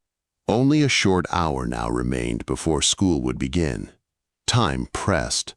There was no thought of preparation now. And yet he continued to lie, full of exasperation and rebellion, against this brutal compulsion that was upon him, to forsake his warm bed in the frosty dawning and go out into the world, into contact with harsh and unfriendly people. Oh, only 2 little tiny minutes more, he begged of his pillow, in overwhelming tenderness. And then he gave himself a full 5 minutes more, out of sheer bravado, and closed his eyes, opening one from time to time to stare despairingly at the clock, which went stupidly on in its insensate, accurate way. 10 minutes after 7 o'clock, he tore himself out of bed and began to move about the room with frantic haste. He let the candle burn, for the daylight was not enough by itself. He breathed upon a crystal and, looking out, saw a thick mist abroad. He was unutterably cold, and a shiver sometimes shook his entire body. The ends of his fingers burned. They were so swollen that he could do nothing with a nail brush. As he washed the upper parts of his body, his almost lifeless hand let fall the sponge, and he stood a moment, stiff and helpless, steaming like a sweating horse. At last he was dressed, dull-eyed and breathless. He stood at the table, collected his despairing senses with a jerk, and began to put together the books he was likely to need today, murmuring in an anguished voice, religion, Latin, chemistry, and shuffling together the wretched ink-spotted paper volumes. Yes, he was already quite tall, was little Johann. He was more than 15 years old, and no longer wore a sailor costume, but a light brown jacket suit with a blue and white spotted cravat. Over his waistcoat he wore a long, thin gold chain that had belonged to his grandfather, and on the 4th finger of his broad but delicately articulated right hand was the old seal ring with the green stone. It was his now. He pulled on his heavy winter jacket, put on his hat, snatched his school bag, extinguished the candle, and dashed down the stair to the ground floor, past the stuffed bear, and into the dining room on the right. Fraulein Clementine, his mother's new factotum, a thin girl with curls on her forehead, a pointed nose and short-sighted eyes, already sat at the breakfast table. "How late is it, really?" he asked between his teeth, though he already knew with great precision. "8:15, she answered, pointing with a thin, red, rheumatic-looking hand at the clock on the wall. "You must get along, Hanno." She set a steaming cup of cocoa before him and pushed the bread and butter, salt, and an egg cup toward his place. He said no more, clutched a roll, and began, standing, with his hat on and his bag under his arm, to swallow his cocoa. The hot drink hurt the back tooth which Herr Brecht had just been working at. He let half of it stand, pushed away the egg, and with a sound intended for an adieu, ran out of the house. It was 10 minutes to 8 when he left the garden and the little brick villa behind him and dashed along the wintry avenue. 10, 9, 8 minutes more. And it was a long way. He could scarcely see for the fog. He drew it in with his breath and breathed it out again, this thick, icy, cold fog, with all the power of his narrow chest. He stopped his still throbbing tooth with his tongue, and did fearful violence to his leg muscles. He was bathed in perspiration, yet he felt frozen in every limb. he began to have a stitch in his side. The morsel of breakfast revolted in his stomach against this morning jaunt which it was taking. He felt nauseated, and his heart fluttered and trembled so that it took away his breath. The castle gate, only the castle gate, and it was 4 minutes to 8. As he panted on through the streets, in an extremity of mingled pain, perspiration, and nausea, he looked on all sides for his fellow pupils. No, there was no one else. They were all on the spot, and now it was beginning to strike 8. Bells were ringing all over the town, and the chimes of St. Mary's were playing in celebration of this moment. Now let us all thank God. They played half the notes falsely, they had no idea of rhythm, and they were badly in want of tuning. Thus Hanno, in the madness of despair. But what was that to him? He was late, there was no longer any room for doubt. The school clock was usually a little behind, but not enough to help him this time. He stared hopelessly into people's faces as they passed him. They were going to their offices or about their business. They were in no particular hurry, nothing was threatening them. Some of them looked at him and smiled at his distracted appearance and sulky looks. He was beside himself at these smiles. What were they smiling at, these comfortable, unhurried people? He wanted to shout after them and tell them their smiling was very uncivil. Perhaps they would just enjoy falling down dead in front of the closed entrance gate of the school. The prolonged shrill ringing, which was the signal for morning prayers, struck on his ear while he was still 20 paces from the long red wall with the 2 cast-iron gates which separated the court of the school building from the street.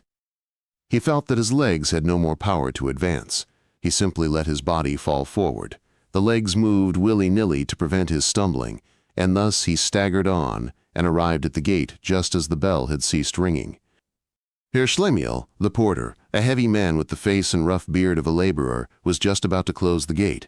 Well, he said, and let Buddenbrooks slip through. Perhaps, he might still be saved. What he had to do now was to slip unobserved into his classroom and wait there until the end of prayers, which were held in the drill hall, and to act as if everything were in order. Panting, exhausted, in a cold perspiration, he slunk across the courtyard and through the folding doors with glass panes that divided it from the interior.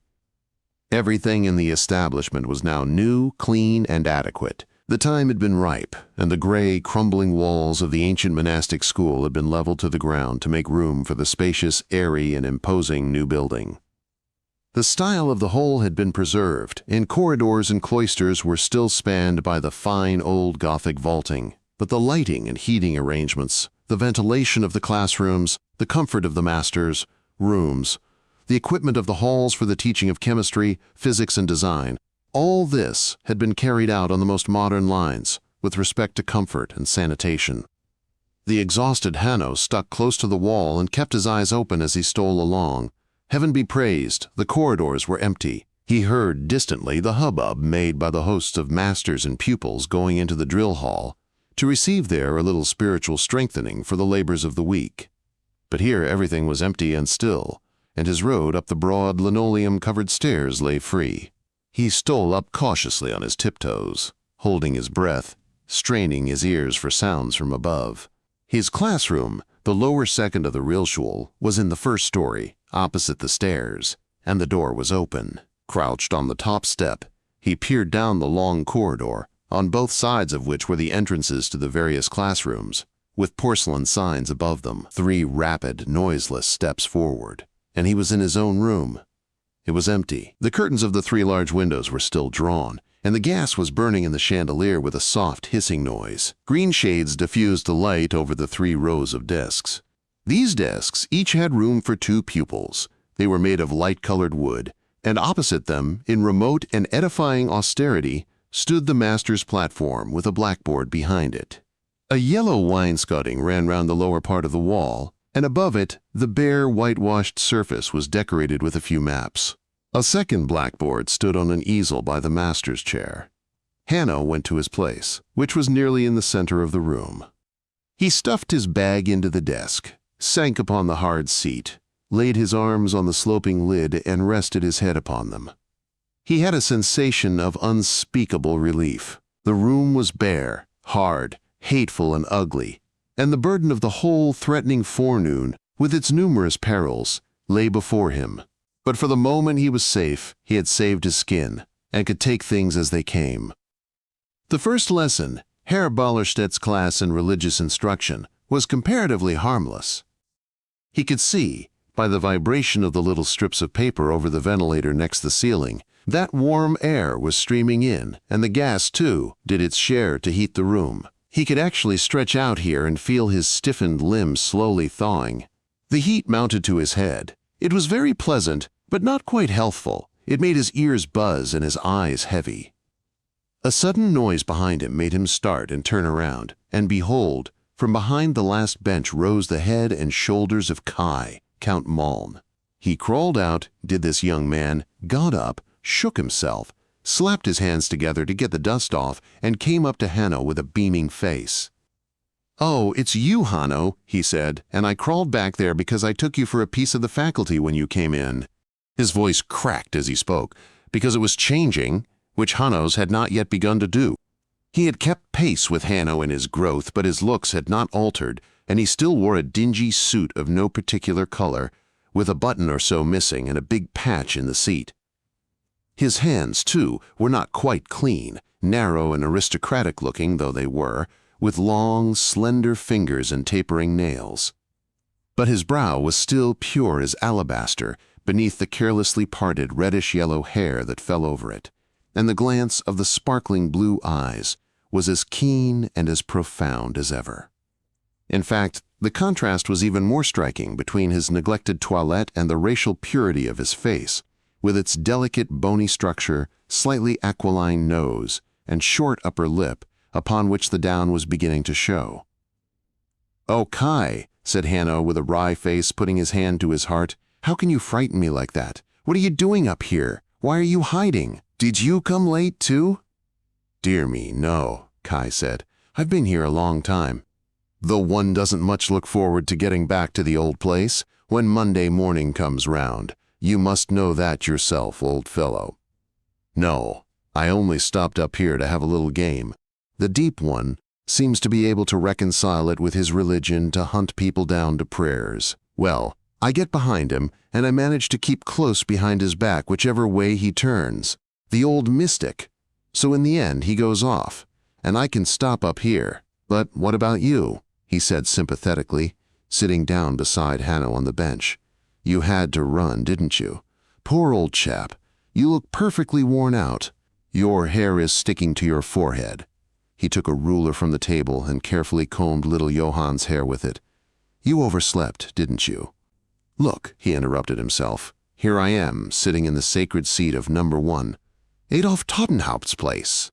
Well, it won't hurt me for once, I suppose. You overslept, didn't you?" Hanno had put his head down on his arms again. "I was at the opera last night," he said, heaving a long sigh.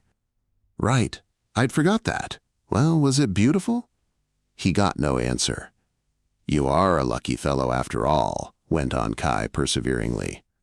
"I've never been in the theater, not a single time in my whole life, and there isn't the smallest prospect of my going. At least, not for years."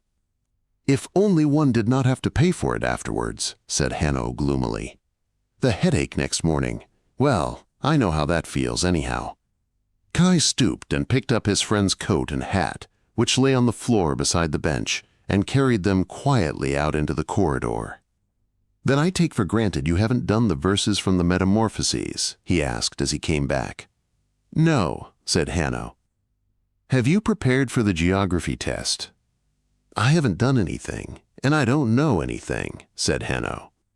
"Not the chemistry nor the English either." "Benissimo! Then there's a pair of us, brothers in arms," said Kai, with obvious gratification. "I'm in exactly the same boat," he announced jauntily. "I did no work Saturday, because the next day was Sunday, and I did no work on Sunday, because it was Sunday. No, nonsense. It was mostly because I'd something better to do." He spoke with sudden earnestness, and a slight flush spread over his face. "Yes, perhaps it may be rather lively today, Hanno." "If I get only one more bad mark, I shan't go up," said Johann, "and I'm sure to get it when I'm called up for Latin. The letter B comes next, Kai, so there's not much help for it." "We shall see. What does Caesar say?" "Dangers may threaten me in the rear, but when they see the front of Caesar, but Kai did not finish.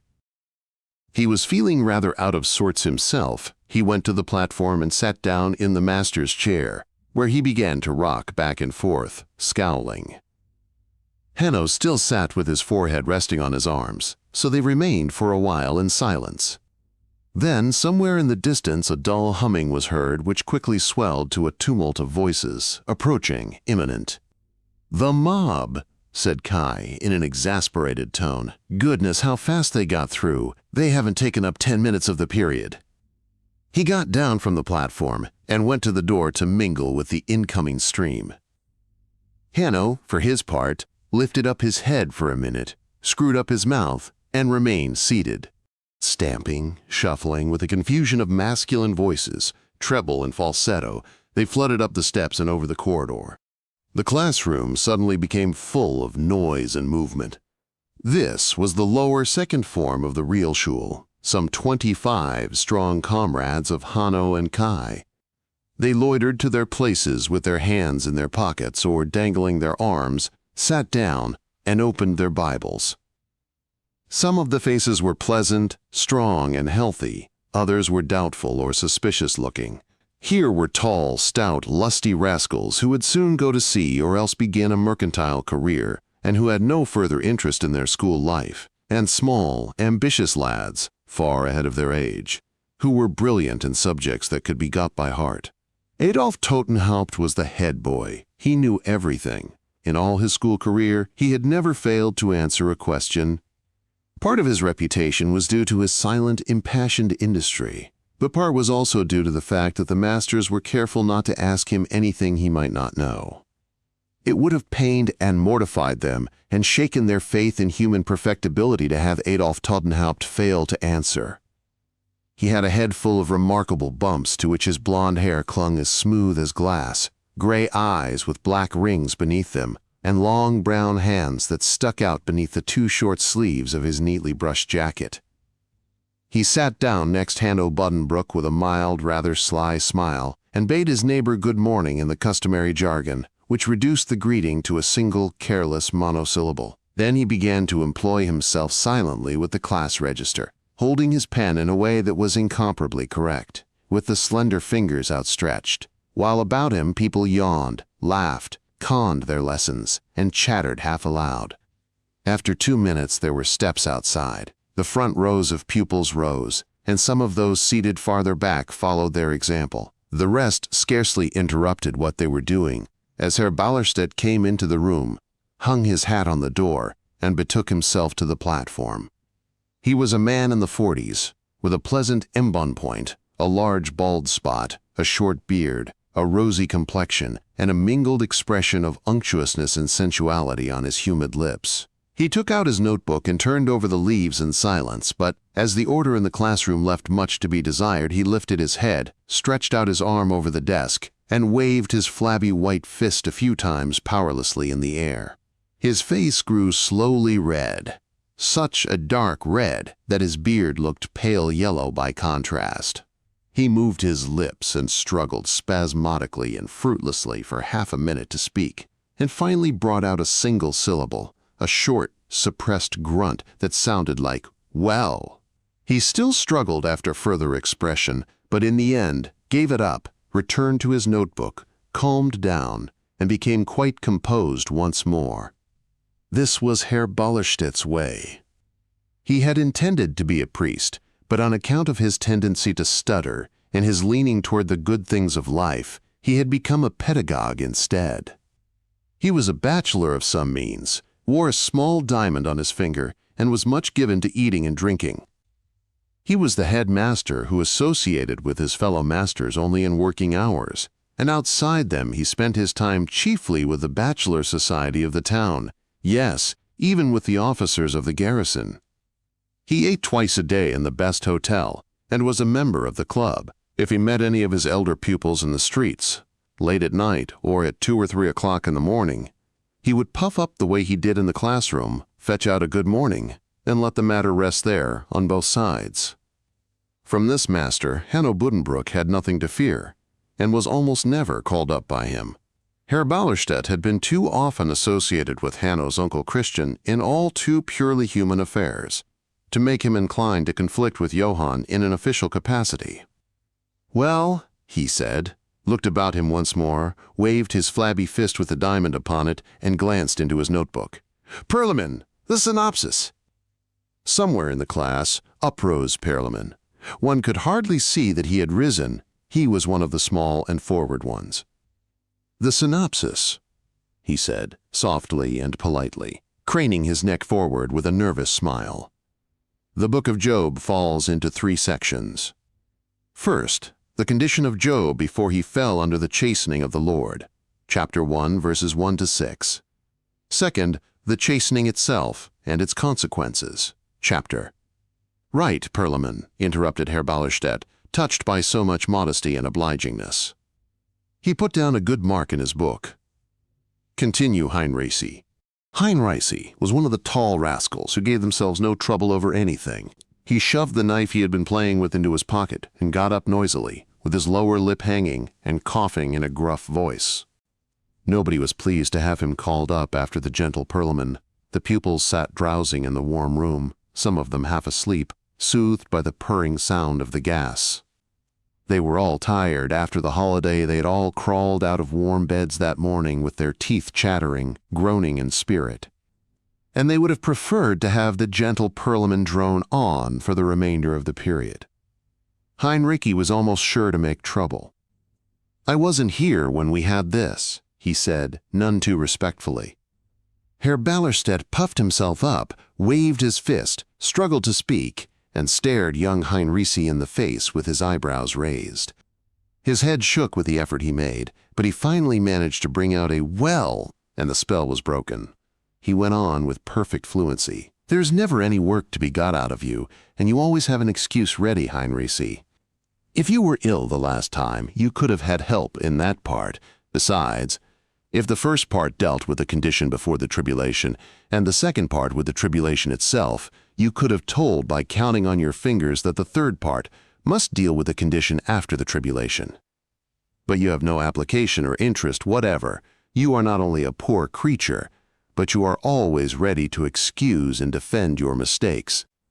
But so long as this is the case, Heinrici, you cannot expect to make any improvement, and so I warn you. Sit down, Heinrici. Go on, Wasservogel." Heinrici, thick-skinned and defiant, sat down with much shuffling and scraping, whispered some sort of saucy comment in his neighbor's ear, and took out his jackknife again. Wasservogel stood up, a boy with inflamed eyes, a snub nose, prominent ears, and bitten fingernails. He finished the summary in a rather whining voice and began to relate the story of Job, the man from the land of Uz, and what happened to him. He had simply opened his Bible behind the back of the pupil ahead of him, and he read from it with an air of utter innocence and concentration, staring then at a point on the wall, and translated what he read, coughing the while, into awkward and hesitating modern German. There was something positively repulsive about Wasservogel, but Herr Ballerstedt gave him a large meed of praise. Wasservogel had the knack of making the masters like him, and they praised him in order to show that they were incapable of being led away by his ugliness to blame him unjustly. The lesson continued. Various pupils were called up to display their knowledge touching Job, the man from the land of Uz. Gottlob Kasbaum, son of the unfortunate merchant P. Philip Kasbaum, got an excellent mark, despite the late distressing circumstances of his family, because he knew that Job had 7,000 sheep, 3,000 camels, 500 yoke of oxen, 500 asses, and a large number of servants. Then the Bibles, which were already open, were permitted to be opened, and they went on reading. Wherever Herr Ballerstedt thought explanation necessary, he puffed himself up, said, "Well," and after these customary preliminaries made a little speech upon the point in question, interspersed with abstract moral observations. Not a soul listened. A slumberous peace reigned in the room. The heat, with the continuous influx of warm air and the still lighted gas burners, had become oppressive, and the air was well nigh exhausted by these 25 breathing and steaming organisms. The warmth, the purring of the gas, and the drone of the reader's voice lulled them all to a point where they were more asleep than awake. Kai, Count Mahlon, however, had a volume of Edgar Allan Poe's tales inside his Bible and read in it, supporting his head on his hand. Hanno Buddenbrooks leaned back, sank down in his seat, and looked with relaxed mouth and hot, swimming eyes at the Book of Job, in which all the lines ran together into a black haze. Now and then, as the Grail motif or the wedding march came into his mind, his lids drooped, and he felt an inward soothing, and then he would wish that this safe and peaceful morning hour might go on forever. Yet it ended, as all things must end. The shrill sound of the bell, clanging and echoing through the corridor, shook the 25 brains out of their slumberous calm. "That is all," said Herr Ballerstedt. The register was handed up to him, and he signed his name in it, as evidence that he had performed his office. Hanno Buddenbrooks closed his Bible and stretched himself, yawning. It was a nervous yawn, and as he dropped his arms and relaxed his limbs, he had to take a long, deep breath to bring his heart back to a steady pulsation, for it weakly refused its office for a second. Latin came next. He cast a beseeching glance at Kai, who still sat there reading and seemed not to have remarked the end of the lesson. Then he drew out his Ovid, in stitched covers of marbled paper, and opened it at the lines that were to have been learned by heart for today. No, it was no use now trying to memorize any of it. The regular lines, full of pencil marks, numbered by fives all the way down the page, looked hopelessly unfamiliar. He barely understood the sense of them, let alone trying to say a single one of them by heart, and of those in today's preparation, he had not puzzled out even the first sentence. "What does that mean, desiderant patula Jovis arbor glandes?" he asked, in a despairing voice, turning to Adolf Totenhaupt, who sat beside him working on the register. "What?" asked Totenhaupt, continuing to write. "The acorns from the tree of Jupiter. That is the oak. No, I don't quite know myself." "Tell me a bit, Totenhaupt, when it comes my turn, will you?" begged Hanno, and pushed the book away. He scowled at the cool and careless nod Totenhaupt gave by way of reply. Then he slid sidewise off the bench and stood up. The scene had changed. Herr Ballerstedt had left the room, and his place was taken by a small, weak, enervated little man who stood straight and severe on the platform. He had a sparse white beard and a thin red neck that rose out of a narrow turned-down collar. He held his top hat upside down in front of him, clasped in two small hands covered with white hair. His real name was Professor Huckhop, but he was called Spider by the pupils. He was in charge of classrooms and corridors during the recess. "Out with the gas! Up with the blinds! Up with the windows!" he said, and gave his voice as commanding a tone as possible, moving his little arm in the air with an awkward, energetic gesture, as if he were turning a crank. "Everybody downstairs, into the fresh air, as quick as possible." The gas went out, the blinds flew up, the sallow daylight filled the room. The cold mist rushed in through the wide-open windows, and the lower second crowded past Professor Huckhop to the exit. Only the head boy might remain upstairs. Hanno and Kai met at the door and went down the stairs together, and across the architecturally correct vestibule. They were silent. Hanno looked pathetically unwell, and Kai was deep in thought. They reached the courtyard and began to stroll up and down across the wet red tiles, among school companions of all ages and sizes. A youthful-looking man with a blond, pointed beard kept order down here, Drive Goldner, the dressy one. He kept a pensionnat for the sons of the rich landowners from Mecklenburg and Holstein, and dressed, on account of these aristocratic youths, with an elegance not apparent in the other masters.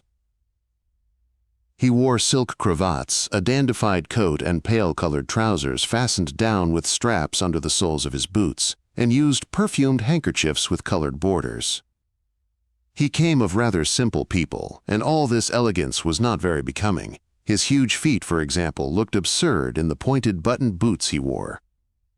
He was vain of his plump red hands, too, and kept rubbing them together, clasping them before him, and regarding them with every mark of admiration. He carried his head laid far back on one side, and constantly made faces by blinking, screwing up his nose and half opening his mouth, as though he were about to say, What's the matter now? But his refinement led him to overlook all sorts of small infractions of the rules. He overlooked this or that pupil who had brought a book with him into the courtyard to prepare a little at the 11th hour. He overlooked the fact that one of his boarding pupils handed money to the porter, Herr Schlemiel, and asked him to get some pastry. He overlooked a small trial of strength between two third-form pupils, which resulted in a beating of one by the other, and around which a ring of connoisseurs was quickly formed. And he overlooked certain sounds behind him which indicated that a pupil who had made himself unpopular by cheating, cowardice, or other weakness was being forcibly escorted to the pump. It was a lusty, not too gentle race, that of these comrades of Hanno and Kai, among whom they walked up and down. The ideals of the victorious, united fatherland were those of a somewhat rude masculinity. Its youth talked in a jargon at once brisk and slovenly.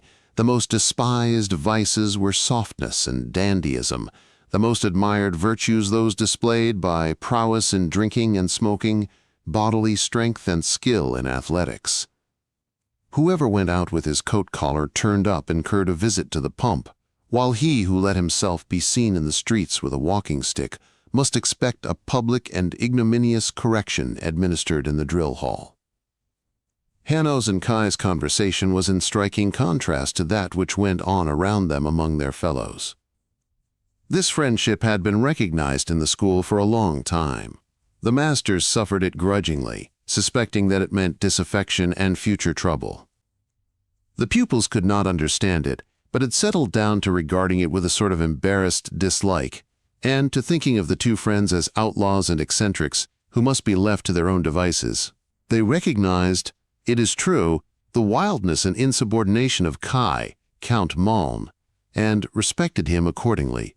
As for Hanno Buddenbrook, Big Heinrici, who thrashed everybody, could not make up his mind to lay a finger on him by way of chastisement for dandyism or cowardice. He refrained out of an indefinite respect and awe for the softness of Hanno's hair, the delicacy of his limbs, and his sad, shy, cold glance. "I'm scared," Hanno said to Kai. He leaned against the wall of the school, drawing his jacket closer about him, yawning and shivering. "I'm so scared, Kai, that it hurts me all over my body. Now just tell me this. Is Herr Mantelsack the sort of person one ought to be afraid of? Tell me yourself. If this beastly Ovid lesson were only over, if I just had my bad mark, in peace, and stopped where I am and everything was in order, I'm not afraid of that.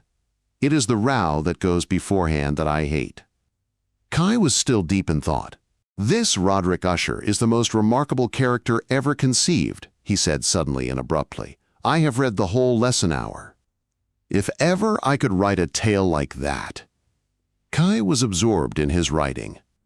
It was to this he had referred when he said that he had something better to do than his preparation, and Hanno had understood him.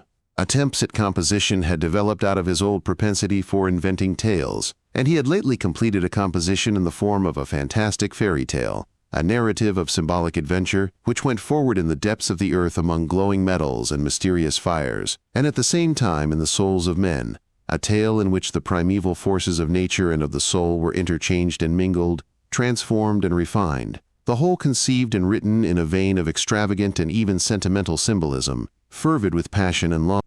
Hanno knew the tale well and loved it, but he was not now in a frame of mind to think of Kai's work or of Edgar Allan Poe. He yawned again, and then sighed, humming to himself a motif he had lately composed on the piano. This was a habit with him. He would often give a long sigh, a deep indrawn breath, from the instinct to calm the fluctuating and irregular action of his heart, and he had accustomed himself to set the deep breathing to a musical theme of his own or someone else's invention. "Look, there comes the Lord God," said Kai. "He is walking in his garden." "Fine garden," said Hanno. He began to laugh nervously and could not stop, putting his handkerchief to his mouth the while and looking across the courtyard at him whom Kai called the Lord God.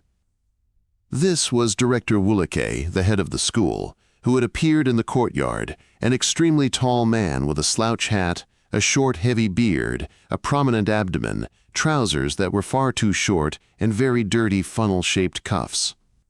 He strode across the flagstones with a face so angry in its expression that he seemed to be actually suffering, and pointed at the pump with outstretched arm.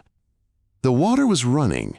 A train of pupils ran before him and stumbled in their zeal to repair the damage. Then they stood about, looking first at the pump and then at the director, their faces pictures of distress, and the director meanwhile had turned to Dr. Goldner, who hurried up with a very red face and spoke to him in a deep, hollow voice, fairly babbling with excitement between the words. This Director Willich was a most formidable man. He had succeeded to the headship of the school after the death, soon after 1871, of the genial and benevolent old gentleman under whose guidance Hanno's father and uncle had pursued their studies. Dr. Willich was summoned from a professorship in a Prussian high school, and with his advent an entirely new spirit entered the school. In the old days, the classical course had been thought of as an end in itself, to be pursued at one's ease, with a sense of joyous idealism. But now the leading conceptions were authority, duty, power, service, the career. The categorical imperative of our philosopher Kant was inscribed upon the banner which Dr. Willich, in every official speech, unfurled to the breeze. The school became a state within a state, in which not only the masters but the pupils regarded themselves as officials, whose main concern was the advancement they could make, and who must therefore take care to stand well with the authorities.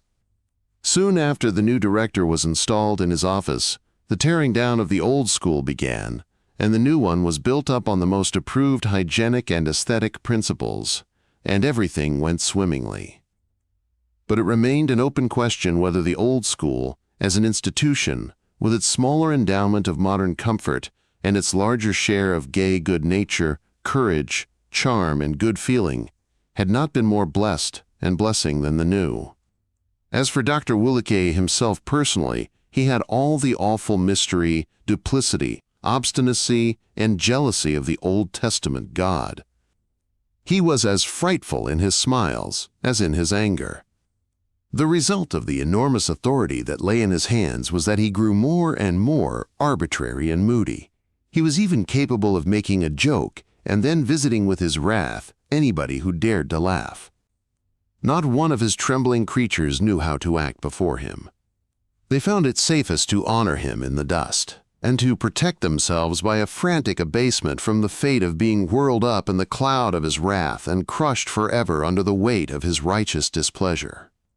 The name Kai had given drive. Willich was known only to himself and Hanno, and they took the greatest pains not to let any of the others overhear it, for they could not possibly understand. No, there was not one single point on which those two stood on common ground with their schoolfellows. Even the methods of revenge, of getting even, which obtained in the school were foreign to Hanno and Kai, and they utterly disdained the current nicknames, which did not in the least appeal to their more subtle sense of humor. It was so poor, it showed such a paucity of invention, to call thin Professor Huckop Spider and Herr Ballerstedt cocky. It was such scant compensation for their compulsory service to the state. No, Kai, Count Muln, flattered himself that he was not so feeble as that. He invented, for his own and Hanno's use, a method of alluding to all their masters by their actual names, with the simple prefix, thus, Herr Ballerstedt, Herr Huckop. The irony of this, its chilly remoteness and mockery, pleased him very much. He liked to speak of the teaching body, and would amuse himself for whole recesses with imagining it as an actual creature, a sort of monster, with a repulsively fantastic form, and they spoke in general of the institution as if it were similar to that which harbored Hanno's Uncle Christian.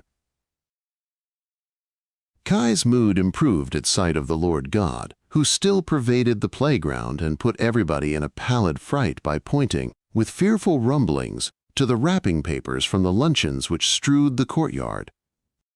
The two lads went off to one of the gates, through which the masters in charge of the second period were now entering.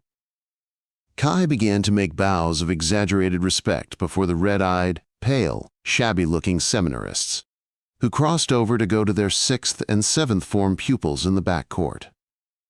And when the gray-haired mathematics master, Herr Tietke, appeared, holding a bundle of books on his back with a shaking hand, bent, yellow, cross-eyed, spitting as he walked along, Kai said, "Good morning, old dead man."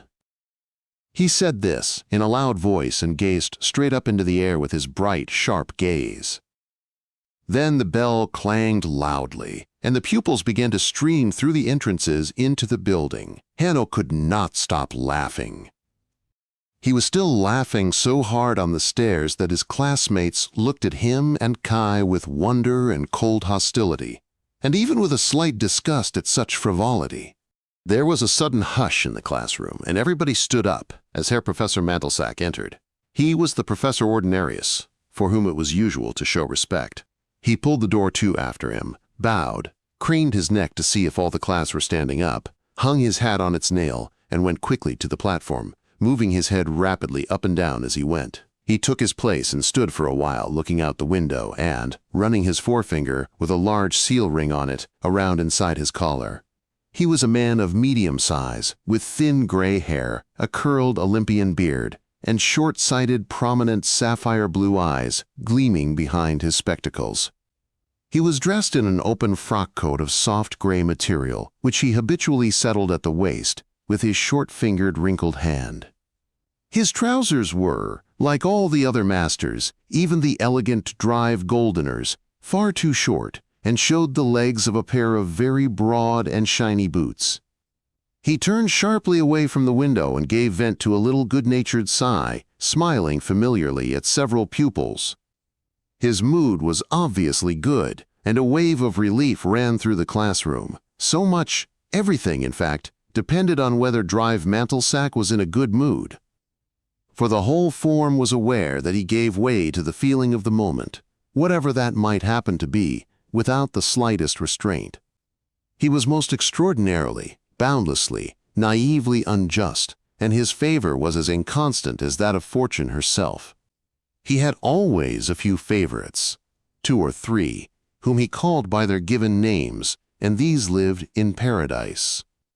They might say almost anything they liked, and after the lesson, Drive Mantelsack would talk with them just like a human being. But a day would come, perhaps after the holidays, when for no apparent reason they were dethroned, cast out, rejected, and others elevated to their place. The mistakes of these favorites would be passed over with neat, careful corrections, so that their work retained a respectable appearance, no matter how bad it was, whereas he would attack the other copybooks with heavy, ruthless pen and fairly flood them with red ink, so that their appearance was shocking indeed. And as he never troubled to count the mistakes, but distributed bad marks in proportion to the red ink he had expended, his favorites always emerged with great credit from these exercises. He was not even aware of the rank injustice of this conduct, and if anybody had ever had the temerity to call his attention to it, that person would have been forever deprived of even the chance of becoming a favorite and being called by his first name. There was nobody who was willing to let slip the chance. Now Drive Mantelsack crossed his legs, still standing, and began to turn over the leaves of his notebook. Hanno Buddenbrook wrung his hands under the desk. B, the letter B, came next. Now he would hear his name. He would get up. He would not know a line. And there would be a row, a loud, frightful catastrophe. No matter how good a mood Drive. Mantelsack might be in. The seconds dragged out, each a martyrdom. Buddenbrook. Now he would say, Buddenbrook. Edgar, said Doctor. Mantelsack, closing his notebook with his finger in it. He sat down, as if all were in the best of order. What? Who? Edgar. That was Luders, the fat Luders boy over there by the window. Letter L, which was not next at all. No! Was it possible? Doctor. Mantelsack's mood was so good that he simply selected one of his favorites, without troubling in the least about whose turn it was. Luders stood up. He had a face like a pug dog, and dull brown eyes. He had an advantageous seat, and could easily have read it off, but he was too lazy. He felt too secure in his paradise, and answered simply, I had a headache yesterday, and couldn't study. Oh, so you were leaving me in the lurch, Edgar, said Doctor. Mantelsack with tender reproach. You cannot say the lines on the Golden Age. What a shocking pity, my friend. You had a headache? It seems to me you should have told me before the lesson began, instead of waiting till I called you up. Didn't you have a headache just lately, Edgar? You should do something for them, for otherwise there is danger of your not passing. Tim, will you take his place? Luders sat down. At this moment he was the object of universal hatred. It was plain that the master's mood had altered for the worse, and that Luders, perhaps in the very next lesson, would be called by his last name. Tim stood up in one of the back seats. He was a blond, country-looking lad with a light brown jacket and short, broad fingers. He held his mouth open in a funnel shape and hastily found the place, looking straight ahead the while with the most idiotic expression. Then he put down his head and began to read, in long drawn-out, monotonous, hesitating accents, like a child with a first lesson book. Aurea prima sata est aetas. It was plain that Dr. Mantelsack was calling up quite at random, without reference to the alphabet. And thus it was no longer so imminently likely that Hannah would be called on, though this might happen through unlucky chance. He exchanged a joyful glance with Kai and began to relax somewhat. But now Tim's reading was interrupted. Whether Mantelsack could not hear him, or whether he stood in need of exercise is not to be known. But he left his platform and walked slowly down through the room. He paused near Tim. With his book in his hand, Tim meanwhile had succeeded in getting his own book out of sight, but was now entirely helpless. His funnel-shaped mouth emitted a gasp. He looked at the ordinarius with honest, troubled blue eyes and could not fetch out another syllable. "Well, Tim," said Dr. Mantelsack, "can't you get on?" Tim clutched his brow, rolled up his eyes, sighed windily, and said with a dazed smile, "I get all mixed up here, Doctor, when you stand so close to me." Dr. Mantelsack smiled too. He smiled in a very flattered way and said, "Well, pull yourself together and get on." And he strolled back to his place. And Tim pulled himself together. He drew out and opened his book again, all the time apparently wrestling to recover his self-control and staring about the room. Then he dropped his head and was himself again. "Very good," said the master when he had finished. "It is clear that you have studied to some purpose. But you sacrifice the rhythm too much, Tim. You seem to understand the elisions, yet you have not been really reading hexameters at all. I have an impression as if you had learned the whole thing by heart, like prose. But as I say, you have been diligent, you have done your best, and whoever does his best, you may sit down." Tim sat down, proud and beaming, and Dr. Mantelsack gave him a good mark in his book. And the extraordinary thing was that at this moment not only the master, but also Tim himself and all his classmates sincerely felt that Tim was a good, industrious pupil who had fully deserved the mark he got. Hanno Buddenbrook even thought the same, though something within him revolted against the thought. He listened with strained attention to the next name. "Mummy," said Dr. Mantelsack, again aurea prima. "Mummy, well, thank heaven, Hanno was now in probable safety." The lines would hardly be asked for a third time, and in the sight reading the letter B had just been called up. Mummy got up. He was tall and pale, with trembling hands and extraordinarily large round glasses. He had trouble with his eyes, and was so short-sighted that he could not possibly read standing up from a book on the desk before him. He had to learn, and he had learned. But today he had not expected to be called up. He was, besides, painfully ungifted, and he stuck after the first few words. Dr. Mantelsack helped him. He helped him again in a sharper tone, and for the third time with intense irritation. But when Mumme came to a final stop, the ordinarius was mastered by indignation. "This is entirely insufficient, Mumme. Sit down. You cut a disgraceful figure, let me tell you, sir. A cretin, stupid and lazy both. It is really too much." Mumme was overwhelmed. He looked the child of calamity, and at this moment everybody in the room despised him. A sort of disgust, almost like nausea, mounted again in Hanno Buddenbrook's throat, but at the same time he observed with horrid clarity all that was going forward. Dr. Mantelsack made a mark of sinister meaning after Mummy's name, and then looked through his notebook with frowning brows. He went over, in his disgust, to the order of the day, and looked to see whose turn it really was. There was no doubt that this was the case, and just as Hannah was overpowered by this knowledge, he heard his name, as if in a bad dream. "Buddenbrook, Doctor," Mantelsack had said. Buddenbrook. The scale was in the air again. Hanno could not believe his senses. There was a buzzing in his ears. He sat still. "Herr Buddenbrook," said Dr. Mantelsack, and stared at him sharply through his glasses with his prominent sapphire blue eyes. "Will you have the goodness?" Very well then, it was to be. It had to come. It had come differently from his expectations, but still, here it was, and he was none the less lost. But he was calm. Would it be a very big row? He rose in his place and was about to utter some forlorn and absurd excuse to the effect that he had forgotten to study the lines when he became aware that the boy ahead of him was offering him his open book. This boy, Hans Hermann Killian, was a small brown lad with oily hair and broad shoulders. He had set his heart on becoming an officer and was so possessed by an ideal of comradeship that he would not leave in the lurch even little Buddenbrook, whom he did not like. He pointed with his finger to the place.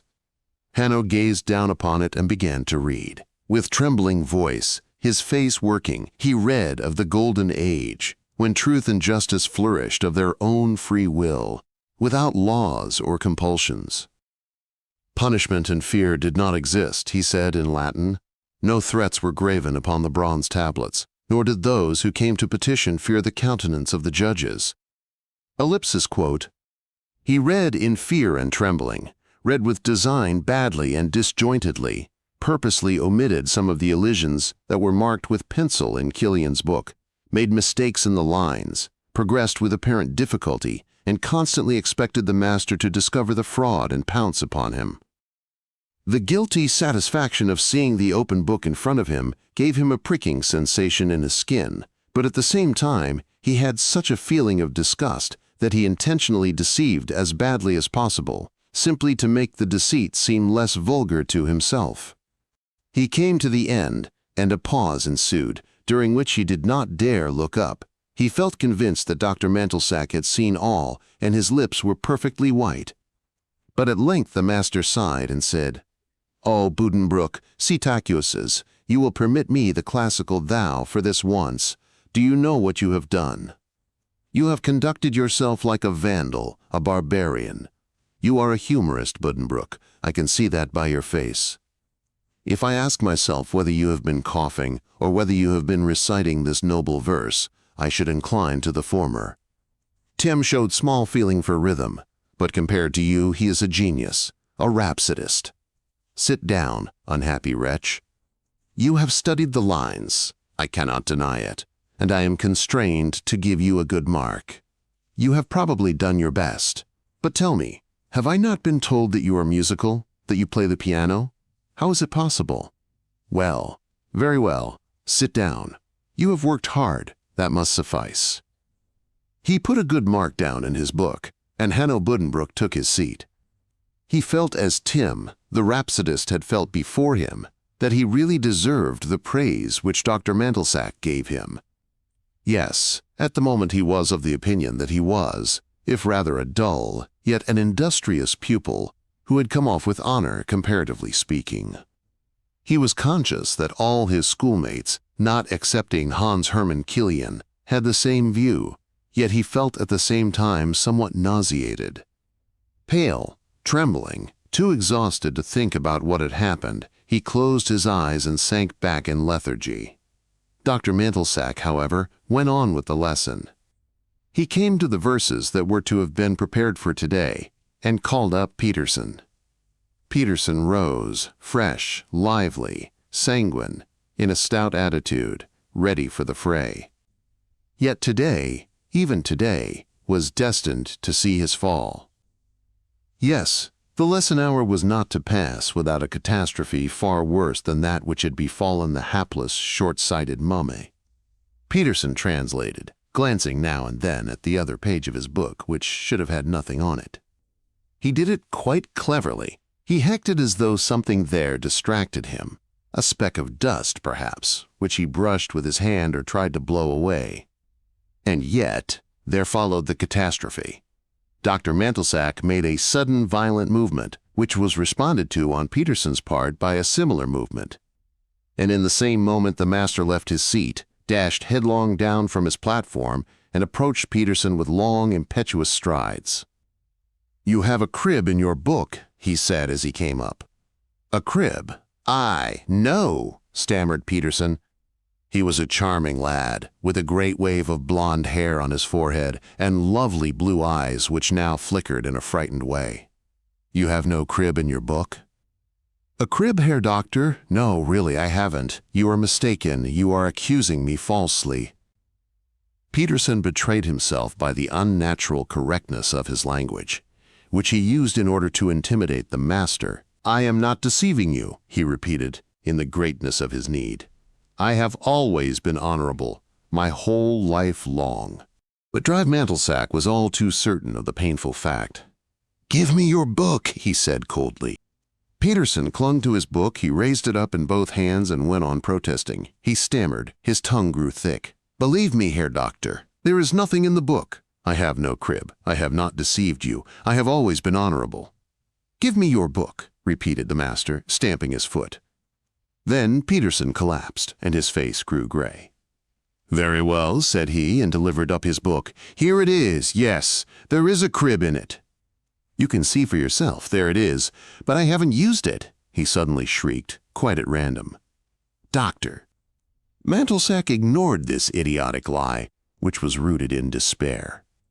He drew out the crib, looked at it with an expression of extreme disgust, as if it were a piece of decaying offal, thrust it into his pocket, and threw the volume of Ovid contemptuously back on Peterson's desk.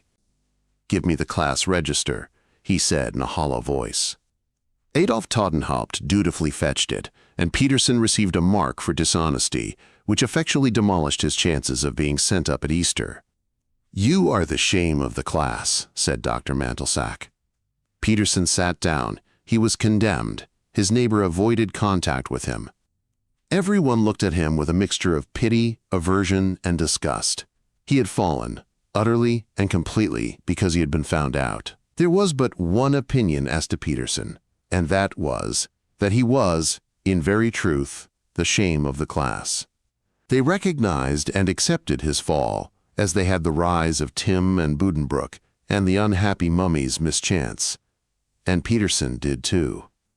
Thus most of this class of 25 young folk, being of sound and strong constitution, armed and prepared to wage the battle of life as it is, took things just as they found them, and did not at this moment feel any offense or uneasiness. Everything seemed to them to be quite in order, but one pair of eyes, little Johann's, which stared gloomily at a point on Hans Hermann Killian's broad back, were filled, in their blue-shadowed depths, with abhorrence, fear, and revulsion.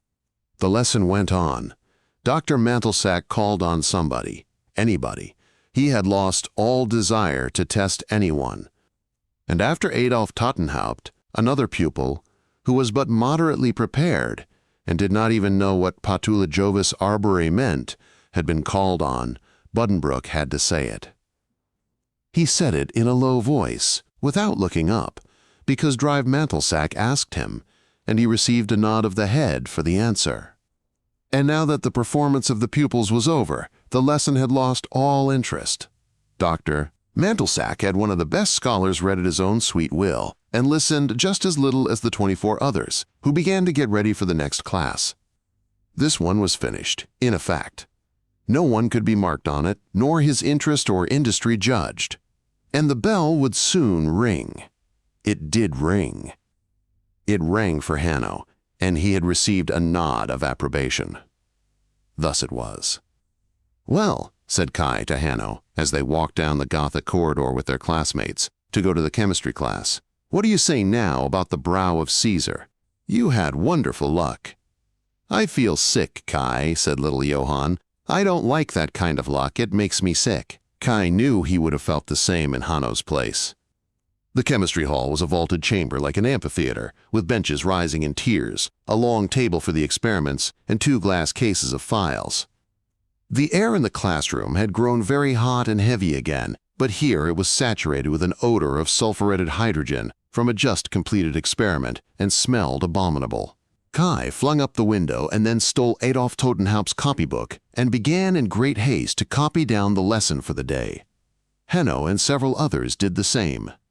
This occupied the entire pause till the bell rang, and Dr. Marotzka came in. This was the deep one, as Kai and Hanno called him. He was a medium-sized dark man, with a very yellow skin, 2 large lumps on his brow, a stiff smeary beard, and hair of the same kind. He always looked unwashed and unkempt, but his appearance probably belied him. He taught the natural sciences, but his own field was mathematics, in which subject he had the reputation of being an original thinker. He liked to hold forth on the subject of metaphysical passages from the Bible, and when in a good-natured or discursive mood, he would entertain the boys of the first and second forms with marvelous interpretations of mysterious passages. He was, besides all this, a reserve officer and very enthusiastic over the service. As an official who was also in the army, he stood very well with Director Willicke. He set more store by discipline than any of the other masters. He would review the ranks of sturdy youngsters with a professional eye, and he insisted on short, brisk answers to questions. This mixture of mysticism and severity was not, on the whole, attractive. The copybooks were shown, and Dr. Marotzka went around and touched each one with his finger. Some of the pupils who had not done theirs at all put down other books or turned this one back to an old lesson, but he never noticed. Then the lesson began, and the 25 boys had to display their industry and interest with respect to boric acid and chlorine and strontium, as in the previous period they had displayed it with respect to Ovid. Hans Hermann Killian was commended because he knew that barium sulfate, or barytes, was the metal most commonly used in counterfeiting. He was the best in the class anyhow, because of his desire to be an officer. Kai and Hanno knew nothing at all, and fared very badly in Dr. Marotzka's notebook. And when the tests, recitation, and marking were over, the interest in chemistry was about exhausted too. Dr. Marotzka began to make a few experiments. There were a few pops, a few colored gases, but that was only to fill out the hour. He dictated the next lesson, and then the third period too was a thing of the past. Everybody was in good spirits now, even Peterson, despite the blow he had received. For the next hour was likely to be a jolly one.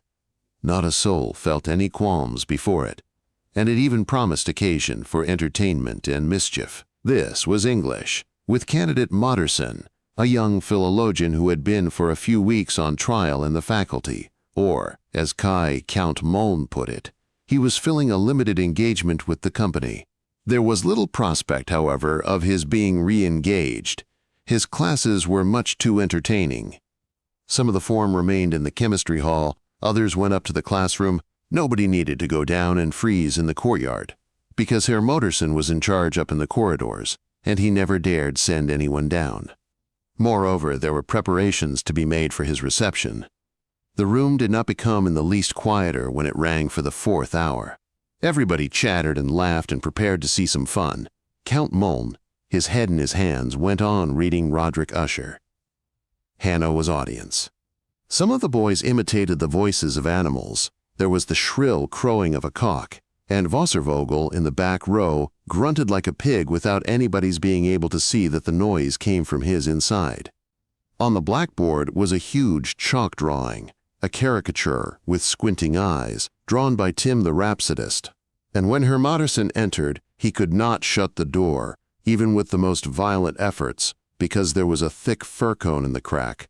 Adolf Totenhaupt had to take it away. Candidate Moderson was an undersized, insignificant-looking man. His face was always contorted, with a sour, peevish expression, and he walked with one shoulder thrust forward. He was frightfully self-conscious, blinked, drew in his breath, and kept opening his mouth as if he wanted to say something if he could only think of it. 3 steps from the door he trod on a cracker of such exceptional quality that it made a noise like dynamite. He jumped violently then. In these straits he smiled exactly as though nothing had happened and took his place before the middle row of benches, stooping sideways in his customary attitude and resting one palm on the desk in front of him. But this posture of his was familiar to everybody. Somebody had put some ink on the right spot, and Herr Modersohn's small clumsy hand got all inky. He acted as though he had not noticed, laid his wet black hand on his back, blinked, and said in a soft, weak voice, "The order in the classroom leaves something to be desired." Hanno Buddenbrook loved him in that moment, sat quite still, and looked up into his worried, helpless face. But Wasservogel grunted louder than ever, and a handful of peas went rattling against the window and bounced back into the room. "It's hailing," somebody said quite loudly. Herr Modersohn appeared to believe this, for he went without more ado to the platform and asked for the register. He needed it to call the names for, though he had been teaching the class for 5 or 6 weeks, he hardly knew any of them by name. "Fetterman," he said, "will you please recite the poem?" "Absent," shouted a chorus of voices. And there sat Fetterman, large as life, in his place, shooting peas with great skill and accuracy. Herr Modersohn blinked again and selected a new name. "Wasservogel," he said. "Dead," shouted Peterson, attacked by a grim humor, and the chorus, grunting, crowing, and with shouts of derision, asseverated that Wasservogel was dead. Herr Modersohn blinked afresh. He looked about him, drew down his mouth, and put his finger on another name in the register. "Perlman," he said, without much confidence. "Unfortunately, gone mad," uttered Count Maln, with great clarity and precision, and this also was confirmed by the chorus, amid an ever-increasing tumult. Then Herr Modersohn stood up and shouted in to the hubbub, "Buddenbrook, you will do me 100 lines imposition. If you laugh again, I shall be obliged to mark you." Then he sat down again. It was true that Hanno had laughed. He had been seized by a quiet but violent spasm of laughter, and went on because he could not stop. He had found Kai's joke so good, the "unfortunately" had especially appealed to him. But he became quiet when Herr Modersohn attacked him, and sat looking solemnly into the candidate's face. He observed at that moment every detail of the man's appearance, saw every pathetic little hair in his scanty beard, which showed the skin through it, saw his brown, empty, disconsolate eyes, saw that he had on what appeared to be 2 pairs of cuffs, because the sleeves of his shirt came down so long, saw the whole pathetic, inadequate figure he made. He saw more. He saw into the man's inner self. Hanno Buddenbrook was almost the only pupil whom Herr Modersohn knew by name, and he availed himself of the knowledge to call him constantly to order, give him impositions, and tyrannize over him. He had distinguished Buddenbrook from the others simply because of his quieter behavior. And of this he took advantage, to make him feel his authority, an authority he did not dare exert upon the real offenders. Hanno looked at him and reflected that Herr Modersohn's lack of fine feeling made it almost impossible even to pity him. "I don't bully you," he addressed the candidate in his thoughts. "I don't share in the general tormenting like the others. And how do you repay me? But so it is, and so will it be, always and everywhere." He thought, and fear, and that sensation almost amounting to physical nausea, rose again in him. "And the most dreadful thing is that I can't help seeing through you with such disgusting clearness." At last Herr Modersohn found someone who was neither dead nor crazy, and who would take it upon himself to repeat the English verse. This was a poem called "The Monkey," a poor, childish composition, required to be committed to memory by these growing lads whose thoughts were already mostly bent on business, on the sea, on the coming conflicts of actual life. "Monkey, little merry fellow, thou art nature's Punchinello." Ellipsis quote. There were endless verses. Casaubon read them quite simply out of his book. Nobody needed to trouble himself about what Herr Modersohn thought. The noise grew worse and worse. The feet shuffled and scraped on the dusty floor. The cock crowed. The pig grunted. Peas filled the air. The 25 were drunk with disorder. And the unregulated instincts of their years awoke. They drew obscene pictures on pieces of paper, passed them about and laughed at them greedily. All at once, everything was still. The pupil who was then reciting interrupted himself. Even Herr Modersohn got up and listened. They heard something charming, a pure, bell-like sound, coming from the bottom of the room and flowing sweetly, sensuously, with indescribably tender effect, on the sudden silence. It was a music box which somebody had brought, playing Du liegst mir im Herzen in the middle of the English lesson. But precisely at that moment when the little melody died away, something frightful ensued. It broke like a sudden storm over the heads of the class, unexpected, cruel, overwhelming, paralyzing. Without anybody's having knocked, the door opened wide with a great shove, and a presence came in, high and huge, growled, and stood with a single stride in front of the benches. It was the Lord God. Herr Modersohn grew ashy pale and dragged down the chair from the platform, dusting it with his handkerchief. The pupils had sprung up like one man. They pressed their arms to their sides, stood on their tiptoes, bent their heads and bit their tongues in the fervor of their devotion. The deepest silence reigned. Somebody gasped with the effort he made. Then all was still again. Director Wulicke measured the saluting columns for a while with his eye. He lifted his arm with its dirty funnel-shaped cuff and let it fall with the fingers spread out, as if he were attacking a keyboard. "Sit down," he said in his double bass voice. The pupils sank back into their seats. Herr Modersohn pulled up the chair with trembling hands, and the director sat down beside the dais. "Please proceed," he said. That was all, but it sounded as frightful as if the words he uttered had been, "Now we shall see," and woe to him who... The reason for his coming was clear. Herr Modersohn was to give evidence of his ability to teach, to show what the lower second had learned in the 6 or 7 hours he had been with them. It was a question of Herr Modersohn's existence and future. The candidate was a sorry figure as he stood on the platform and called again on somebody to recite The Monkey. Up to now it had been only the pupils who were examined, but now it was the master as well. Alas, it went badly on both sides. Herr Director Wulicke's appearance was entirely unexpected, and only 2 or 3 of the pupils were prepared. It was impossible for Herr Modersohn to call up Adolf Tottenhaupt for the whole hour on end. After The Monkey had been recited once, it could not be asked for again, and so things were in a bad way. When the reading from Ivanhoe began, young Count Mulm was the only person who could translate it at all, he having a personal interest in the novel. The others hemmed and hawed, stuttered, and got hopelessly stuck. Hanno Buddenbrook was called up and could not do a line. Director Wulicke gave utterance to a sound that was as though the lowest string of his double bass had been violently plucked, and Herr Modersohn wrung his small, clumsy, inky hands, repeating plaintively over and over. And it went so well, it always went so well. He was still saying it, half to the pupils and half to the director, when the bell rang. But the Lord God stood erect with folded arms before his chair and stared in front of him over the heads of the class. Then he commanded that the register be brought, and slowly marked down for laziness all those pupils whose performances of the morning had been deficient, or entirely lacking. 6 or 7 marks at one fell swoop. He could not put down a mark for Herr Modersohn, but he was much worse than the others. He stood there with a face like chalk, broken, done for. Hanno Buddenbrook was among those marked down, and Director Wulicke said besides, "I will spoil all your careers for you." Then he went. The bell rang. Class was over. It was always like that. When you expected trouble, it did not come. When you thought all was well, then the catastrophe. It was now impossible for Hanno to go up at Easter. He rose from his seat and went drearily out of the room, seeking the aching back tooth with his tongue. Kai came up to him and put his arm across his shoulders.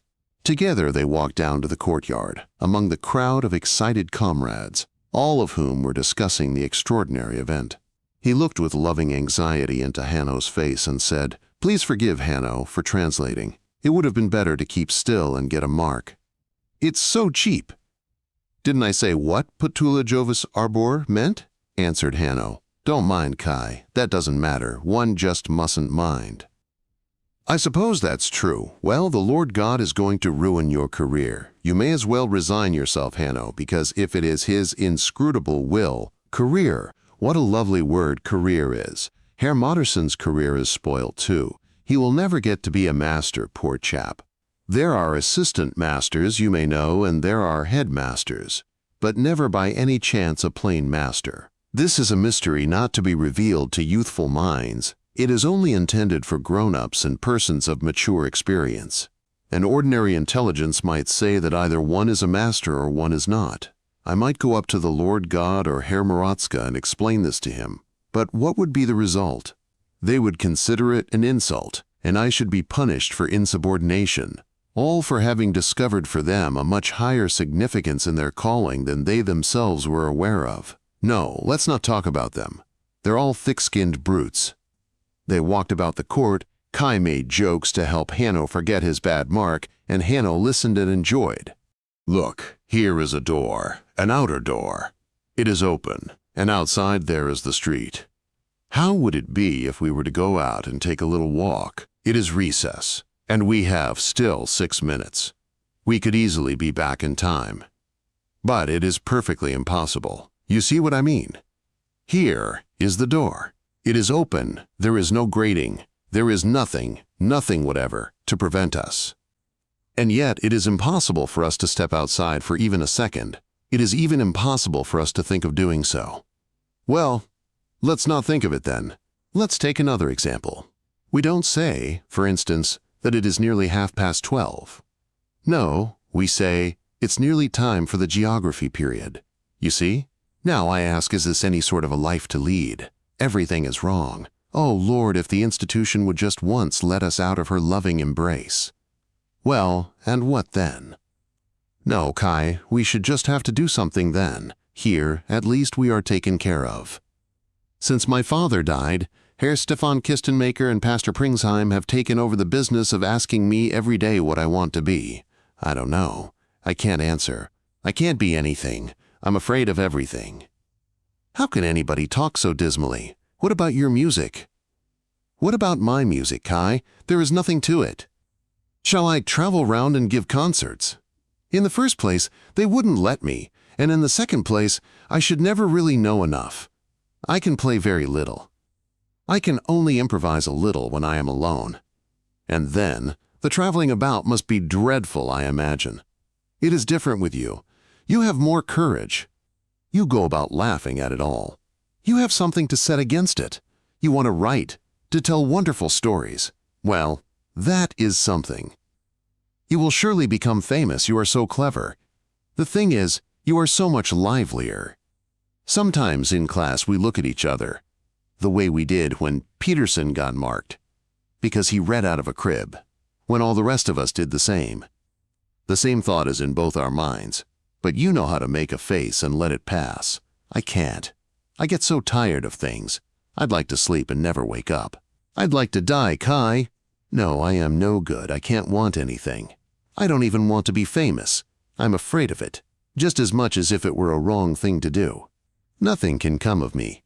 That is perfectly sure. One day, after confirmation class, I heard Pastor Pringsheim tell somebody that one must just give me up because I come of a decayed family. Did he say that? Kai asked with deep interest. Yes, he meant my Uncle Christian in the institution in Hamburg. One must just give me up. Oh, I'd be so happy if they would. I have so many worries. Everything is so hard for me. If I give myself a little cut or bruise anywhere, and make a wound that would heal in a week with anybody else, it takes a month with me. It gets inflamed and infected and makes me all sorts of trouble. Herr Breck told me lately that all my teeth are in a dreadful condition, not to mention the ones that have been pulled already. If they are like that now, what will they be when I am 30 or 40 years old? I am completely discouraged. Oh, come, Kai said, and struck into a livelier gait. Now, you must tell me something about your playing. I want to write something marvelous. Perhaps I'll begin it today, in drawing period. Will you play this afternoon? Hanno was silent a moment. A flush came upon his face, and a painful, confused look. Yes, I'll play, I suppose, though I ought not. I ought to practice my sonatas and etudes and then stop. But I suppose I'll play. I cannot help it. though it only makes everything worse." "Worse?" Hannah was silent.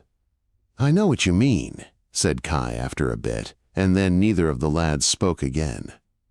They were both at the same difficult age. Kai's face burned, and he cast down his eyes.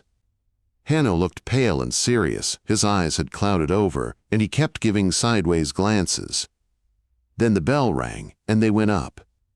The geography period came next, and an important test on the kingdom of Hesse-Nassau. A man with a red beard and brown tailcoat came in. His face was pale, and his hands were very full of pores, but without a single hair. This was the clever one, Drive Mahsam. He suffered from occasional hemorrhages, and always spoke in an ironic tone, because it was his pose to be considered as witty as he was ailing. He possessed a Heine collection, a quantity of papers and objects connected with that cynical and sickly poet. He proceeded to mark the boundaries of Hesse-Nassau on the map that hung on the wall, and then asked, with a melancholy, mocking smile, if the gentlemen would indicate in their books the important features of the country. It was as though he meant to make game of the class and of Hesse-Nassau as well, yet this was an important test, and much dreaded by the entire form.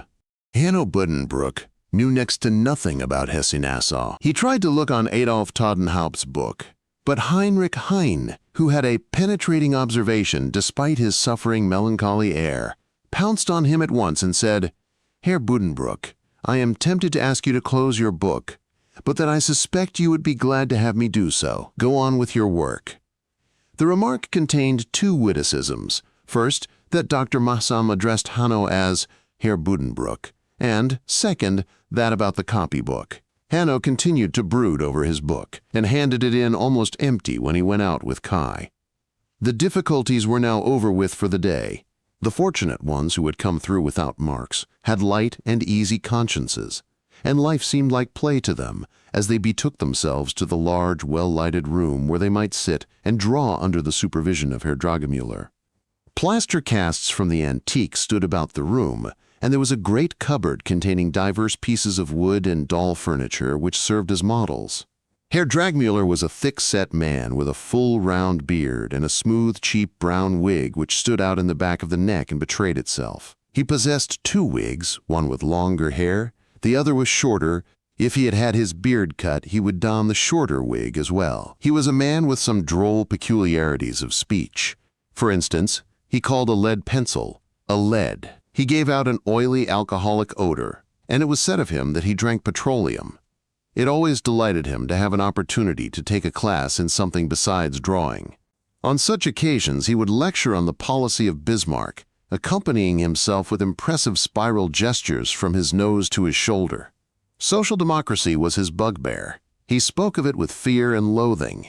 "We must keep together," he used to say to refractory pupils, pinching them on the arm. Social democracy is at the door. He was possessed by a sort of spasmodic activity. Would sit down next a pupil, exhaling a strong spirituous odor, tap him on the forehead with his seal ring, shoot out certain isolated words and phrases like perspective, light and shade, the lead, social democracy, stick together, and then dash off again. Kai worked at his new literary project during this period, and Hanno occupied himself with conducting, in fancy, an overture with full orchestra. Then school was over, they fetched down their things, the gate was opened, they were free to pass, and they went home. Hanno and Kai went the same road together as far as the little red villa, their books under their arms. Young Count Mohn had a good distance farther to go alone before he reached the paternal dwelling. He never wore an overcoat. The morning's fog had turned to snow which came down in great white flocks and rapidly became slush. They parted at the Buddenbrooks gate, but when Hanno was halfway up the garden, Kai came back to put his arm about his neck. "Don't give up, better not play," he said gently. Then his slender, careless figure disappeared in the whirling snow. Hanno put down his books on the bear's tray in the corridor and went into the living room to see his mother. She sat on the sofa reading a book with a yellow paper cover and looked up as he crossed the room. She gazed at him with her brown, close-set, blue-shadowed eyes. As he stood before her, she took his head in both her hands and kissed him on the brow. He went upstairs, where Fräulein Clementine had some luncheon ready for him, washed and ate. When he was done, he took out of his desk a packet of little biting Russian cigarettes and began to smoke. He was no stranger to their use by now. Then he sat down at the harmonium and played something from Bach, something very severe and difficult, in fugue form.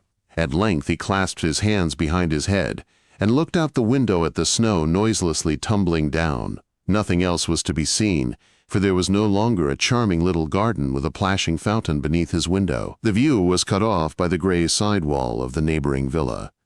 Dinner was at 4 o'clock, and Hanno, his mother, and Fräulein Clementine sat down to it. Afterward, Hanno saw that there were preparations for music in the salon, and awaited his mother at the piano. They played the Sonata Opus 24 of Beethoven. In the Adagio the violin sang like an angel, but Gerda took the instrument from her chin with a dissatisfied air, looked at it in irritation, and said it was not in time. She played no more, but went up to rest. Hanno remained in the salon. He went to the glass door that led out on the small veranda and looked into the drenched garden, but suddenly he took a step back and jerked the cream-colored curtains across the door, so that the room lay in a soft yellow twilight. Then he went to the piano. He stood for a while, and his gaze, directed fixed and unseeing upon a distant point, altered slowly, grew blurred and vague and shadowy. He sat down at the instrument and began to improvise. It was a simple motif which he employed, a mere trifle, an unfinished fragment of melody in 1 bar and a half. He brought it out first with unsuspected power, in the bass, as a single voice, indicating it as the source and fount of all that was to come, and announcing it with a commanding entry by a burst of trumpets. It was not quite easy to grasp his intention, but when he repeated and harmonized it in the treble, with a timbre like dull silver, it proved to consist essentially of a single resolution, a yearning and painful melting of one tone into another, a short-winded, pitiful invention, which nevertheless gained a strange, mysterious, and significant value precisely by means of the meticulous and solemn precision with which it was defined and produced. And now there began more lively passages, a restless coming and going of syncopated sound, seeking, wandering, torn by shrieks like a soul in unrest, and tormented by some knowledge it possesses and cannot conceal, but must repeat in ever-different harmonies, questioning, complaining, protesting, demanding, dying away. The syncopation increased, grew more pronounced, driven hither and thither by scampering triplets. The shrieks of fear recurred, they took form and became melody. There was a moment when they dominated, in a mounting, imploring chorus of wind instruments that conquered the endlessly thronging, welling, wandering, vanishing harmonies and swelled out in unmistakable simple rhythms, a crushed, childlike, imposing, imploring chorale. This concluded with a sort of ecclesiastical cadence. A fermate followed, a silence.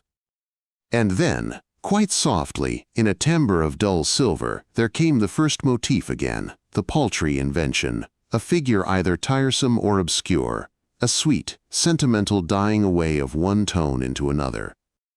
This was followed by a tremendous uproar, a wild activity, punctuated by notes like fanfares, expressive of violent resolve. What was coming? Then came horns again, sounding the march. There was an assembling, a concentrating, firm, consolidated rhythms, and a new figure began, a bold improvisation, a sort of lively, stormy hunting song. There was no joy in this hunting song. Its note was one of defiant despair. Signals sounded through it, yet they were not only signals but cries of fear, while throughout, winding through it all, through all the writhen, bizarre harmonies, came again that mysterious first motif, wandering in despair, torturingly sweet. And now began a ceaseless hurry of events whose sense and meaning could not be guessed, a restless flood of sound adventures, rhythms, harmonies, welling up uncontrolled from the keyboard as they shaped themselves under Hanno's laboring fingers. He experienced them, as it were. He did not know them beforehand. He sat a little bent over the keys, with parted lips and deep, far gaze, his brown hair covering his forehead with its soft curls. What was the meaning of what he played? Were these images of fearful difficulties surmounted flames passed through and torrents swum? Castles stormed and dragons slain, but always, now like a yelling laugh, now like an ineffably sweet promise, the original motif wound through it all, the pitiful phrase with its notes melting into one another.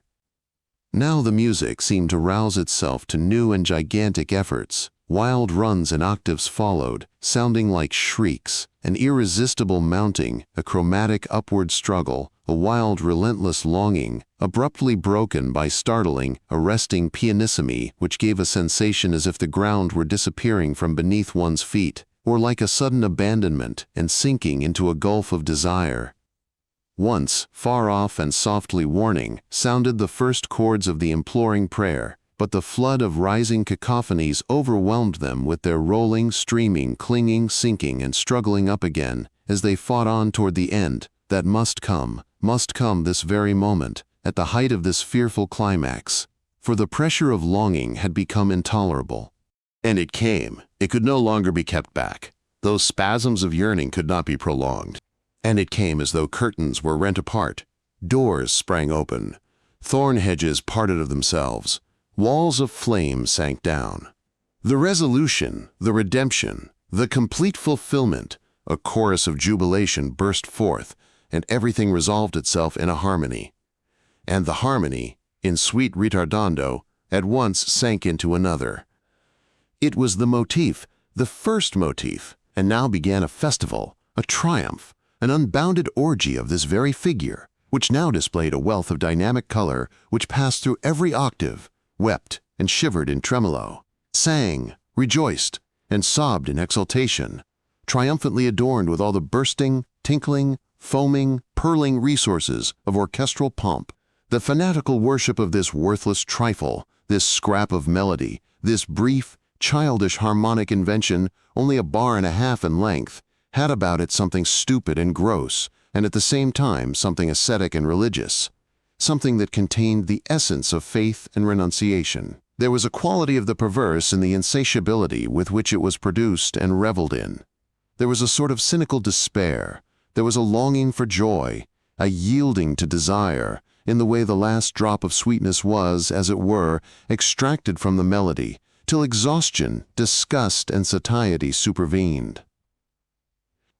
Then, at last, in the weariness after excess, a long, soft arpeggio in the minor trickled through, mounted a tone, resolved itself in the major, and died in mournful lingering away. Hanno sat still a moment, his chin on his breast, his hands in his lap. Then he got up and closed the instrument. He was very pale, there was no strength in his knees, and his eyes were burning. He went into the next room, stretched himself on the chaise lounge, and remained for a long time motionless. Later there was supper, and he played a game of chess with his mother, at which neither side won. But until after midnight, he still sat in his room, before his harmonium, and played in thought only, for he must make no noise. He did this despite his firm intention to get up the next morning at 5:30, to do some most necessary preparation. This was one day in the life of little Johann. 3. Cases of typhoid fever take the following course. The patient feels depressed and moody, a condition which grows rapidly worse until it amounts to acute despondency. At the same time, he is overpowered by physical weariness, not only of the muscles and sinews, but also of the organic functions, in particular of the digestion, so that the stomach refuses food. There is a great desire for sleep, but even in conditions of extreme fatigue, the sleep is restless and superficial and not refreshing. There is pain in the head, the brain feels dull and confused, and there are spells of giddiness. An indefinite ache is felt in all the bones. There is blood from the nose now and then, without apparent cause. This is the onset. Then comes a violent chill, which seizes the whole body and makes the teeth chatter. The fever sets in and is immediately at its height. Little red spots appear on the breast and abdomen, about the size of a lentil. They go away when pressed by the finger, but return at once. The pulse is unsteady. There are about 100 pulsations to the minute. The temperature goes up to 104 degrees. Thus passes the first week. In the second week, the patient is free from pain in the head and limbs, but the giddiness is distinctly worse, and there is so much humming in the ears that he is practically deaf. The facial expression becomes dull, the mouth stands open, the eyes are without life. The consciousness is blurred. Desire for sleep takes entire possession of the patient, and he often sinks, not into actual sleep, but into a leaden lethargy. At other intervals, there are the loud and excited ravings of delirium. The patient's helplessness is complete, and his uncleanliness becomes repulsive. His gums, teeth, and tongue are covered with a blackish deposit which makes his breath foul. He lies motionless on his back, with distended abdomen. He has sunk down in the bed, with his knees wide apart. Pulse and breathing are rapid, jerky, superficial, and labored. The pulse is fluttering and gallops 120 to the minute. The eyelids are half closed. The cheeks are no longer glowing, but have assumed a bluish color. The red spots on breast and abdomen are more numerous. The temperature reaches 105.8 degrees. In the third week, the weakness is at its height. The patient raves no longer. Who can say whether his spirit is sunk in empty night or whether it lingers, remote from the flesh, in far, deep, quiet dreams, of which he gives no sound and no sign? He lies in total insensibility. This is the crisis of the disease. In individual cases, the diagnosis is sometimes rendered more difficult, as, for example, when the early symptoms depression, weariness, lack of appetite, headache, and unquiet sleep are nearly all present while the patient is still going about in his usual health, when they are scarcely noticeable as anything out of the common, even if they are suddenly and definitely increased. But a clever doctor of real scientific acumen, like, for example, Dr. Langhals, the good-looking drive. Langhals with the small, hairy hands will still be in a position to call the case by its right name, and the appearance of the red spots on the chest and abdomen will be conclusive evidence that his diagnosis was correct. He will know what measures to take and what remedies to apply. He will arrange for a large, well-aired room, the temperature of which must not be higher than 70 degrees. He will insist on absolute cleanliness, and by means of frequent shifting and changes of linen will keep the patient free from bed sores. If possible, in some cases it is not possible. He will have the mouth frequently cleansed with moist linen rags. As for treatment, preparations of iodine, potash, quinine, and antipyrin are indicated, with a diet as light and nourishing as possible, for the patient's stomach and bowels are profoundly attacked by the disease. He will treat the consuming fever by means of frequent baths, into which the patient will often be put every 3 hours, day and night, cooling them gradually from the foot end of the tub, and always, after each bath, administering something stimulating, like brandy or champagne. But all these remedies he uses entirely at random, in the hope that they may be of some use in the case, ignorant whether any one of them will have the slightest effect. For there is one thing which he does not know at all. With respect to one fact, he labors in complete darkness. Up to the third week, up to the very crisis of the disease, he cannot possibly tell whether this illness, which he calls typhoid, is an unfortunate accident, the disagreeable consequence of an infection which might perhaps have been avoided, and which can be combated with the resources of medical science, or whether it is, quite simply, a form of dissolution, the garment, as it were, of death. And then, whether death choose to assume this form or another is all the same. Against him there is no remedy. Cases of typhoid take the following course. When the fever is at its height, life calls to the patient, calls out to him as he wanders in his distant dream, and summons him in no uncertain voice. The harsh, imperious call reaches the spirit on that remote path that leads into the shadows, the coolness and peace. He hears the call of life, the clear, fresh, mocking summons to return to that distant scene which he has already left so far behind him and already forgotten. And there may well up in him something like a feeling of shame for a neglected duty, a sense of renewed energy, courage and hope. He may recognize a bond existing still between him and that stirring, colorful, callous existence which he thought he had left so far behind him. Then, however far he may have wandered on his distant path, he will turn back and live.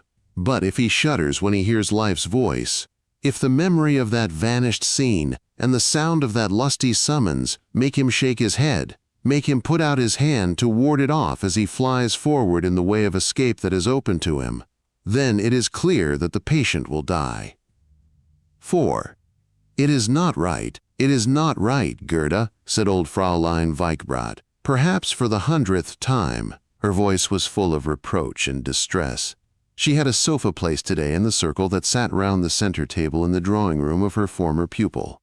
Gerda Buddenbrook, Frau Perminator, her daughter Erika, poor Clotilde, and the 3 Mrs. Buddenbrook made up the group. The green capstring still fell down upon the old lady's childish shoulders, but she had grown so tiny, with her 75 years of life, that she could scarcely raise her elbow high enough to gesticulate above the surface of the table. "No, it is not right, and so I tell you, Gerda," she repeated. She spoke with such warmth that her voice trembled. "I have one foot in the grave, my time is short, and you can think of leaving me, of leaving us all, forever. If it were just a visit to Amsterdam that you were thinking of, but to leave us forever." She shook her bird-like old head vigorously, and her brown eyes were clouded with her distress. "It is true, you have lost a great deal." "No, she has not lost a great deal, she has lost everything," said Frau Perminator. "We must not be selfish, Therese. Gerda wishes to go, and she is going. That is all. She came with Thomas 21 years ago, and we all loved her, though she very likely didn't like any of us. No, you didn't, Gerda, don't deny it. But Thomas is no more, and nothing is any more. What are we to her? Nothing. We feel it very much, we cannot help feeling it. But yet I say, go. With God's blessing, Gerda, and thanks for not going before, when Thomas died." It was an autumn evening, after supper. Little Johann, Eustace, Johann, Caspar had been lying for nearly 6 months, equipped with the blessing of Pastor Pringsheim, out there at the edge of the little grove, beneath the sandstone cross, beneath the family arms. The rain rustled the half-leafless trees in the avenue, and sometimes gusts of wind drove it against the window panes. All 8 ladies were dressed in black. The little family had gathered to take leave of Gerda Buddenbrook, who was about to leave the town and return to Amsterdam to play duets once more with her old father. No duties now restrained her. Frau Perminator could no longer oppose her decision. She said it was right, she knew it must be so, but in her heart she mourned over her sister-in-law's departure. If the senator's widow had remained in the town and kept her station and her place in society, and left her property where it was, there would still have remained a little prestige to the family name. But let that be as it must, Frau Antony was determined to hold her head high while she lived, and there were people to look at her. Had not her grandfather driven with 4 horses all over the country? Despite the stormy life that lay behind her, and despite her weak digestion, she did not look her 50 years. Her skin was a little faded and downy, and a few hairs grew on her upper lip, the pretty upper lip of Tony Buddenbrook, but there was not a white hair in the smooth coiffure beneath the mourning cap. Poor Clotilde bore up under the departure of her relative, as one must bear up under the afflictions of this life. She took it with patience and tranquility. She had done wonders at the supper table, and now she sat among the others, lean and gray as of yore, and her words were drawling and friendly. Erika Weinschenk, now 31 years old, was likewise not one to excite herself unduly over her aunt's departure. She had lived through worse things, and had early learned resignation. Submission was her strongest characteristic. One read it in her weary, light blue eyes, the eyes of Bendix Grunlich, and heard it in the tones of her patient, sometimes plaintive voice. The three Mrs. Buddenbrook, Uncle Gotthold's daughters, wore their old, affronted, and critical air. Friederike and Henrietta, the eldest, had grown leaner and more angular with the years, while Fifi, the youngest, now 53 years old, was much too little and fat. Old Frau Consul Kroger, Uncle Justus' widow, had been asked too, but she was rather ailing, or perhaps she had no suitable gown to put on. One couldn't tell which. They talked about Gerda's journey and the train she was to take, about the sale of the villa and its furnishings, which Herr Gosch had undertaken. For Gerda was taking nothing with her. She was going away as she had come. Then Frau Perminator began to talk about life. She was very serious and made observations upon the past and the future, though of the future there was in truth almost nothing to be said. "When I am dead," she declared, "Erika may move away if she likes. But as for me, I cannot live anywhere else, and so long as I am on earth, we will come together here, we who are left. Once a week you will come to dinner with me, and we will read the family papers." She put her hand on the portfolio that lay before her on the table. "Yes, Gerda, I will take them over and be glad to have them." "Well, that is settled. Do you hear, Tilda? Though it might exactly as well be you who should invite us, for you are just as well off as we are now. Yes, so it goes.